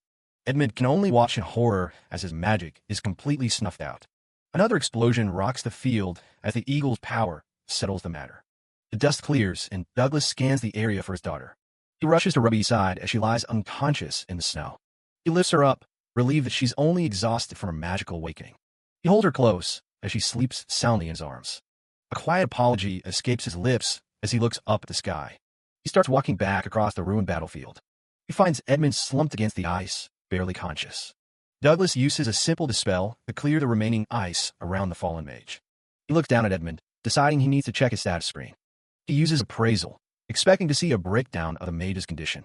But he freezes in confusion when nothing shows up. He wonders why he can't see the status, thinking back to his own original curse.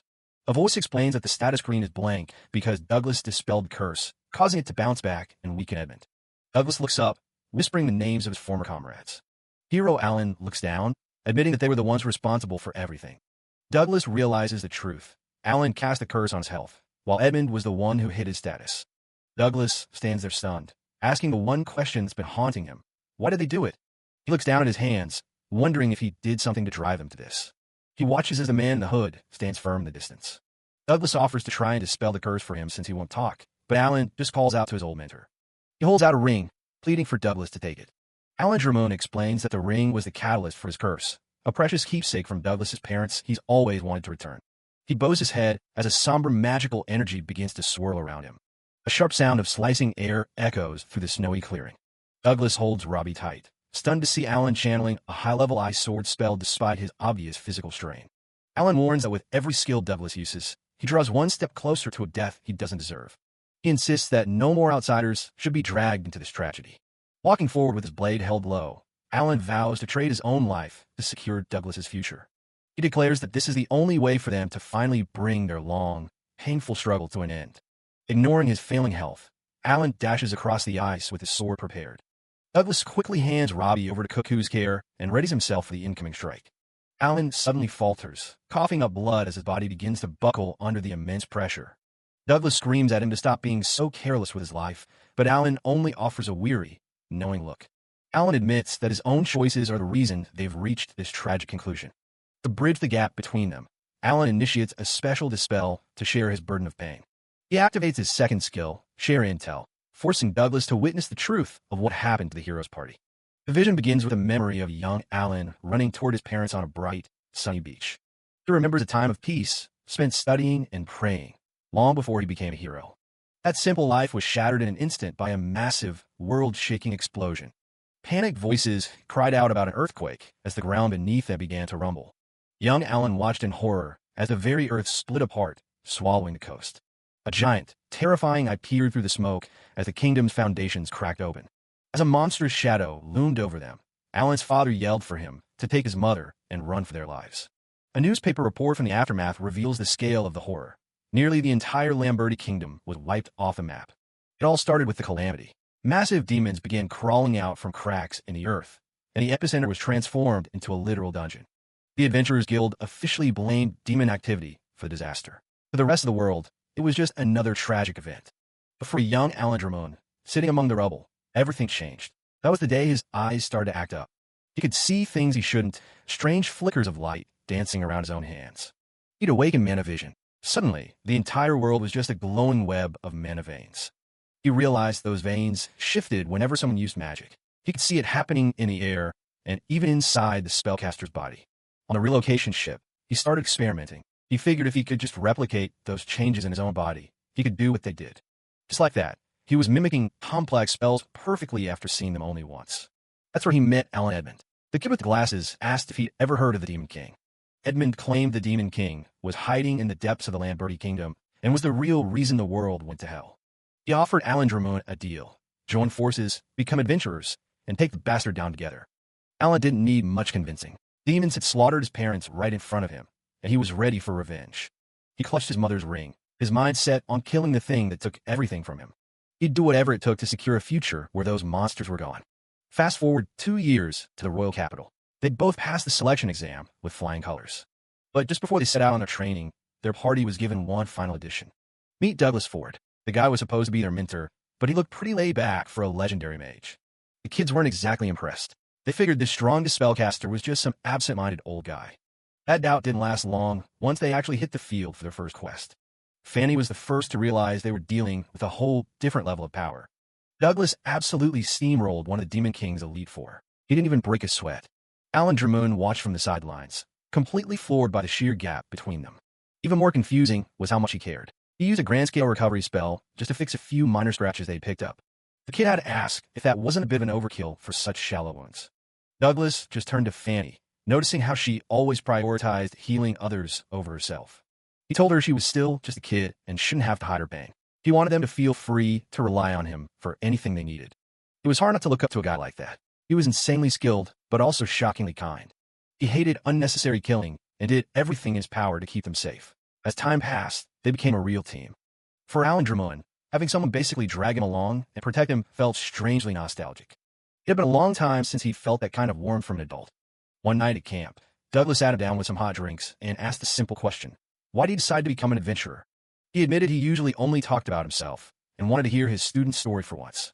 With the Demon King's lair getting closer, their journey was almost over. Alan Dramoon realized it was finally time to open up. He began to tell the story of what happened to his family. Douglas immediately felt bad for bringing it up so casually, but Alan Dramoon told him it was fine. He held up that ring again, confirming he'd become an adventurer specifically to take revenge on the demons. Douglas just listened, letting the weight of the confession settle. He knew most people would tell a kid to stop chasing a grudge, but he understood how much Alan Dramoon cared for his parents. He just had one hope for the boy's future once the fighting was over. He wanted him to start living for himself, not just for the memory of the people who died protecting him. 3 years after leaving the capital, they finally reached the end of the road. They stood at the entrance to the deepest part of the Lamberti Kingdom dungeon, ready for the final showdown. The final showdown arrived. They were face to face with the monster that had caused so much suffering in the Lamberti Kingdom.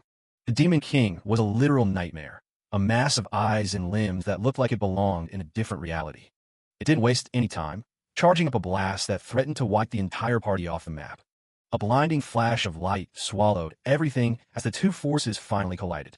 Through the chaos, Douglas Ford was a blur of movement, closing the distance in a desperate dash. The Demon King could fire off multiple high-level skills at once, but Douglas was reading the mana flow perfectly. He countered with his second skill before the first even landed. Just like that, the world went quiet. The battle that was supposed to define their lives ended in an instant. Alan Dramoon just stood there, staring at the ruins. He couldn't even process what had just happened. Douglas had single-handedly ended the war. The Demon King was gone, and Alan Dramoon was left feeling completely hollow. The news spread like wildfire, and soon every city in the land was throwing a parade. Alan Dramoon was officially crowned a hero, though the title felt heavy and unearned in his hands. They were the talk of the town. Alan Edmund was hailed as the sage, and the world seemed to have a bright future again. Not everyone was happy, though. Dario was denied a title for his attitude, while Fanny and Douglas didn't even want one. Alan Dramoon wasn't ready to celebrate, either. He told the others he was going back to training because they were still way too weak. He made a silent vow that day. He'd get so strong that next time, he'd be the one protecting Douglas. 2 years of peace followed, but time has a way of moving too fast. Just when they thought the nightmare was over, their lives were turned upside down once more. The Merca Kingdom, one of the world's greatest nations, was wiped off the map in a single night. Rumors started flying that the Demon King had been revived. No one knew who was responsible, but everyone was terrified. The Reef Kingdom didn't wait around. They reformed the hero party and sent them back out on a hunt. But the bond they used to have was gone, something the group had fundamentally broken. It turned out Douglas's hometown had been hit by a horde of demons, and his mother didn't make it. He kept moving, but he wasn't talking like he used to. The demons they were facing now were more aggressive than ever. Dario got caught off guard during a skirmish, and for a second, it looked like it was over for him.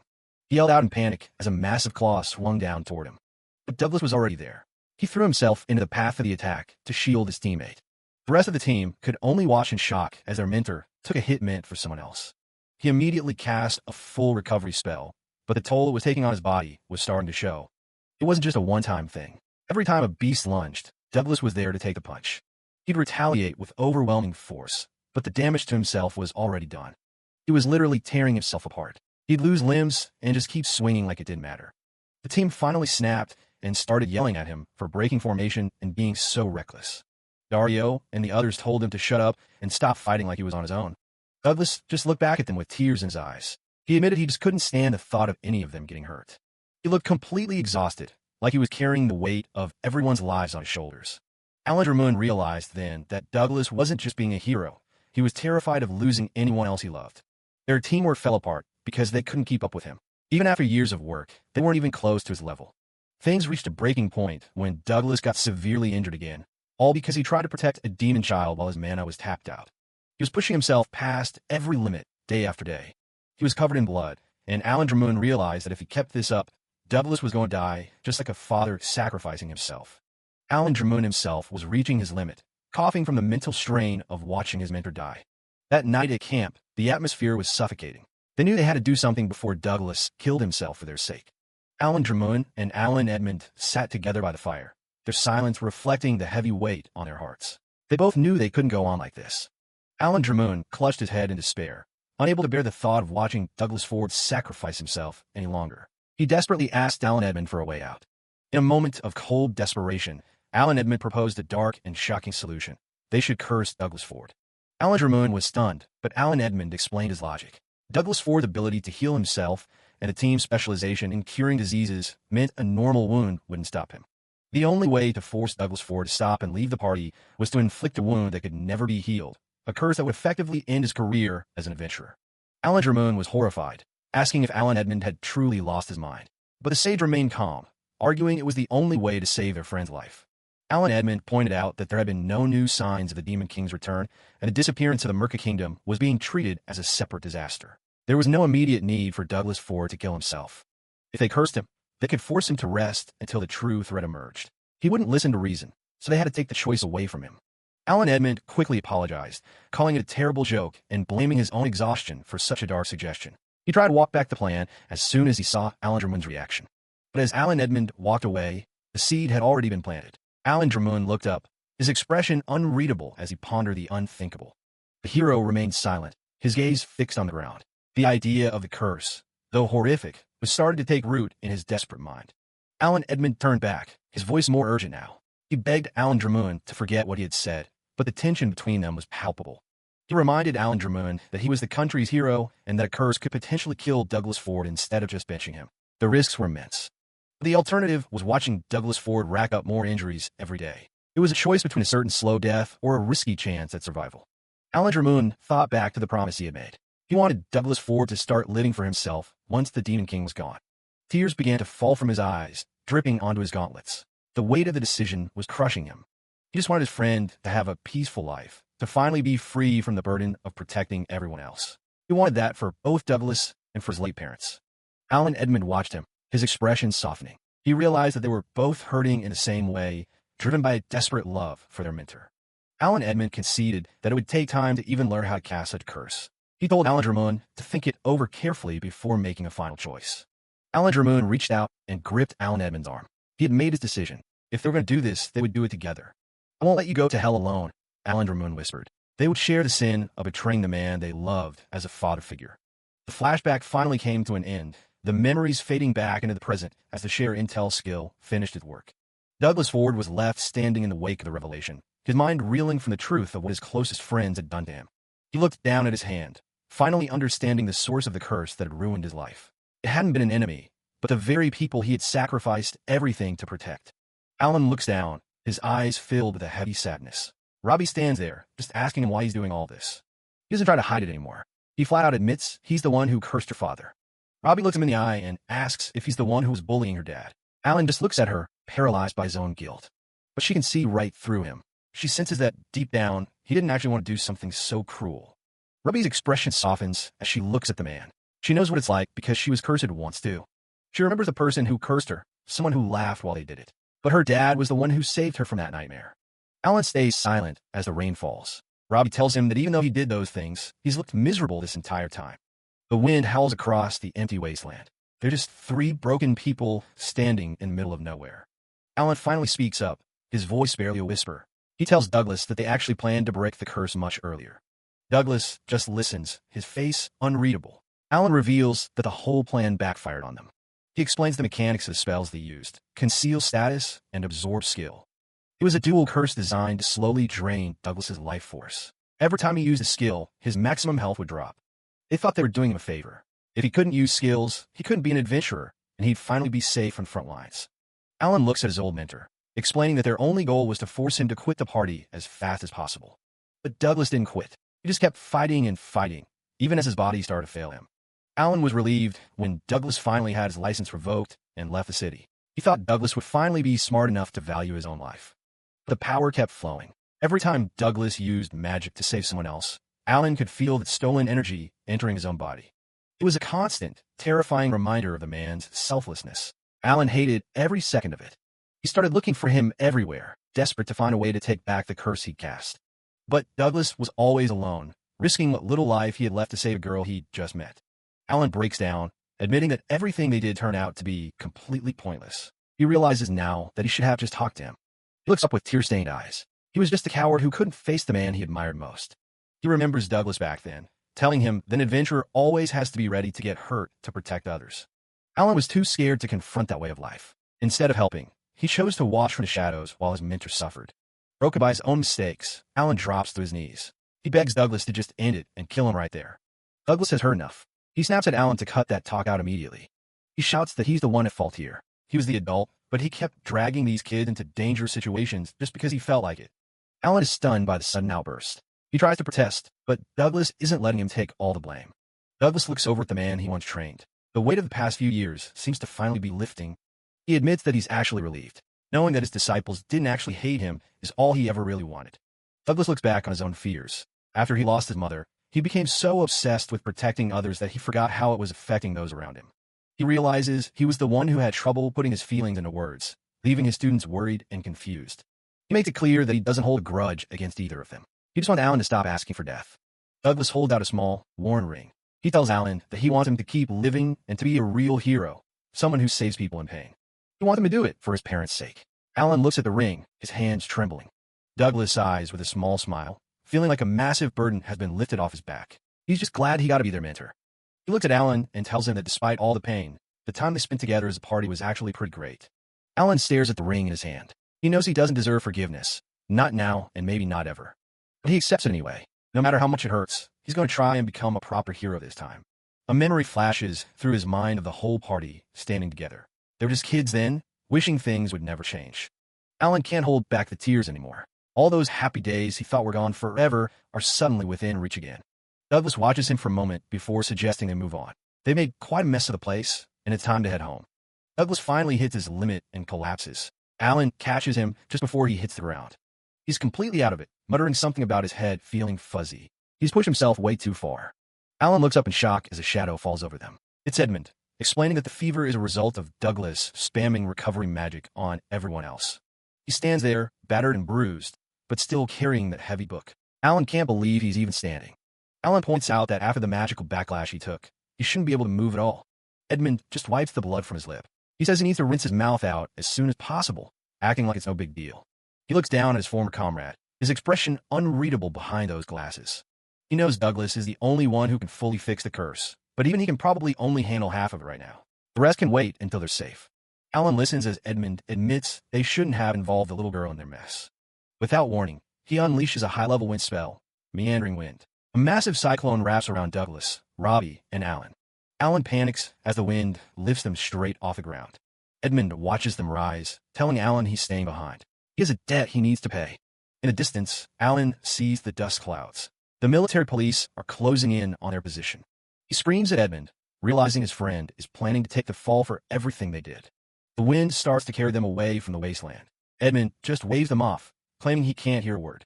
He tells Alan to focus on getting his body healed, so he can go back to being the hero the people need. Tears well up in Alan's eyes as he shouts into the storm, asking why Edmund is sacrificing so much for him. Edmund doesn't answer. He just gives a small, sad smile. He whispers a final goodbye, hoping for a day when they can all meet again as friends. A massive pillar of wind magic shoots into the sky, whisking the three of them far away from the approaching soldiers. The wind dies down, leaving Edmund standing all alone in the empty plain as the cavalry surrounds him. The captain of the guard points a sword at him, declaring him under arrest. Edmund doesn't even try to resist. The heavy clank of shackles echoes through the air as the military police lead him away in chains. As he's being dragged off, Edmund thinks back to why he did it all. He remembers the days when they were just starting out. He didn't care about fame. He just wanted a friend who was his equal. He watched Alan grow into a legendary hero, wielding fire and sword with a talent Edmund could never hope to match. No matter how much he studied or how many spells he learned, he could never bridge the gap between them.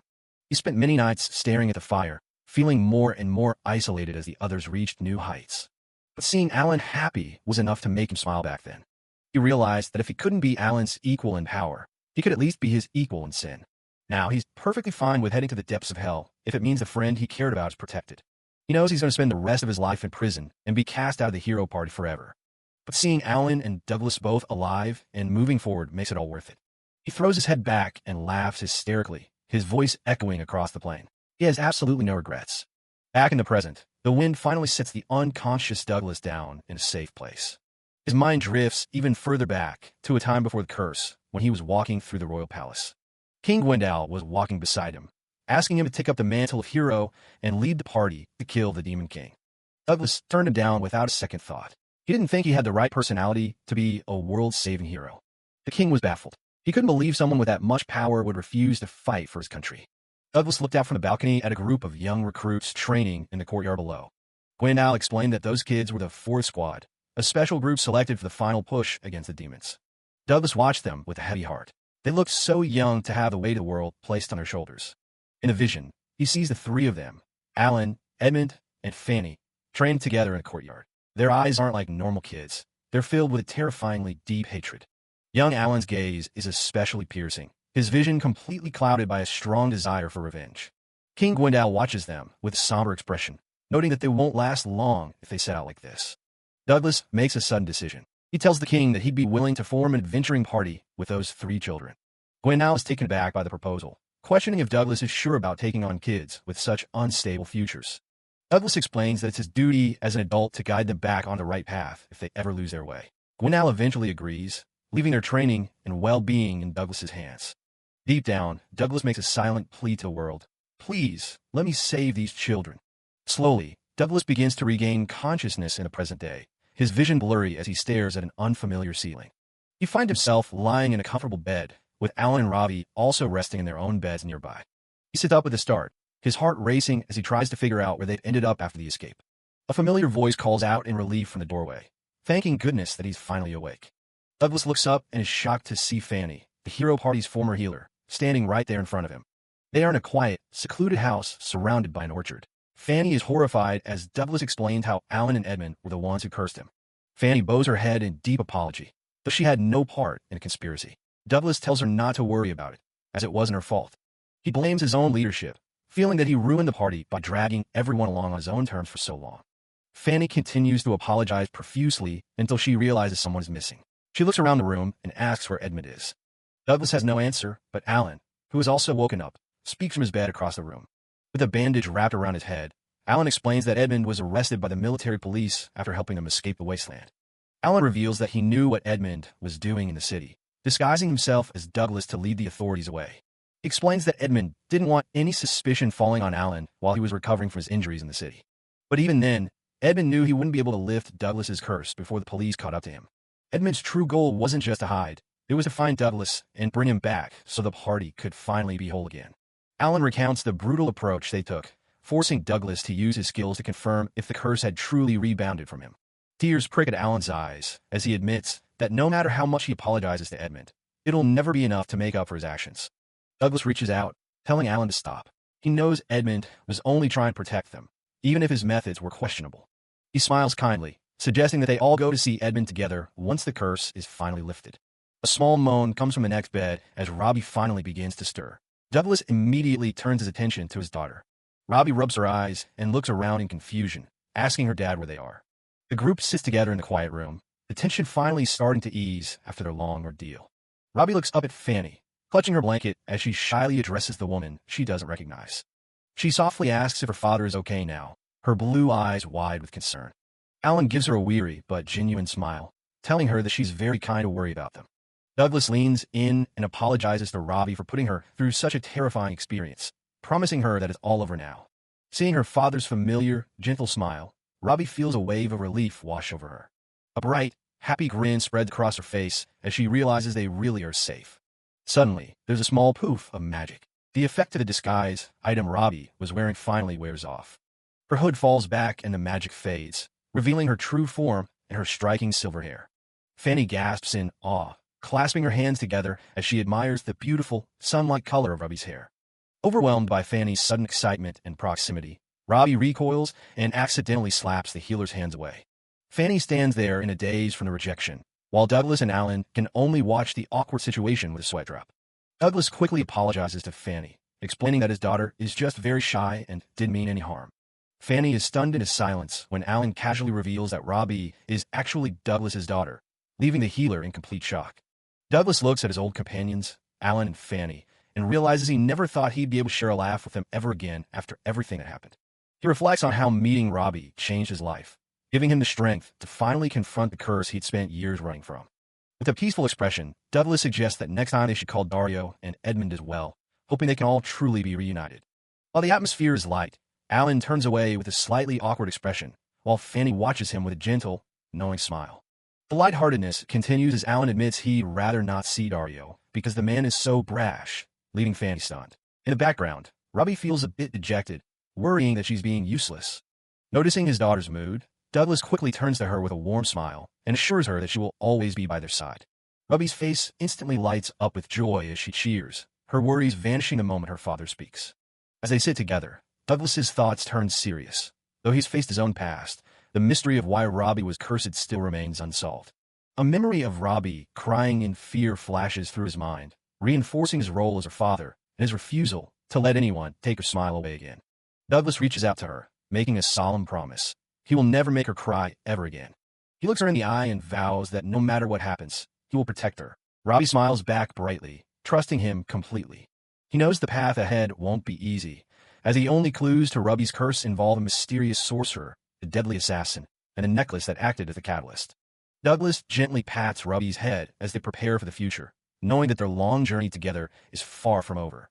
Back at Fanny's place, everyone is finally settling down for the night. Douglas asks for a status report on Alan, and Fanny admits his curse is way more intense than anything Douglas ever dealt with. It's a heavy blow, and Douglas realizes they can't just ignore it. Fanny offers to take charge of the healing herself. She thinks it'll be easier on Alan if his former mentor isn't the one constantly reminding him of his mistakes. As a neutral party, she can give him the space he needs to heal emotionally. Douglas realizes he was only thinking about the magic, not Alan's feelings. Fanny tells him not to sweat it. After all, she's part of the team too. She gives him a reassuring smile, glad to be helping out. Douglas reflects on how he kept trying to protect his party like they were kids. He sees now that they've grown into real adventurers who can stand on their own. He thanks her and leaves Alan's recovery in her capable hands. Suddenly, Robbie runs in demanding some water from her dad. Fanny watches them, amazed at how close they're despite not being related by blood. She mentions that she was also raised by a foster father, so she gets the vibe. Douglas is surprised to hear she has a similar background. He brings up Robbie's situation and how she was cursed to be a Finra when he found her.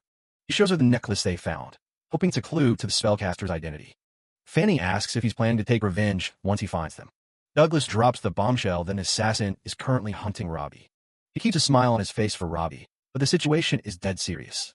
As her father, he's determined to wipe out every single threat to her safety. He focuses back on cooking, his mind set on finding the person responsible. He's looking for closure, not just for Robbie, but for himself. Fanny watches him, seemingly touched by his dedication. Douglas asks her to use her skills to peek into his memories and identify the hooded man. He reaches out and grabs her hands to start the mental link. Fanny's heart skips a beat from the sudden physical contact. He tells her to stay focused and channel her consciousness into her palms. She tries to act normal, but she's definitely blushing. He triggers the share intel skill, and the kitchen is filled with a bright flash. Fanny sees the vision of the creepy guy from Robbie's memories clear as day. As the light dies down, the reality of the situation sets in. Fanny pauses, wondering if that man was actually the one who cast the spell. She explains that high-level curses usually require the caster to touch the target. In a memory, the hooded man does exactly that, touching Robbie's head. Douglas is confused. The guy clearly touched her, so what's the doubt? He adds that he could only break the curse because he took on that man's specific appearance. But Fanny has a theory about a second person being involved. She thinks an accomplice might have used transformation magic to look like the real culprit. If that's true, the person Robbie saw was just a decoy. Douglas stares at her, realizing the real enemy might still be hiding in shadows. Back at the clinic, Fanny is busy scrubbing the tub. Alan finally wakes up and asks where the other two went. Fanny tells him they're checking on Friend. He realizes he's been completely out of commission for a while. Fanny just laughs it off, teasing him for being like a little kid who passes out right after eating. Elsewhere, Douglas is lost in thought as he walks. He's stuck on Fanny's theory that the man who cursed Robbie might have just been an accomplice. He and Robbie are making their way through the dark woods. He wonders why anyone would choose to turn Robbie into a Fenrir specifically. It's a terrifyingly powerful creature. It doesn't make sense if they just wanted to hide her or keep her quiet. His mind drifts back 3 years to when the Merca Kingdom suddenly vanished from a map. That disaster was the spark that started the rumors about the Demon King's revival. He remembers Robbie telling him she was a cursed child meant to be fed to the devil. Looking at her now, he realizes just how much weight she's been carrying on those tiny shoulders. Robbie looks up at him with those innocent eyes, oblivious to his heavy thoughts. Douglas forces a smile, telling himself he's probably just overthinking things for now. He's already told her she can wait until she's ready to talk about her past. No matter what secret she's hiding, he reaffirms his vow to protect her as they look over the town. He tells her he's glad he finally got to introduce her to everyone. Robbie beams, happy that everyone made up, and Douglas promises they'll visit again sometime. Back inside the clinic, the peace is shattered when a figure suddenly appears on the table. It's the assassin, and he's wearing a wide, malicious grin. Fanny is paralyzed with shock, dropping her cup as she realizes they're not alone. She tries to ask who he is, but he just tells her she'll be dead soon anyway. He reveals he's here to kill everyone close to Douglas Ford to isolate him. He claims he's got a debt to collect, while Alan struggles to move in the background. Fanny is horrified as she realizes he's a master of high-level poison magic. The assassin just laughs, telling her it's already game over for her. Bubbling dark magic starts to fill the room as he prepares his attack. He prepares his poison hand skill, looking ready to strike her down. Everything goes pitch black for a moment as the tension peaks. The assassin's face looms in the darkness, more menacing than ever. Suddenly, Alan bolts upright in bed with a panicked gasp. Fanny is right there by his side, looking concerned and asking if he just had a nightmare. The room is empty and quiet, with no sign of any intruder. Alan stares at the window, trying to convince himself it really was just a bad dream. Fanny hands him some water to help him settle back down. He takes it, feeling guilty for causing her even more trouble while he's sick. Fanny looks at him with a hidden intensity, her mind already elsewhere. She thinks back to the reports and papers she's been keeping hidden from Douglas. Her thoughts turn to Edmund Heathmaroy being arrested and the frustration it caused her. She remembers Edmund's cryptic words about Alan's return while he was still in power. She knows she has to carefully manage the hero's reputation to keep the public from getting suspicious. Her thoughts settle on the trace magic that started this whole deception. Fanny thinks to herself about trace, the high-level transformation magic that allows one to perfectly mimic another person's voice and appearance. She reflects on how Douglas became suspicious of a fake Alan, noting that people close to a person can always tell when something is off with their mannerisms. In a chilling revelation, she admits she was also assuming Alan's form, remembering a time when there were two Alans active at once. She recalls her time with Edmund, knowing that they were working toward completely different goals the entire time. Her thoughts drift to her father, Dario, and how she managed to drag him into her complex web of lies. Back in the room, Alan looks at her with concern, but Fanny remains confident that she can still make her plan succeed. She forces a bright smile, telling him that it's absolutely nothing and he shouldn't worry. Deep down, she knows the truth. The ritual to revive the Demon King is already well underway. She identifies the spellcaster who cursed Robbie as none other than her own father. She remembers seeing him in the woods, standing over Robbie while she was still trapped in her monstrous Fenrir form. Knowing the revival will take time, she stays focused on her mission, thinking about the subtle hints she's already planted. She sits quietly with Alan, convincing herself that she's doing exactly what she needs to do. Alan apologizes for not telling her about the curse on Douglas sooner, explaining that he and Edmund were only trying to keep her safe. Fanny looks at him with a cold, distant expression, simply stating that she is trying her best. She looks over her belongings, determined to keep playing the part of the helpful healer for as long as necessary. She looks at the bond between Douglas and Robbie with pure envy, wondering why he loves the girl so much when they aren't even related. She loses herself in a fantasy of being the one in Douglas's arms, wondering if she could ever take Robbie's place. Alan's voice cuts through her thoughts, bringing her back to the reality of the clinic. She quickly puts on her mask again, smiling and telling him to rest easy. With a look of mock innocence, she remarks that everyone has secrets they would rather keep buried deep inside. Douglas and Robbie stand before the blackened ruins of the inn. It's a complete loss. Douglas spots someone picking through the debris. It's Ahab, the owner. Ahab manages a weak smile, just relieved to see that the two of them are safe. When Douglas asks about the building, Ahab admits it's beyond repair. They'll have to start over. He tries to stay positive, noting that Lisa's family is okay and the fire didn't spread to their house in the back. He goes quiet for a second, the weight of it all clearly sinking in. Ahab mentions he heard Edmund was hauled off to jail. Douglas immediately drops his head in a deep bow, taking full blame for everything that happened. The neighborhood sits quiet around the skeletal remains of the inn. Inside, Douglas explains the whole situation to Ahab and his wife, Mocha, how the curse dragged them all into this mess. Ahab asks if that means Douglas considers himself partly responsible for the fire. To Douglas's surprise, Ahab isn't holding a grudge. He puts the blame entirely on Edmund. As far as Ahab's concerned, the shitty sage is the culprit, and that's the end of it. Douglas clenches his fists. He's not about to let himself off the hook that easily. Ahab asks him what this idea of his is. Douglas cuts straight to the chase and asks how much it would cost to rebuild from scratch. Mocha estimates 100 gold coins. Douglas doesn't hesitate. He tells them he's going to pay for it. Ahab and Mocha can't believe it. He's already doing the math. He's got 40 gold now, and he'll grind out high reward quests for the rest. Ahab refuses. He says he's not about to borrow money from a friend like that. Douglas slams his hand on the table. He tells Ahab to stop worrying. He'll work 24/7 to make sure both their families are fed. Ahab yells back, telling him to lay off. He refuses to take a single coin. Douglas argues that legal routes for compensation will take months, and they don't have that kind of time. Before they can keep going, Mocha cuts in. She gives them the shush sign. The kids are finally asleep in the next room, and they're about to wake them up. Mocha turns back to Douglas. She knows his mind is made up, even if Ahab is still being stubborn. Douglas pivots. He asks Ahab exactly how much money he's got on hand right now. It's 50 gold. Douglas tells him to take that cash and start rebuilding the inn immediately. Ahab thinks he's crazy. 50 gold is barely half the market price for an inn this size. It's impossible. Douglas admits he hasn't worked out all the details, but he still wants to find a way. He apologizes for talking finances in front of Mocha, but he could tell Ahab was planning to work himself to death for the money. He points out that ruining his health would hurt his family the most in the end. Douglas looks his friend in the eye and makes one final plea. Let him help protect the family of a good friend. Ahab finally gives in. He scratches his head and thanks Douglas for sticking his neck out. The next morning, the city is already bustling. They arrive at Balzac's Craftsman's Guild to hire a professional. Robbie is along for the ride, excited at the prospect of finding a builder to help them out. The place is crowded. Douglas knows finding someone to take a job on their budget won't be easy. He steps up to the counter to place the commission. The receptionist nearly falls out of her chair. News that Douglas Ford is back in town travels fast. The room starts buzzing. Everyone is wondering why a legendary adventurer is looking for a builder.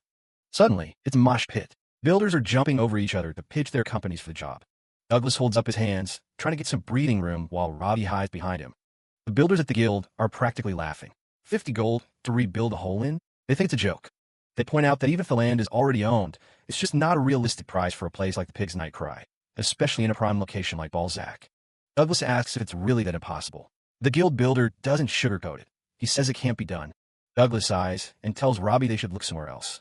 But just as they're about to leave, a voice calls out to them. A girl jumps into the air, waving her hand. It's a were-rabbit named Kotri, and she's desperate for the job. Douglas and Robbie are stunned. They've never seen a rabbit beastkin builder before, let alone one carrying a full set of heavy-duty tools. Douglas asks if she's really a builder. Kotri beams and starts to introduce herself, but the other guild members are already whispering. The bigger builders start heckling her. They tell Douglas not to hire a freelancer like Kotri, claiming she has zero experience with something as big as an inn. Kotri begs them to stop. She admits she hasn't built an inn before, but she insists her master taught her everything she needs to know. The builders get nasty, telling her she's just going to ruin their professional reputation. They even tell her to go back home and farm carrots because a rabbit has no business being a builder. Robbie looks up and asks a simple question. Why can't Miss Rabbit build a house? One of the more arrogant-looking builders condescendingly tells Robbie it's a great question. He tells her that building requires real strength, which he claims rabbits just don't have. He tries to play it off like they just have different strengths and weaknesses. Robbie doesn't back down. She points out that the rabbit lady never said she couldn't do it. The builder is actually a bit impressed by her logic. Robbie keeps pressing him, asking why, over and over. The guy starts to sweat, realizing he doesn't actually have a good answer. Douglas places a hand on Robbie's head. He agrees with his daughter. She's absolutely right. Douglas turns to Kotri and apologizes. He admits he didn't expect a were-rabbit to be a builder either. Kotri tells him it's okay, since even people in her hometown felt the same way. She clenches her fists, determined. She's studied hard, and she's ready. She asks Douglas to tell her more about the job. Douglas is happy to give her a chance. The other builders are left in shock, wondering what they're supposed to do now that she's actually taken the contract. As they walk through the city, Kotri starts to understand why the budget was so tight. She tells Douglas she was moved by how much he cares about his friend. Douglas asks her if she really thinks it's going to be that difficult. Kotri gives him a big smile and says she won't charge a single cent for labor. She wants to help him save as much money as possible. Douglas stops her right there. He insists she takes her fair share of the pay. Robbie notices Kotri's expression change. Kotri finally admits the truth. She hasn't been getting any work lately. She was hoping that doing a good job for someone as famous as Douglas would finally change her luck. She's willing to overwork herself just to make this work. Douglas tells her that's even more reason for her to be paid properly as a top-class professional. Kotri is stunned. Douglas tells her to accept the pay she deserves, saying that the person who taught her those skills would want it that way too. Kotri is moved to tears by his kindness. She remembers when she first begged to be an apprentice. Every other company had turned her away because of who she was. Her master had screamed at her, asking how anyone so stressed about money could ever build something splendid. He had offered her the job and promised to pay her properly, telling her that money should enrich her heart so she could pass that kindness on to others. Kotri wipes her eyes and apologizes. She almost forgot that important lesson. She accepts the job, promising to work like a true professional. Douglas and Robbie look on, glad they found someone so passionate. They finally arrive at the wreckage of the inn. Kotri takes a long look at the site. Inside, the damage is even worse. Kotri says a repair is out of the question, but she can handle the demolition. They walk together as they talk shop. Douglas knows materials and labor are going to be the biggest expenses. Kotri estimates they'll need at least 3 strong people for the heavy lifting. Douglas offers to jump in and help out himself. With his help, Kotri is confident they can pull it off. Douglas is relieved, but he knows they still need to figure out where to get the materials. Kotri explains that wood alone will cost 1/6 of the entire budget. It's incredibly expensive in Balzac. She tells them most of the wood comes from the Saskaba forest, which is controlled by elves. They have a total monopoly and aren't exactly friendly to outsiders. Douglas considers it. He knows harvesting and transporting timber is hard work, but the elven markup is still steep. He figures if they could buy directly from the source, they could save a lot of money. Khatri warns him that the elves won't even listen to a proposal. Suddenly, Douglas has a breakthrough. He decides they're going to pay a visit to the elven forest themselves. Khatri can't believe what she's hearing. Douglas reveals his secret. He's actually friends with some elves. He thinks they might be able to negotiate a better price if they talk to them in person. Ruby's eyes light up. She asks if they're going to see Nikki, the young elf they met before. Douglas gives her a confident smile and says he's sure they'll hear them out. Khatri, meanwhile, is still in total disbelief. She has no idea how a human could ever manage to become friends with a reclusive elves.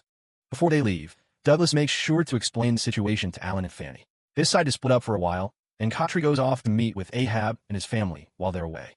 7 days later, they are well on their way. The sound of horse hooves on the road is constant as their wagon rolls through the countryside. Robbie spots some rabbits in the grass and leans out the car to get a better look. Douglas has to remind her to stay safe and not lean too far out. Khatri is having a great time, too. She hasn't been on such a long trip in ages. She asks Douglas if they're almost there yet. Douglas looks thoughtful as he remembers his first meeting with Rui and his tribe. They had just survived a massive forest fire caused by a lightning strike. After that incident, Douglas had helped them arrange for humans to install lightning rods in the forest. He even has a letter from them expressing their gratitude and their desire to open up to the outside world. Khatri is suddenly overcome with nerves. She asks if it's really okay for her to be coming along on such an important diplomatic mission. Douglas tells her not to worry. He warns her that the elves might be a little wary at first, but they don't mean any harm. He asks her to give him a fair chance. Khatri pumps her fist, determined to overcome her social anxiety and do her best for the project. Douglas can't help but chuckle at her enthusiasm. As they approach the forest, Douglas tells Robbie to come over to him so she doesn't trip while getting down from the wagon. Suddenly, a familiar voice calls out. It's Nikki, who has spotted them from afar and is waving frantically. Douglas and Robbie wave back, excited to see their friend again.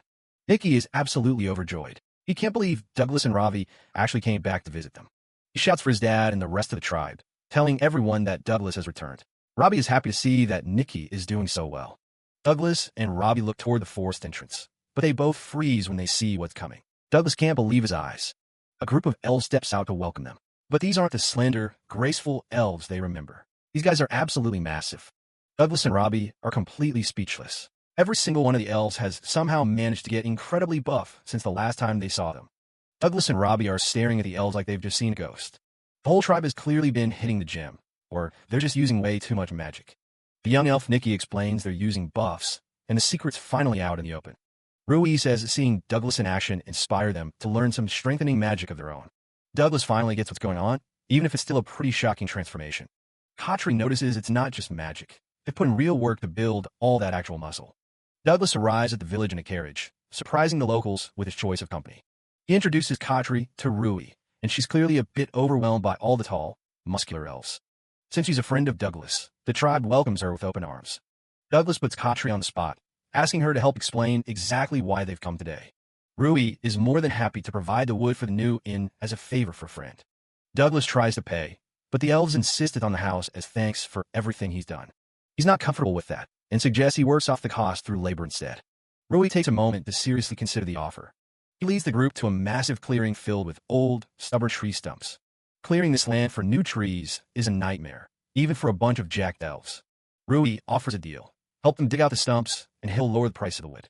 But he warns that with roots this deep, they're looking at a full month of backbreaking work. Douglas asks if just plowing the whole field would work instead of digging one by one. He tells everyone to stand back and begins focusing his energy on the ground. He places a hand on the soil, calling on the spirits of the earth to help. One cast of ground magic. Gnome later, and the entire field starts shaking like a massive earthquake. Just like that, every single stump is uprooted and the land is perfectly plowed.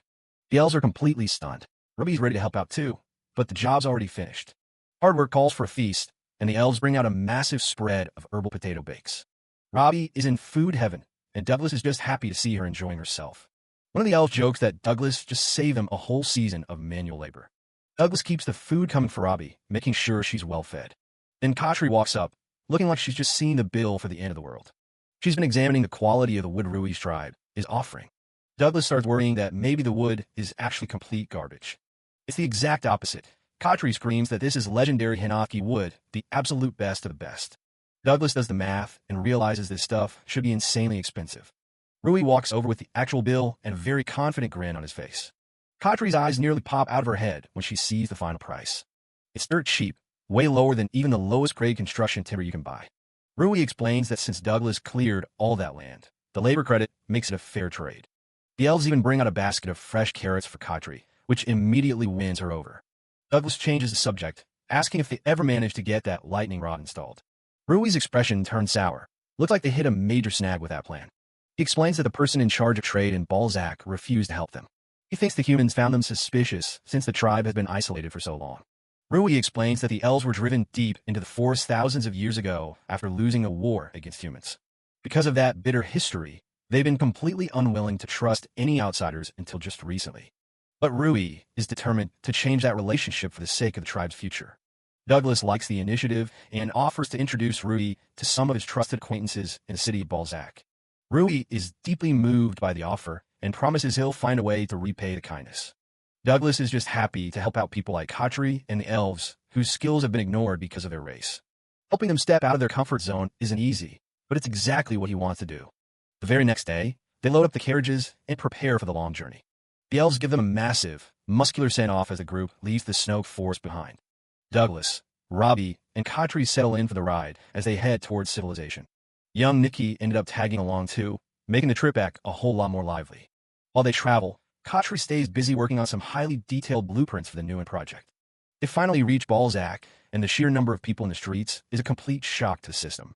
Nikki and Rui are glued to the windows, staring at the bustling city they've only ever heard stories about. The group steps out into the middle of the city, feeling like total tourists in the urban chaos.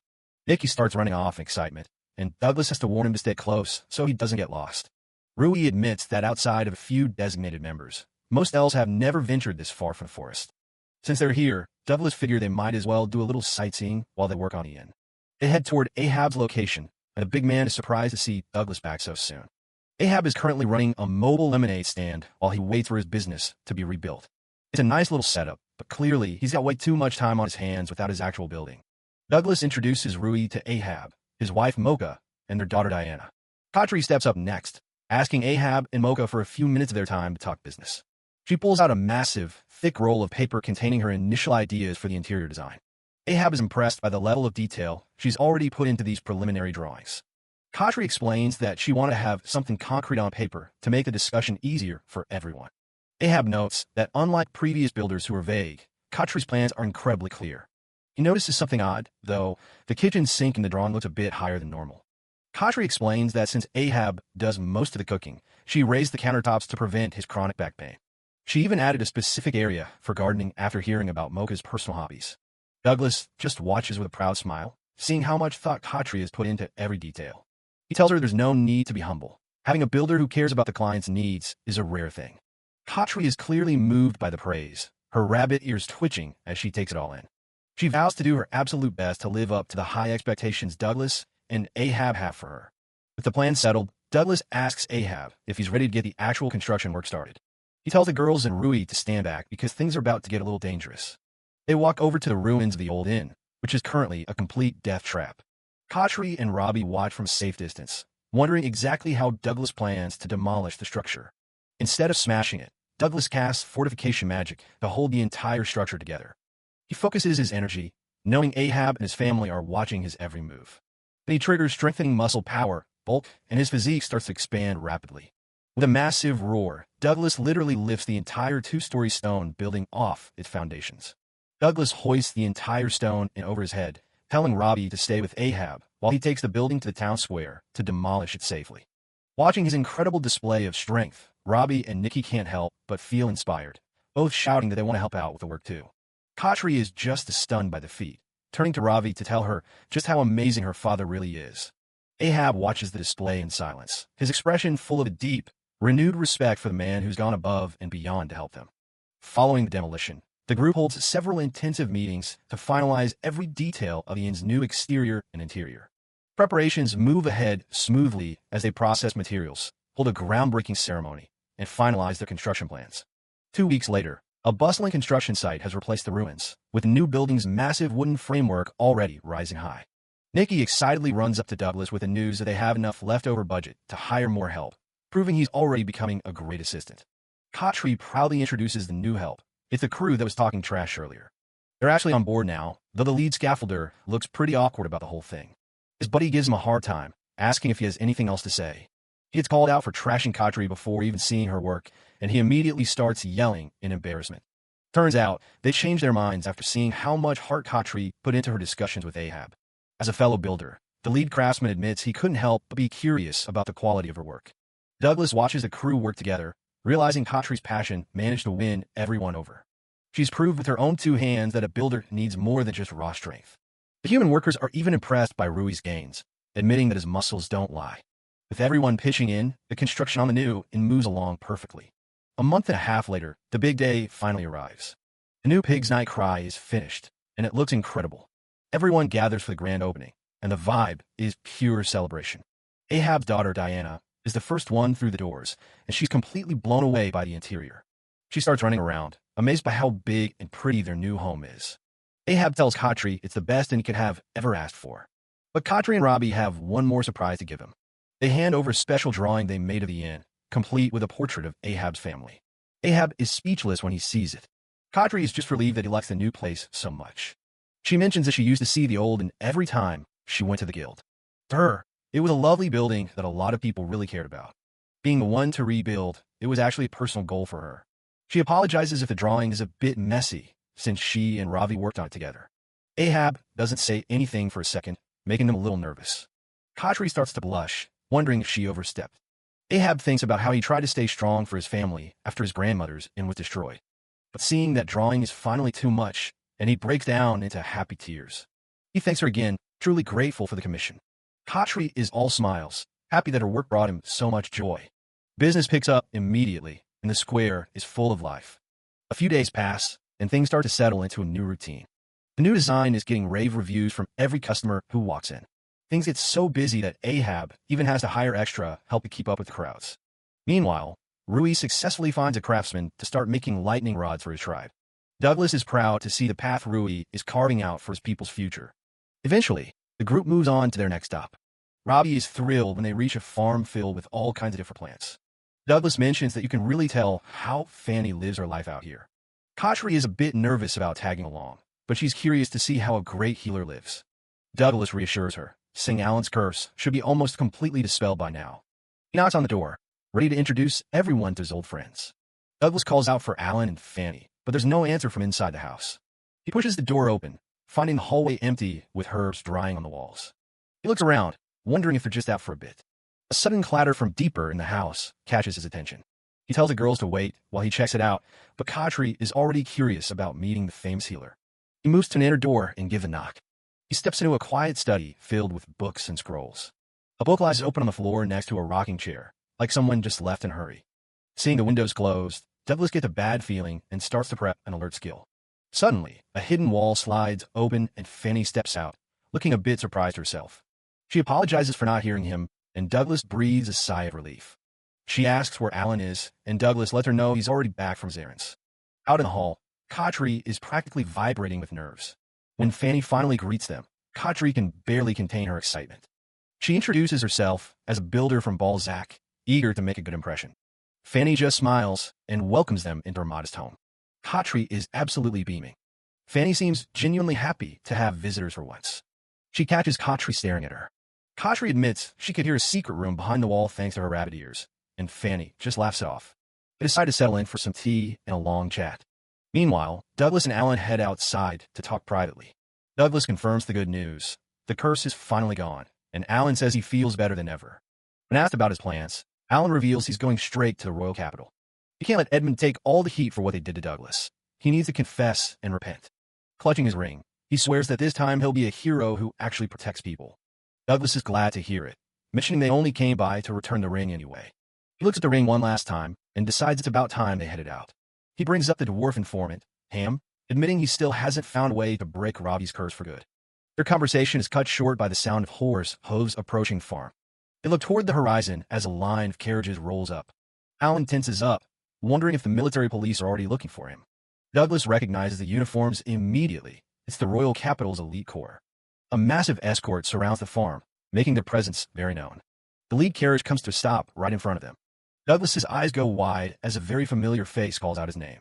Gwendal Lipton, the legendary Sword Emperor, steps out of the carriage. Douglas greets him like an old pal, but Khatri is absolutely floored to see a living legend standing there. This guy is a total powerhouse who once took on 9 SS-rank demons single-handedly. Khatri can't believe Douglas knows him, but he just shrugs and says they used to be drinking buddies. He adds that he's not the only one who knows the commander. Behind him, Alan and Fanny look like they've seen a ghost, still haunted by the brutal training they went through under Gwendal. Gwendal Lipton maintains a sharp, unwavering stare as he stands beside a perfectly relaxed Douglas. The mere sight of their old instructor sends Alan and Fanny into a state of pure shock, their hearts sinking as he greets Douglas with a formal salute.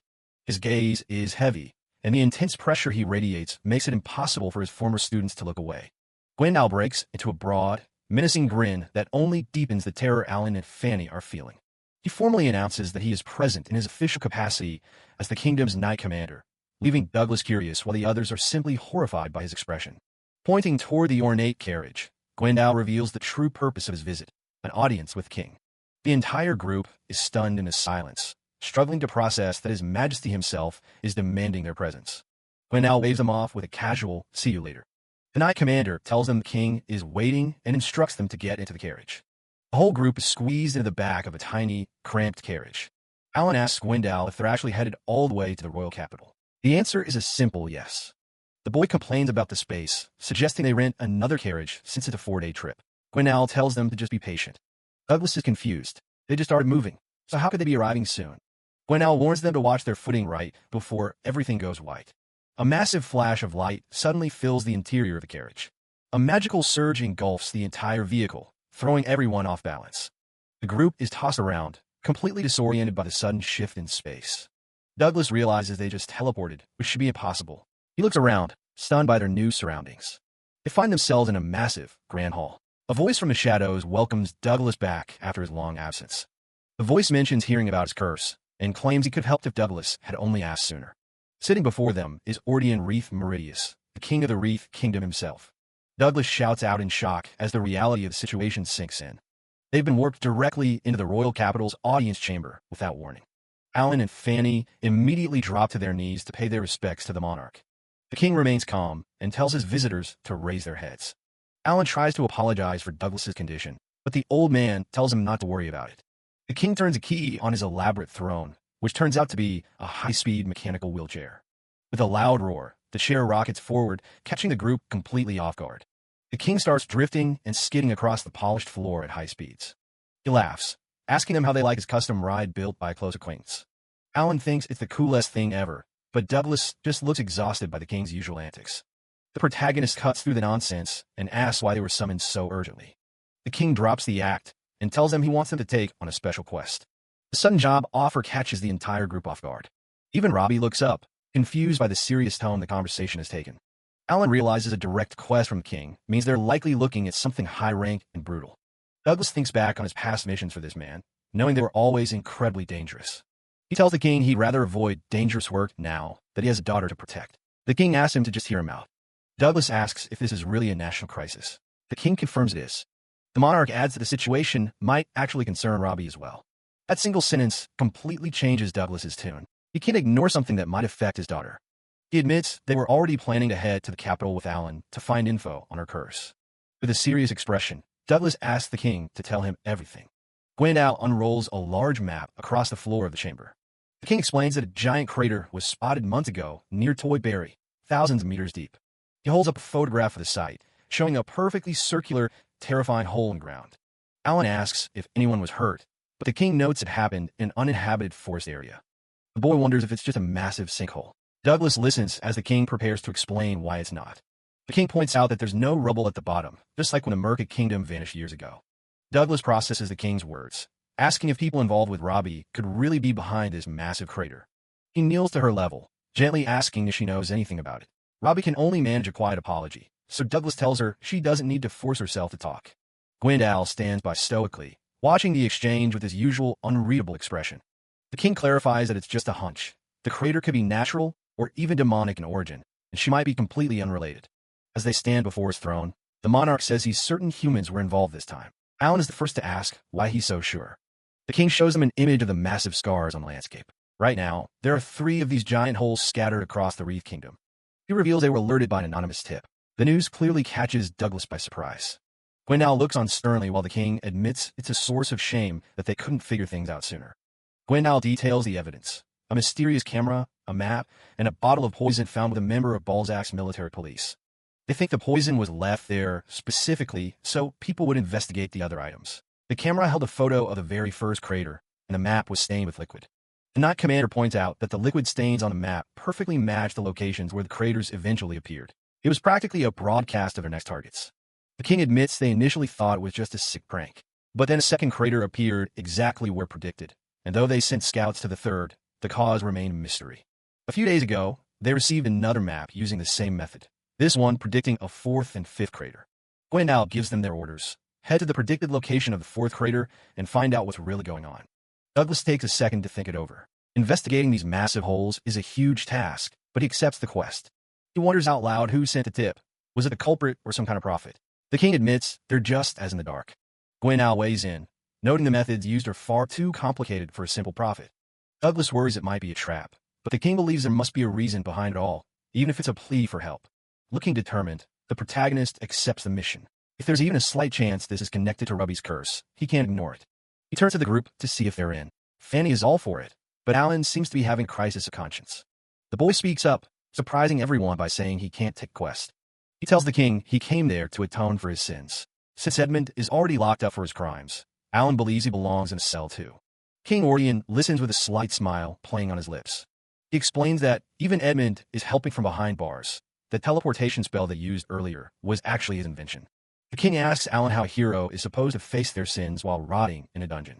He tells the boy he wants to see him make up for his past through his actions instead.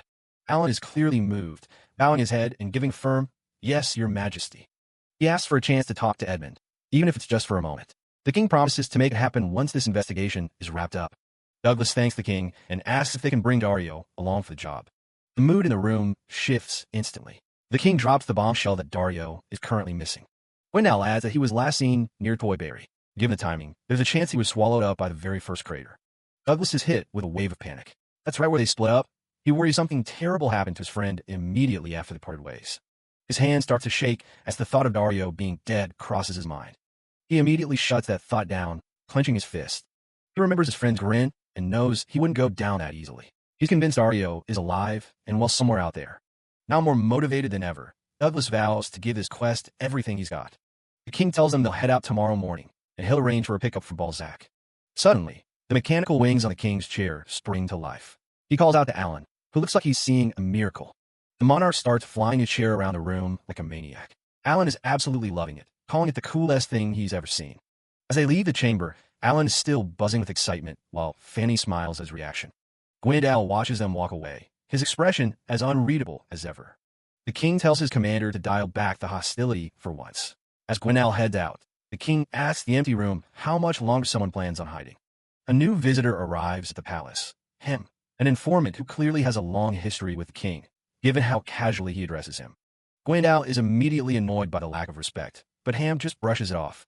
He explains that he's the one who sent for the anonymous photos to try and track down the source. The Night Commander doesn't beat around the bush. He reveals that the person behind the mysterious tip is none other than Fanny. Ham and the king are stunned by the revelation. Gwendal explains his process, showing how he enlarged a section of the photos and saw Fanny's own clothes reflected in the surface. Ham notes that the evidence goes even deeper. The poison and the liquid found on the map are made from plants that only grow near Fanny's home. He finds the whole situation baffling. If she's the culprit, why would she risk sending information directly to the military police? It feels like too big a risk for a simple trap. Regardless of her motives, Gwendal isn't interested in making excuses for someone who might be a threat to the kingdom.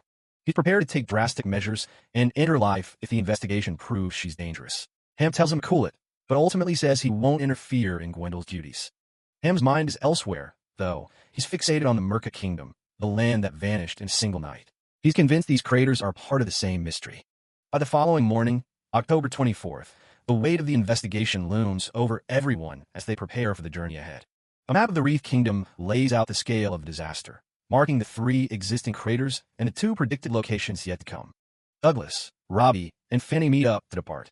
Douglas assumes they'll be taking a carriage, while Fanny explains that the teleportation spell they used before requires a physical anchor at the destination. Douglas quickly realizes that as long as they have the spell fixed to the carriage, they'll be able to teleport back to the capital in an instant. Just then, Fanny comes rushing toward them, breathless and offering a frantic apology for her lateness. Looking around, Douglas notices a glaring absence and asks about the missing member of their group. Fanny explains the situation. Alan won't be joining the investigation today because his fever flared up again during the night. The news takes Douglas by surprise, his brow furrowing as he processes the change in plans. He asks if she was able to heal him, but Fanny explains that she's left him to rest at her place. Given his recent recovery from a curse, pushing himself now would be too dangerous. Douglas does his best to keep Ravi's spirits up, telling her they'll just have to work twice as hard to make up for Alan's absence.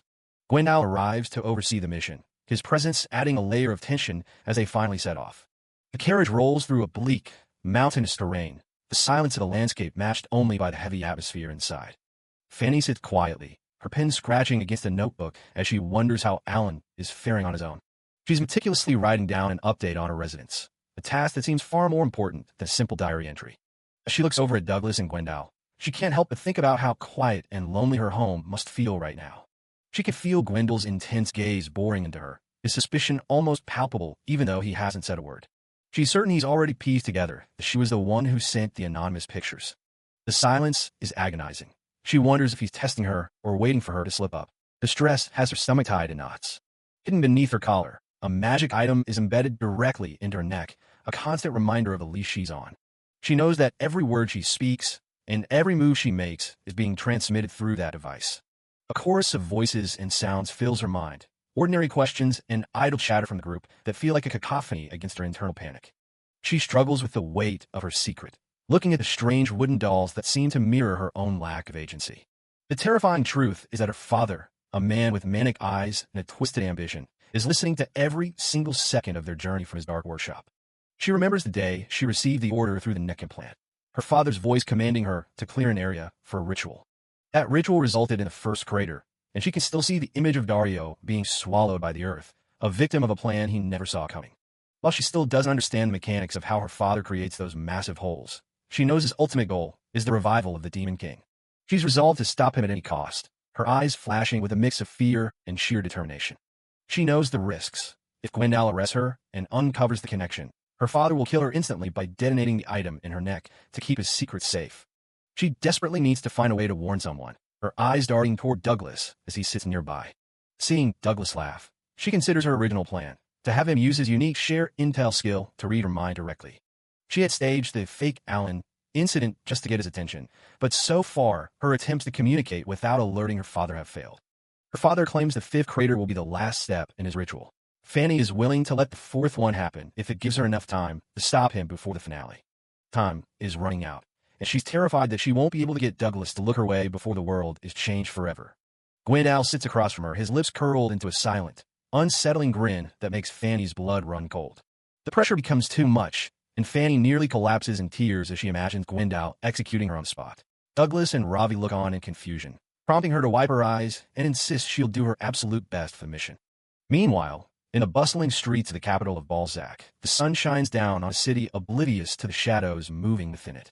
Suddenly, a small figure in a white hooded cloak collapses face first onto the pavement with a heavy thud, catching the attention of a nearby woman. The woman rushes over to help, but the boy, Alan Drummond, now reverted to his child form, can barely stay upright as his vision and depth perception continue to fail him. He ignores the offer of help, his mind focused on a single, urgent goal as he forces himself back onto his feet. With his heart pounding and his breath coming in ragged gasps, Alan sprints through the crowd, desperate to reach Douglas before the catastrophe his father has set in motion can begin. Alan is just hanging out outside the house, waiting for Fanny to finish getting ready. He decides to give her some space and waits by the door, but something feels a bit off. He notices something stuck in the doorframe, and then Fanny suddenly appears right behind him. Before he can even react, a massive jolt of magic slams into the back of his head. He collapses to the ground, paralyzed. Fanny stands over him, whispering how sorry she is. His vision starts to fade as he blacks out, wondering what the hell she just did to him. He hears her voice one last time, saying he looks a lot cuter like this. He snaps his eyes open, completely disoriented. He realizes he's buried under a pile of heavy clothes. His own gear is way too big now. He tries to figure out how long he's been out while checking his tiny hands. Looking at his reflection, It's clear he's been regressed into a little kid. Panic sets in. He's never heard of a skill that does this. It has to be a curse. He runs down the stairs, only to find every single exit completely boarded up. He checks the windows too, but they're all sealed tight with wooden planks. He's trapped. There's no way out for someone his size. He tries to summon his ice magic, but nothing happens. His sorcerer eyes aren't working either. He can't feel any mana at all. He wonders how Fanny even managed to get out if she sealed everything from the inside. He finds some food left out for him, but then he hears a rustling in a nearby cage. It's a mouse, and there's a note from Fanny asking him to look after it. He takes a closer look and sees something glowing on the mouse's back. It's a transfiguration curse mark, the exact same thing that hit him. He asks the mouse if it used to be human too, wondering if Fanny did this to it. The mouse just bites his finger and scrambles out of the cage. It starts scurrying across the floor, squeaking like it wants him to follow. He decides he doesn't have much of a choice but to see where it's going. The mouse leads him straight to a big bookshelf in the corner. It jumps onto a shelf and squeaks again, clearly trying to show him something. He notices a cold draft blowing right through the books. He clears the shelf and finds a hidden passage tucked behind it. He peeks through the opening, wondering what else is hidden in this house. It opens up into a secret room filled with light. The whole place is packed with toys and children's clothes. It's too childish for Fanny. This room was clearly built for someone else.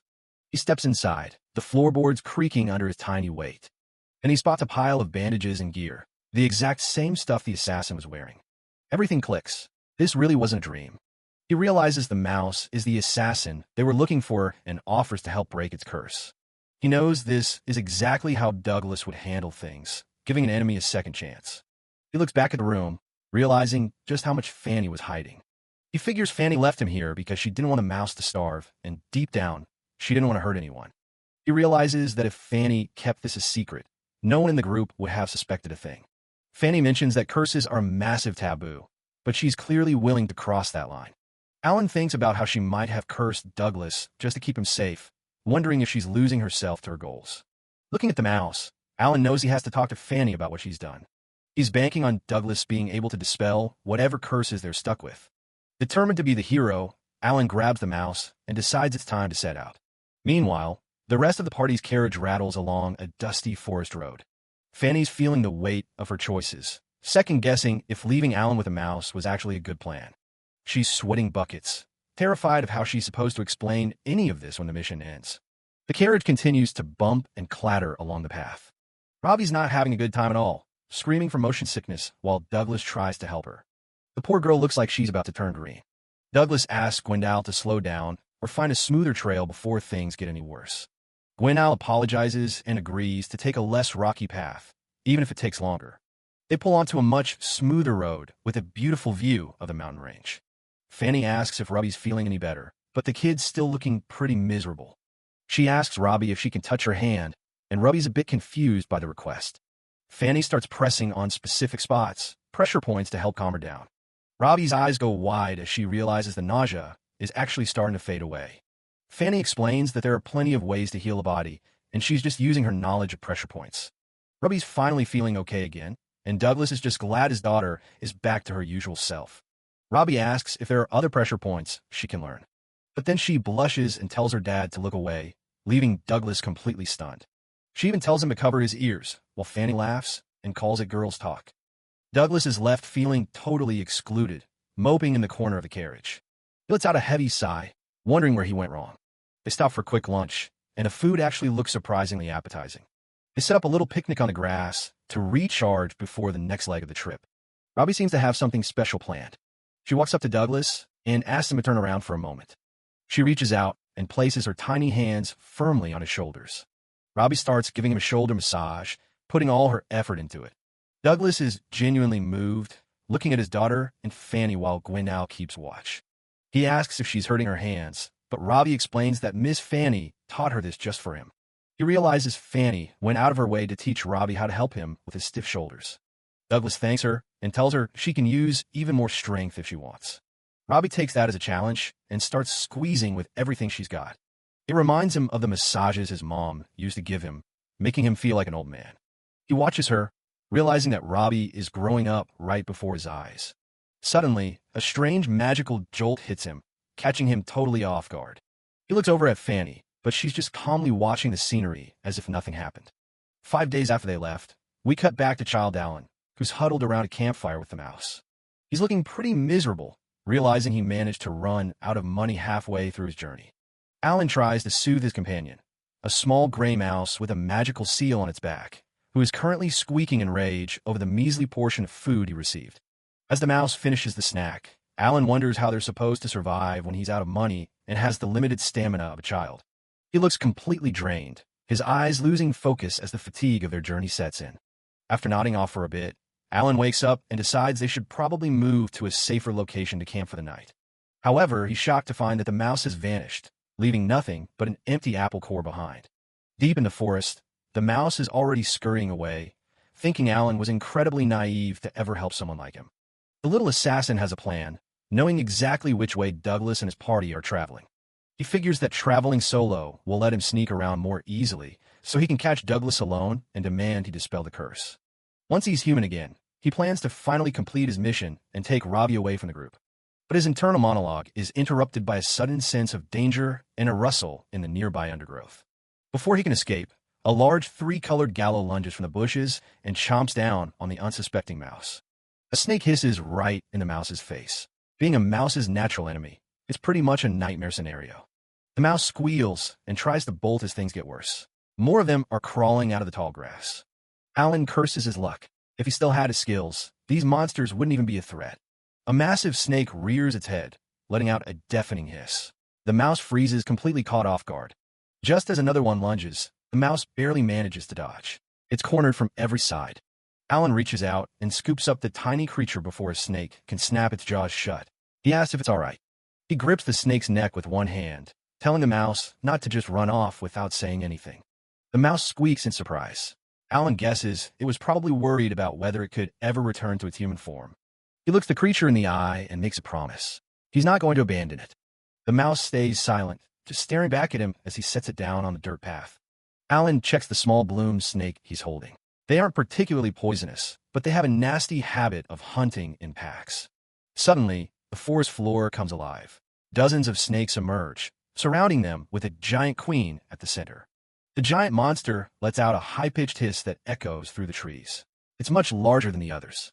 Alan grabs the mouse and tries to make a break for it, but his child body is already failing him. He feels faint, wondering if he's already been poisoned. One of the smaller snakes lunges at his face with its mouth wide open. He's completely surrounded. He falls back, cursing his useless state. It looks like the end for both of them. The Queen Bloom snake looms over Alan, ready to strike. It's a hopeless situation.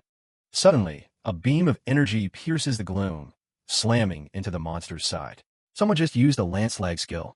A massive explosion of light called Booming Flash erupts, completely vaporizing the swarm of snakes in an instant. As the dust clears, a figure stands over the wreckage. Dario tells the lil brat to get back to bed. Alan can't believe his eyes. Dario stands there with a smirk, asking if Alan isn't scared of him. The shock of seeing him here is almost too much. Dario suddenly bursts into a fit of hysterical laughter, finding the whole situation absolutely hilarious. He mocks the group, pointing out how Douglas got cursed, and now Alan has been turned into a kid by Fanny. He thinks they're all out of their minds. Alan just sits there silently, while the warrior keeps laughing at the absurdity of it all. It's a pretty low point. Dario asks if he's actually talked things out with Douglas. Alan looks away, unsure of how to even answer that. The warrior's expression turns serious for a moment as he stares down at the boy. He's not just here to mock him. Alan says that the talking part will have to wait. Right now, he's done hesitating. He looks up with a newfound resolve. This time, he's going to face his problems head-on as the hero. Dario changes the subject, asking about the mouse. He reaches out and picks the tiny creature up by the tail. Alan panics, but the mouse is even more terrified. It realizes Dario is human and worries about what a guy like him might do. Alan explains that something happened to the mouse, and it was cursed too. He's planning on getting both of their curses broken. He asks what Dario has been doing this whole time. The warrior just shrugs it off, saying he's been busy with all sorts of things. The mouse watches Alan, wondering if he really plans to keep its secret identity safe. He seems surprisingly relaxed. It reflects on how it's been an assassin for so long, and yet this is the first time anyone has ever said they wouldn't abandon it. A vision of the future flashes through the mouse's mind. Everyone back in their original forms, standing together as a team. The image shifts to a darker thought. The mouse wonders what look would be on Douglas's face if everything was destroyed. a dark, twisted grin hidden behind fingers. It's the true nature of an assassin coming to the surface. The mouse imagines Douglas weeping in regret, wishing he had never saved anyone in the first place. People's true selves always show at the end. It can't wait to see him wallow in misery. Dario breaks the silence, telling them it's time to get moving. Alan asks if they're heading to find Douglas, pointing out that there aren't any carriages around to take them there. Dario just flashes a confident grin. He tells the boy that he's much faster than any carriage they'll find. He grabs Alan and takes off with a literal bang, creating a shockwave as they rocket through the forest. Alan can only scream in terror. Dario laughs hysterically, mocking how Fanny used her magic and curses to betray them. He says he's not done with that woman yet. He grits his teeth, looking absolutely deranged. He says he won't be satisfied until he can tell her off himself. 6 days pass since the group set off. They finally reach the cliffside overlooking their destination. Douglas listens as Gwendal explains the timeline. The craters appear every 40 days, and they only have 3 left before the next one hits. Douglas looks out at the vast mountain range. It's hard to imagine that this whole landscape could just vanish in an instant. The path ahead is steep and dangerous. Gwendal notes that they're currently at a high point overlooking the mountains where the crater is predicted to appear. Before they head out, Gwendal pulls out an envelope. He's been holding onto it from the king and was told to hand it over once they arrived. Douglas takes the letter, thinking that a SSS rank quest is definitely going to require some serious preparation. He starts to open it. Robbie and Fanny watch as Douglas reads the contents. He's completely silent, which is never a good sign. He looks down at the paper in disbelief. It's a quest for a mushroom hunt? It makes 0 sense. Douglas is completely baffled. Even Gwendal doesn't know what to make of it, suggesting they just don't think too deeply about the king's whims. Robbie, however, seems intrigued. She's just happy to see some colorful mushrooms on their journey. She spots a large, dripping mushroom and points it out to Douglas. It's certainly unique looking. Robbie walks over to take a closer look, her hand reaching out to touch the strange fungus. Then, a voice screams out a warning. A sudden jolt of electricity strikes a nearby tree. The group is on high alert, wondering where the hell that voice came from. Douglas rushes over and pulls Robbie back just in time. He's shouting her name, frantic after that sudden explosion of energy. Fanny explains that those mushrooms are extremely toxic. Just touching them would be enough to melt your skin right off. Everyone is shaken. Douglas checks on Robbie's hand. She says she's okay and didn't touch it. Gwendal looks around, still on edge about the mysterious voice. The forest is eerily quiet. They're all on high alert, weapons at the ready, looking for any sign of another person. Gwendal uses his scout skills, but comes up empty. There's absolutely no presence of humans or monsters nearby. It's like the voice came from nowhere. Robbie apologizes for being reckless. Douglas tells her not to worry. She was just trying to help with the quest. But he's still thinking about that voice. Gwendal warns them that nature is full of dangerous traps. He tells Robbie to check with him before touching anything else. She quickly agrees. He suggests they split up. He'll stay behind to scout and call for an evacuation if he finds anyone. It's better to be safe. Douglas agrees and prepares to head toward the target mountain. There's no time to waste with the crater prediction looming. He tells Robbie and Fanny to hold on tight. They're going to take a shortcut to the top. Robbie's eyes go wide at the suggestion. Douglas confirms it with a smile. They're going to walk. They're going to fly. Fanny looks completely caught off guard. With a sudden burst of magic, Douglas activates his flight and acceleration skills. The world starts to blur around them. Robbie screams as they're lifted off the ground, her face a mix of shock and pure adrenaline. They're moving at an incredible speed. They rocket through the air, leaving a massive shockwave in their wake. It's a hell of a way to travel. Gwendal tells them to take care. Douglas carries both of them with ease as they soar over the landscape. He tells Fanny to hold on tight as well. They're really moving now. Suddenly, the scenery changes.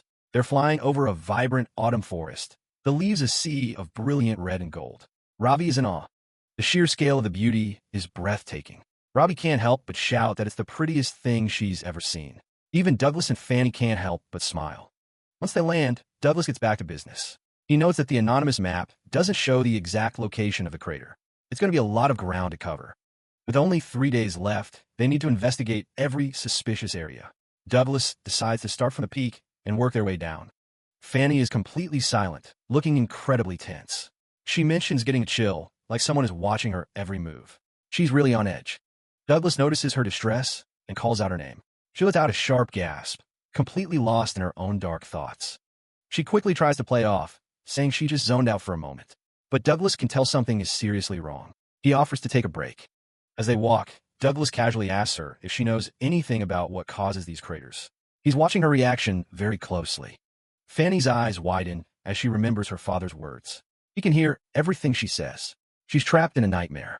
Douglas reflects on how strange she's been acting since they started the quest. He suspects she's hiding a major secret from the rest of the group. He worries that she's bottling up her problems just like he used to do. Back then, it caused his friend a lot of pain.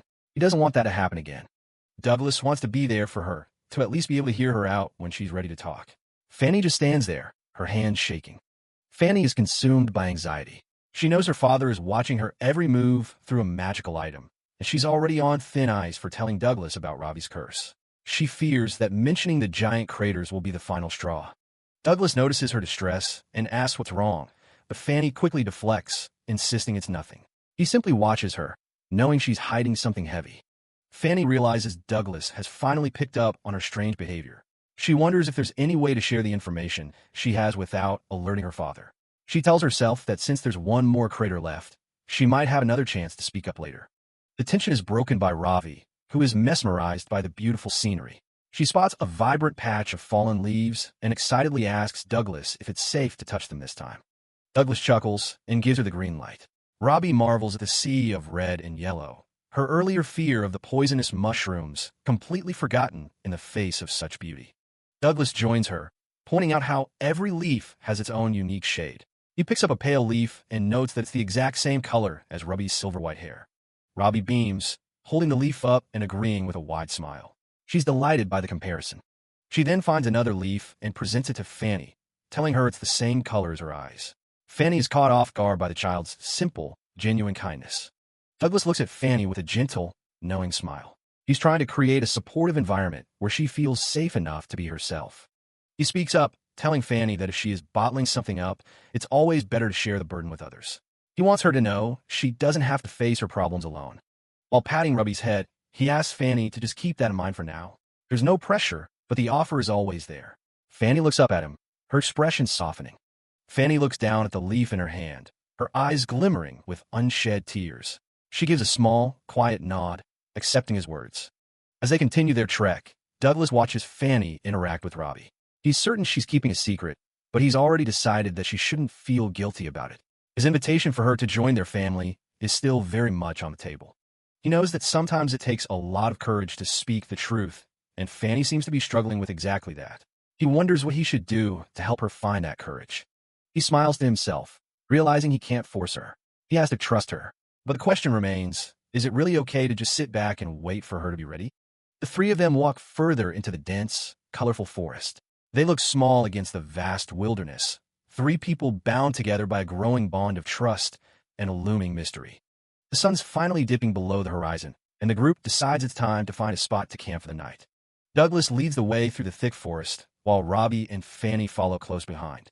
Suddenly, Douglas stops. He hears the distinct thud of rushing water nearby. They hit the jackpot, a hidden natural hot spring tucked away in the trees, steam rising from the clear water. It's a massive win for the girls, who get to soak away the day's fatigue in the warm water. Robbie's a little confused why they're bathing with clothes on, but Fanny reminds her they have to stay ready to move in case anything goes wrong. Fanny goes quiet for a second, looking over at the kid with a thoughtful expression. She thinks about how today felt more like a hike than an investigation, and they really owe Douglas a thank you for being so considerate. Suddenly, Robbie drops a heavy question, asking Fanny if she's keeping a secret from her dad. It catches Fanny completely off guard, especially when Robbie mentions she looked like she was in pain earlier. Fanny looks away, admitting that she does have things she can't tell him yet, no matter how much she might want to. Robbie tries to reassure her, saying her dad told her she can just speak up whenever she feels ready. Looking at the young girl, Fanny can't help but notice just how similar Robbie and Douglas really are. The mood shifts instantly when Robbie excitedly claims she's got a brand new secret of her own. She wants to keep it quiet for now, but she's sure it would make her dad happy to hear it. Fanny smiles, a little jealous of their bond, but Robbie promises she'll show her the secret one day too. Night falls over the mountain, and Douglas takes his post by the fire while the others get some rest. He runs an alert scan of the area, but everything seems peaceful. No demons, no monsters, just a quiet forest. While scouting for ingredients, he spots some high-class holy mushrooms growing on a fallen log. He figures they'll make a fragrant meal and gets to work cooking before the girls return from the spring. They get back just as the food is ready, and Douglas welcomes them to a fresh dinner. He's whipped up a massive pot of stew, telling them not to worry about not helping out with the chores. Robbie takes the first bite, and her eyes light up immediately. It's a hit. The soup is packed with jerky and fresh vegetables, and everyone's digging in. There's plenty of mushrooms to go around as they sit and chat by the tent. Fanny asks what kind of mushrooms they are, and Douglas lists off a few before blanking on the name of the last one. He laughs it off, assuring her he appraised everything before harvesting, so they're definitely not poisonous. Before long, the warm meal and the long day catch up to the girls, and they're out like a light in the tent. Douglas watches them sleep, thinking they must have been completely exhausted from traveling. He makes a mental note to slow down the pace tomorrow, but then a massive wave of sleepiness hits him too. The camp goes quiet as the fire burns low and the group slips into a deep slumber. But they aren't alone. Out of the woods, a mysterious woman in a giant mushroom hat silently watches them. Mush lets out a quiet snicker, looking down at the trio. She thinks back to when Douglas used his appraisal skill, laughing at how easily he was tricked. Turns out, she was the one who carefully placed those specific mushrooms where he'd find them. The mysterious figure stands over the camp, a mischievous grin on her face. She whispers for them to have the sweetest of dreams as her magic takes hold. Douglas's head drops as he slips into a deep, heavy slumber. Suddenly, he's jolted awake by a familiar voice calling out his name. He finds himself back in a sunlit room, looking like a much younger version of himself. A woman walks in with a tray of fresh apple toast, telling him she made his favorite. He stares at her in total disbelief, knowing this has to be a dream, because his mother was killed by demons a long time ago. Douglas's head feels like it's full of cotton, his thoughts drifting through a haze as he begins to realize he's trapped in a dream. He tells the figure of his mother that it feels like he's dreaming, but she just brushes it off, surprised that her son actually became a father. The mention of a daughter sparks a memory of Robbie, and he looks over to see the young girl standing right there in the room with them. She tells him she's hungry, but the sight of her in this fake world sends a shock of reality straight through his system. He scoops her up, deciding that if he's going to be in this dream, he might as well enjoy a meal with his daughter. Suddenly, the rest of their companions appear from the shadows, asking if they can join the feast as well. Douglas looks out at the familiar faces, all gathered together in one place for the first time. He gives them a genuine smile and welcomes them all to pull up a chair and join them. A massive banquet of high-class food is laid out across the table, sparkling under the lights. Watching everyone laugh and eat, Douglas realizes this is the exact peaceful life he always wanted, but the perfection of it starts to feel deeply wrong. He looks down at the stew and notices the strange mushrooms he used, questioning what they really are. It hits him that he's under the effect of mirage shrooms, a powerful fungus that traps people in their own version of a perfect world. He acknowledges the illusion for what it is, nothing more than a dream built entirely on his own deepest desires. The image of his mother asks if he's leaving already, telling him how much she worries about his reckless nature. Hearing those words hurts because it's exactly what she used to say to him before everything changed. He snaps back to the harsh truth. His mother is dead, and his life as an adventurer is a duty to protect others from that same tragedy. The guilt of not being there to save her weighs heavy on his heart, and he offers a quiet apology to the fading image of his past. With a sudden jolt, Douglas wakes up back in the cold night air, his eyes scanning the campsite for any threats. He immediately checks the tent for Robbie, calling out her name in a panic as he stands up. He finds her safely asleep, only sleep-talking about having too many dads in her own dreams. He realizes the mushrooms he cooked really were mirage shrooms, wondering how he could have made such a rookie mistake. A soft laugh answers his question as a mysterious woman appears out of thin air, taunting him about his blunder. Douglas's eyes widen as he realizes they've been compromised while they were sleeping by the fire. He jumps into action, shouting for Fanny to wake up as he prepares to confront the intruder. The figure introduces herself as Mush, casually asking if they enjoyed the little trip into their ideal worlds. Douglas demands to know if she's the one who tampered with their food, but he's stunned when his alert skill doesn't register her at all. Realizing she's not physically there, he casts Dispel Illusion to break whatever spell she's using to project herself. The woman vanishes in a puff of smoke, leaving nothing but a single, strange mushroom sitting on the forest floor. Fanny is totally bewildered, staring at the fungus as they try to make sense of what just happened. Douglas explains it was a mirage shroom all along, but the woman's voice echoes through the clearing, telling them they're only half right. The mushroom begins to glow again, releasing a new wave of mist as she explains that her body and voice are being projected by the fungus. Douglas and Fanny watch in shock as the illusion begins to reform right in front of them from the glowing spores. The mist thickens and Mush steps back into view, showing off just how easily she can control her phantom form. It's a level of remote magic that Fanny can barely wrap her head around as she watches the illusion solidifying. Douglas cuts straight to the point, asking why she went through all this trouble just to trick them into a dream world. Mush offers a sincere apology, explaining that she was in a panic and needed to test the limits of her powers for one final wish. She reveals the tragic truth. Her body was infested by the mirage shrooms during a visit to the mountain, and now her mind is all that's left alive. A horrific vision of her true physical form shows her rotting away under layers of fungus, and she tells them she'll soon lose the ability to speak. A heavy silence falls over the camp as Mush prepares to ask them for a massive favor. She looks them in the eyes, begging them to track down her original body on the mountain and end her life while she still feels human. Douglas and Fanny exchange a long look, the weight of Mush's tragic story finally sinking in. They realize their simple investigation into the giant craters has turned into a grim mission of mercy to help a woman who only wants to die as a human. Douglas lays out the situation plainly. The woman standing before them is just an illusion controlled by the real Mush, who is trapped somewhere on the mountain, infested by mushrooms.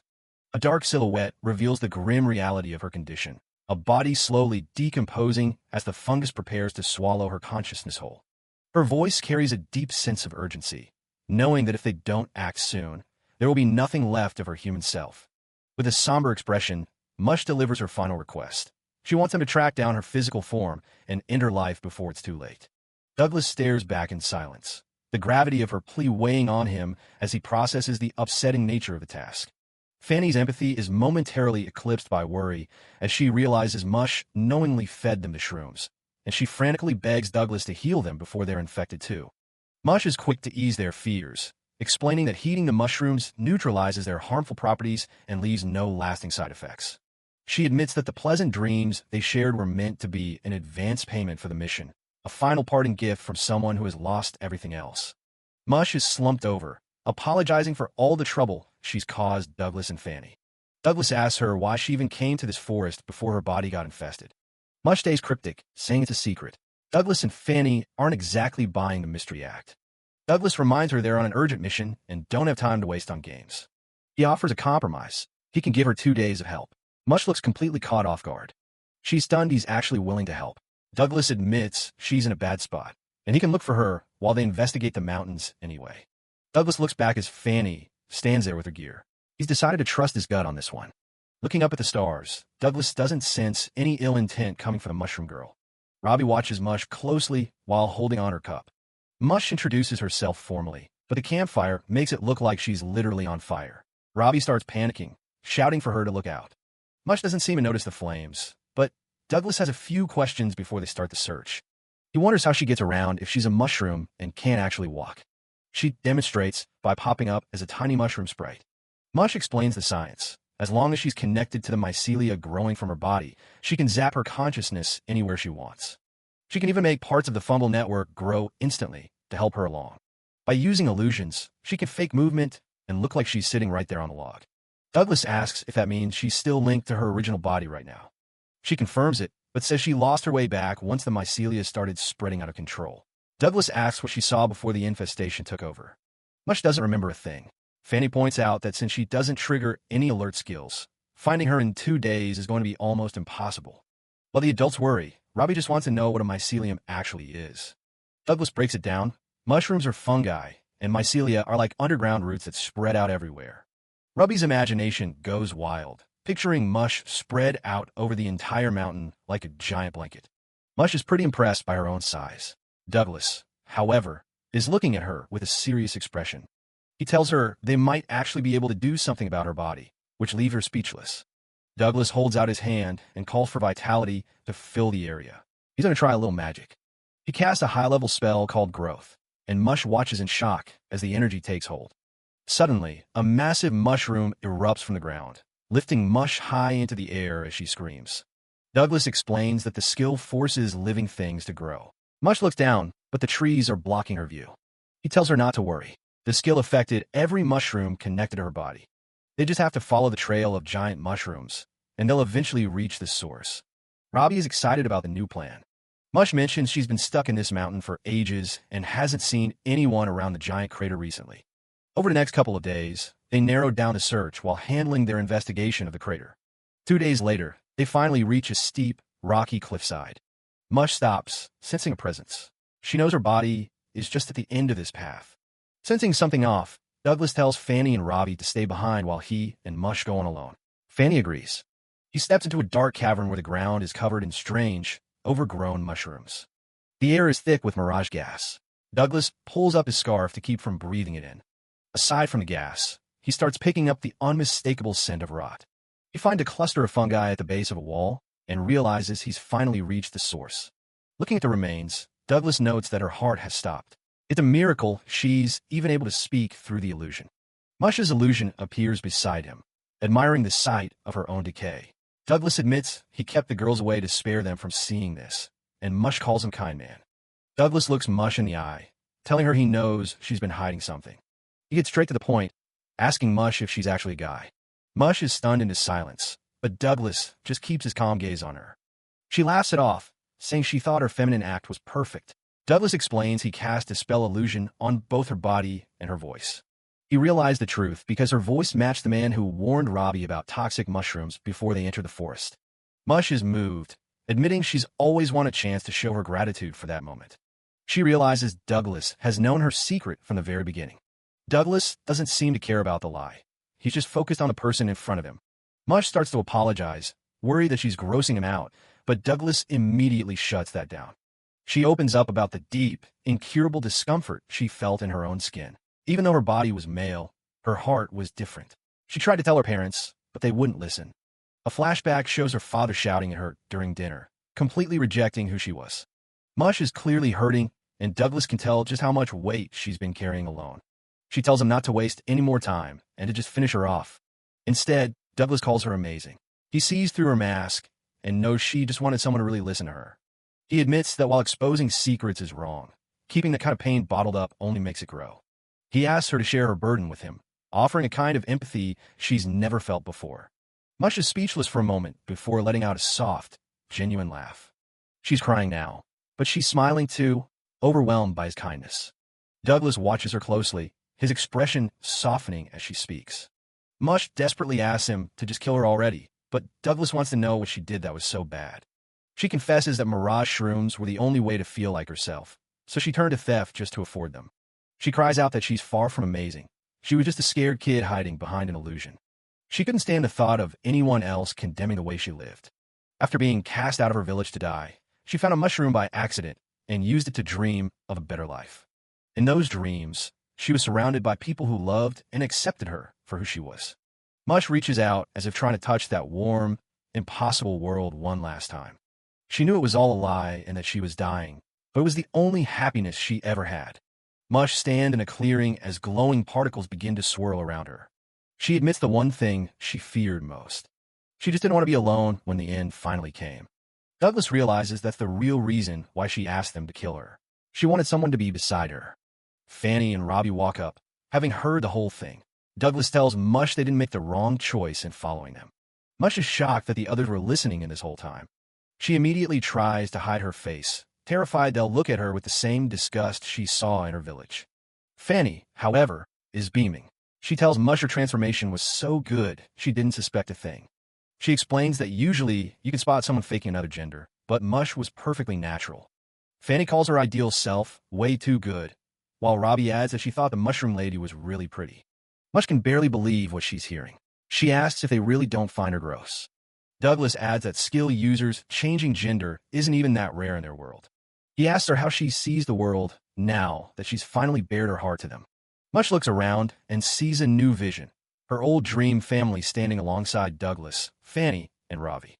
She smiles one last time, looking completely at peace as she finally fades away. Mush's illusion smiles as she slowly fades away. She admits that it feels strange, like she's seeing a dream she's always wanted to see. The real Mush is finally crumbling away, leaving Douglas, Fanny, and Robbie to watch in silence as the illusion disappears. Douglas watches the mirage shrooms crumble, wondering if Mush has finally reached her limit. Fanny and Robbie watch as well, Mush's final words echoing in their minds as she thanks Douglas. Mush admits that she hasn't been a good person, having lived a life full of lies and hiding herself whenever she could. She says she's happy that, at the very end, she could finally be honest and meet all of them. With those final words, Mush's body and the illusions surrounding her completely break apart. Douglas, Fanny, and Robbie stand alone in the middle of the crater as the last remnants of Mush vanish into the air. Fanny stares at the spot where the mushroom lady once stood, whispering her name in a final farewell. The forest is quiet once more, the mystery of the mushroom's spirit finally put to rest. As they walk away, Robbie looks back and asks Douglas if Mush was okay with how things ended. Douglas says he'd like to think so. They decide it's time to head back and regroup with Gwen now. Fanny looks down, clearly troubled by something. She thinks back to Mush's confession about being honest at the end. Douglas suddenly calls out to her, and Fanny jumps in surprise, her thoughts interrupted. Douglas stops and tells her there's something he really needs to ask her, promising it will be the last time. Fanny is confused by his serious tone. Standing under the trees, Douglas asks her point-blank what she's hiding about the giant crater. Douglas tells her he wants the truth, and Fanny looks at him with wide, shocked eyes, her own secrets finally being called into question.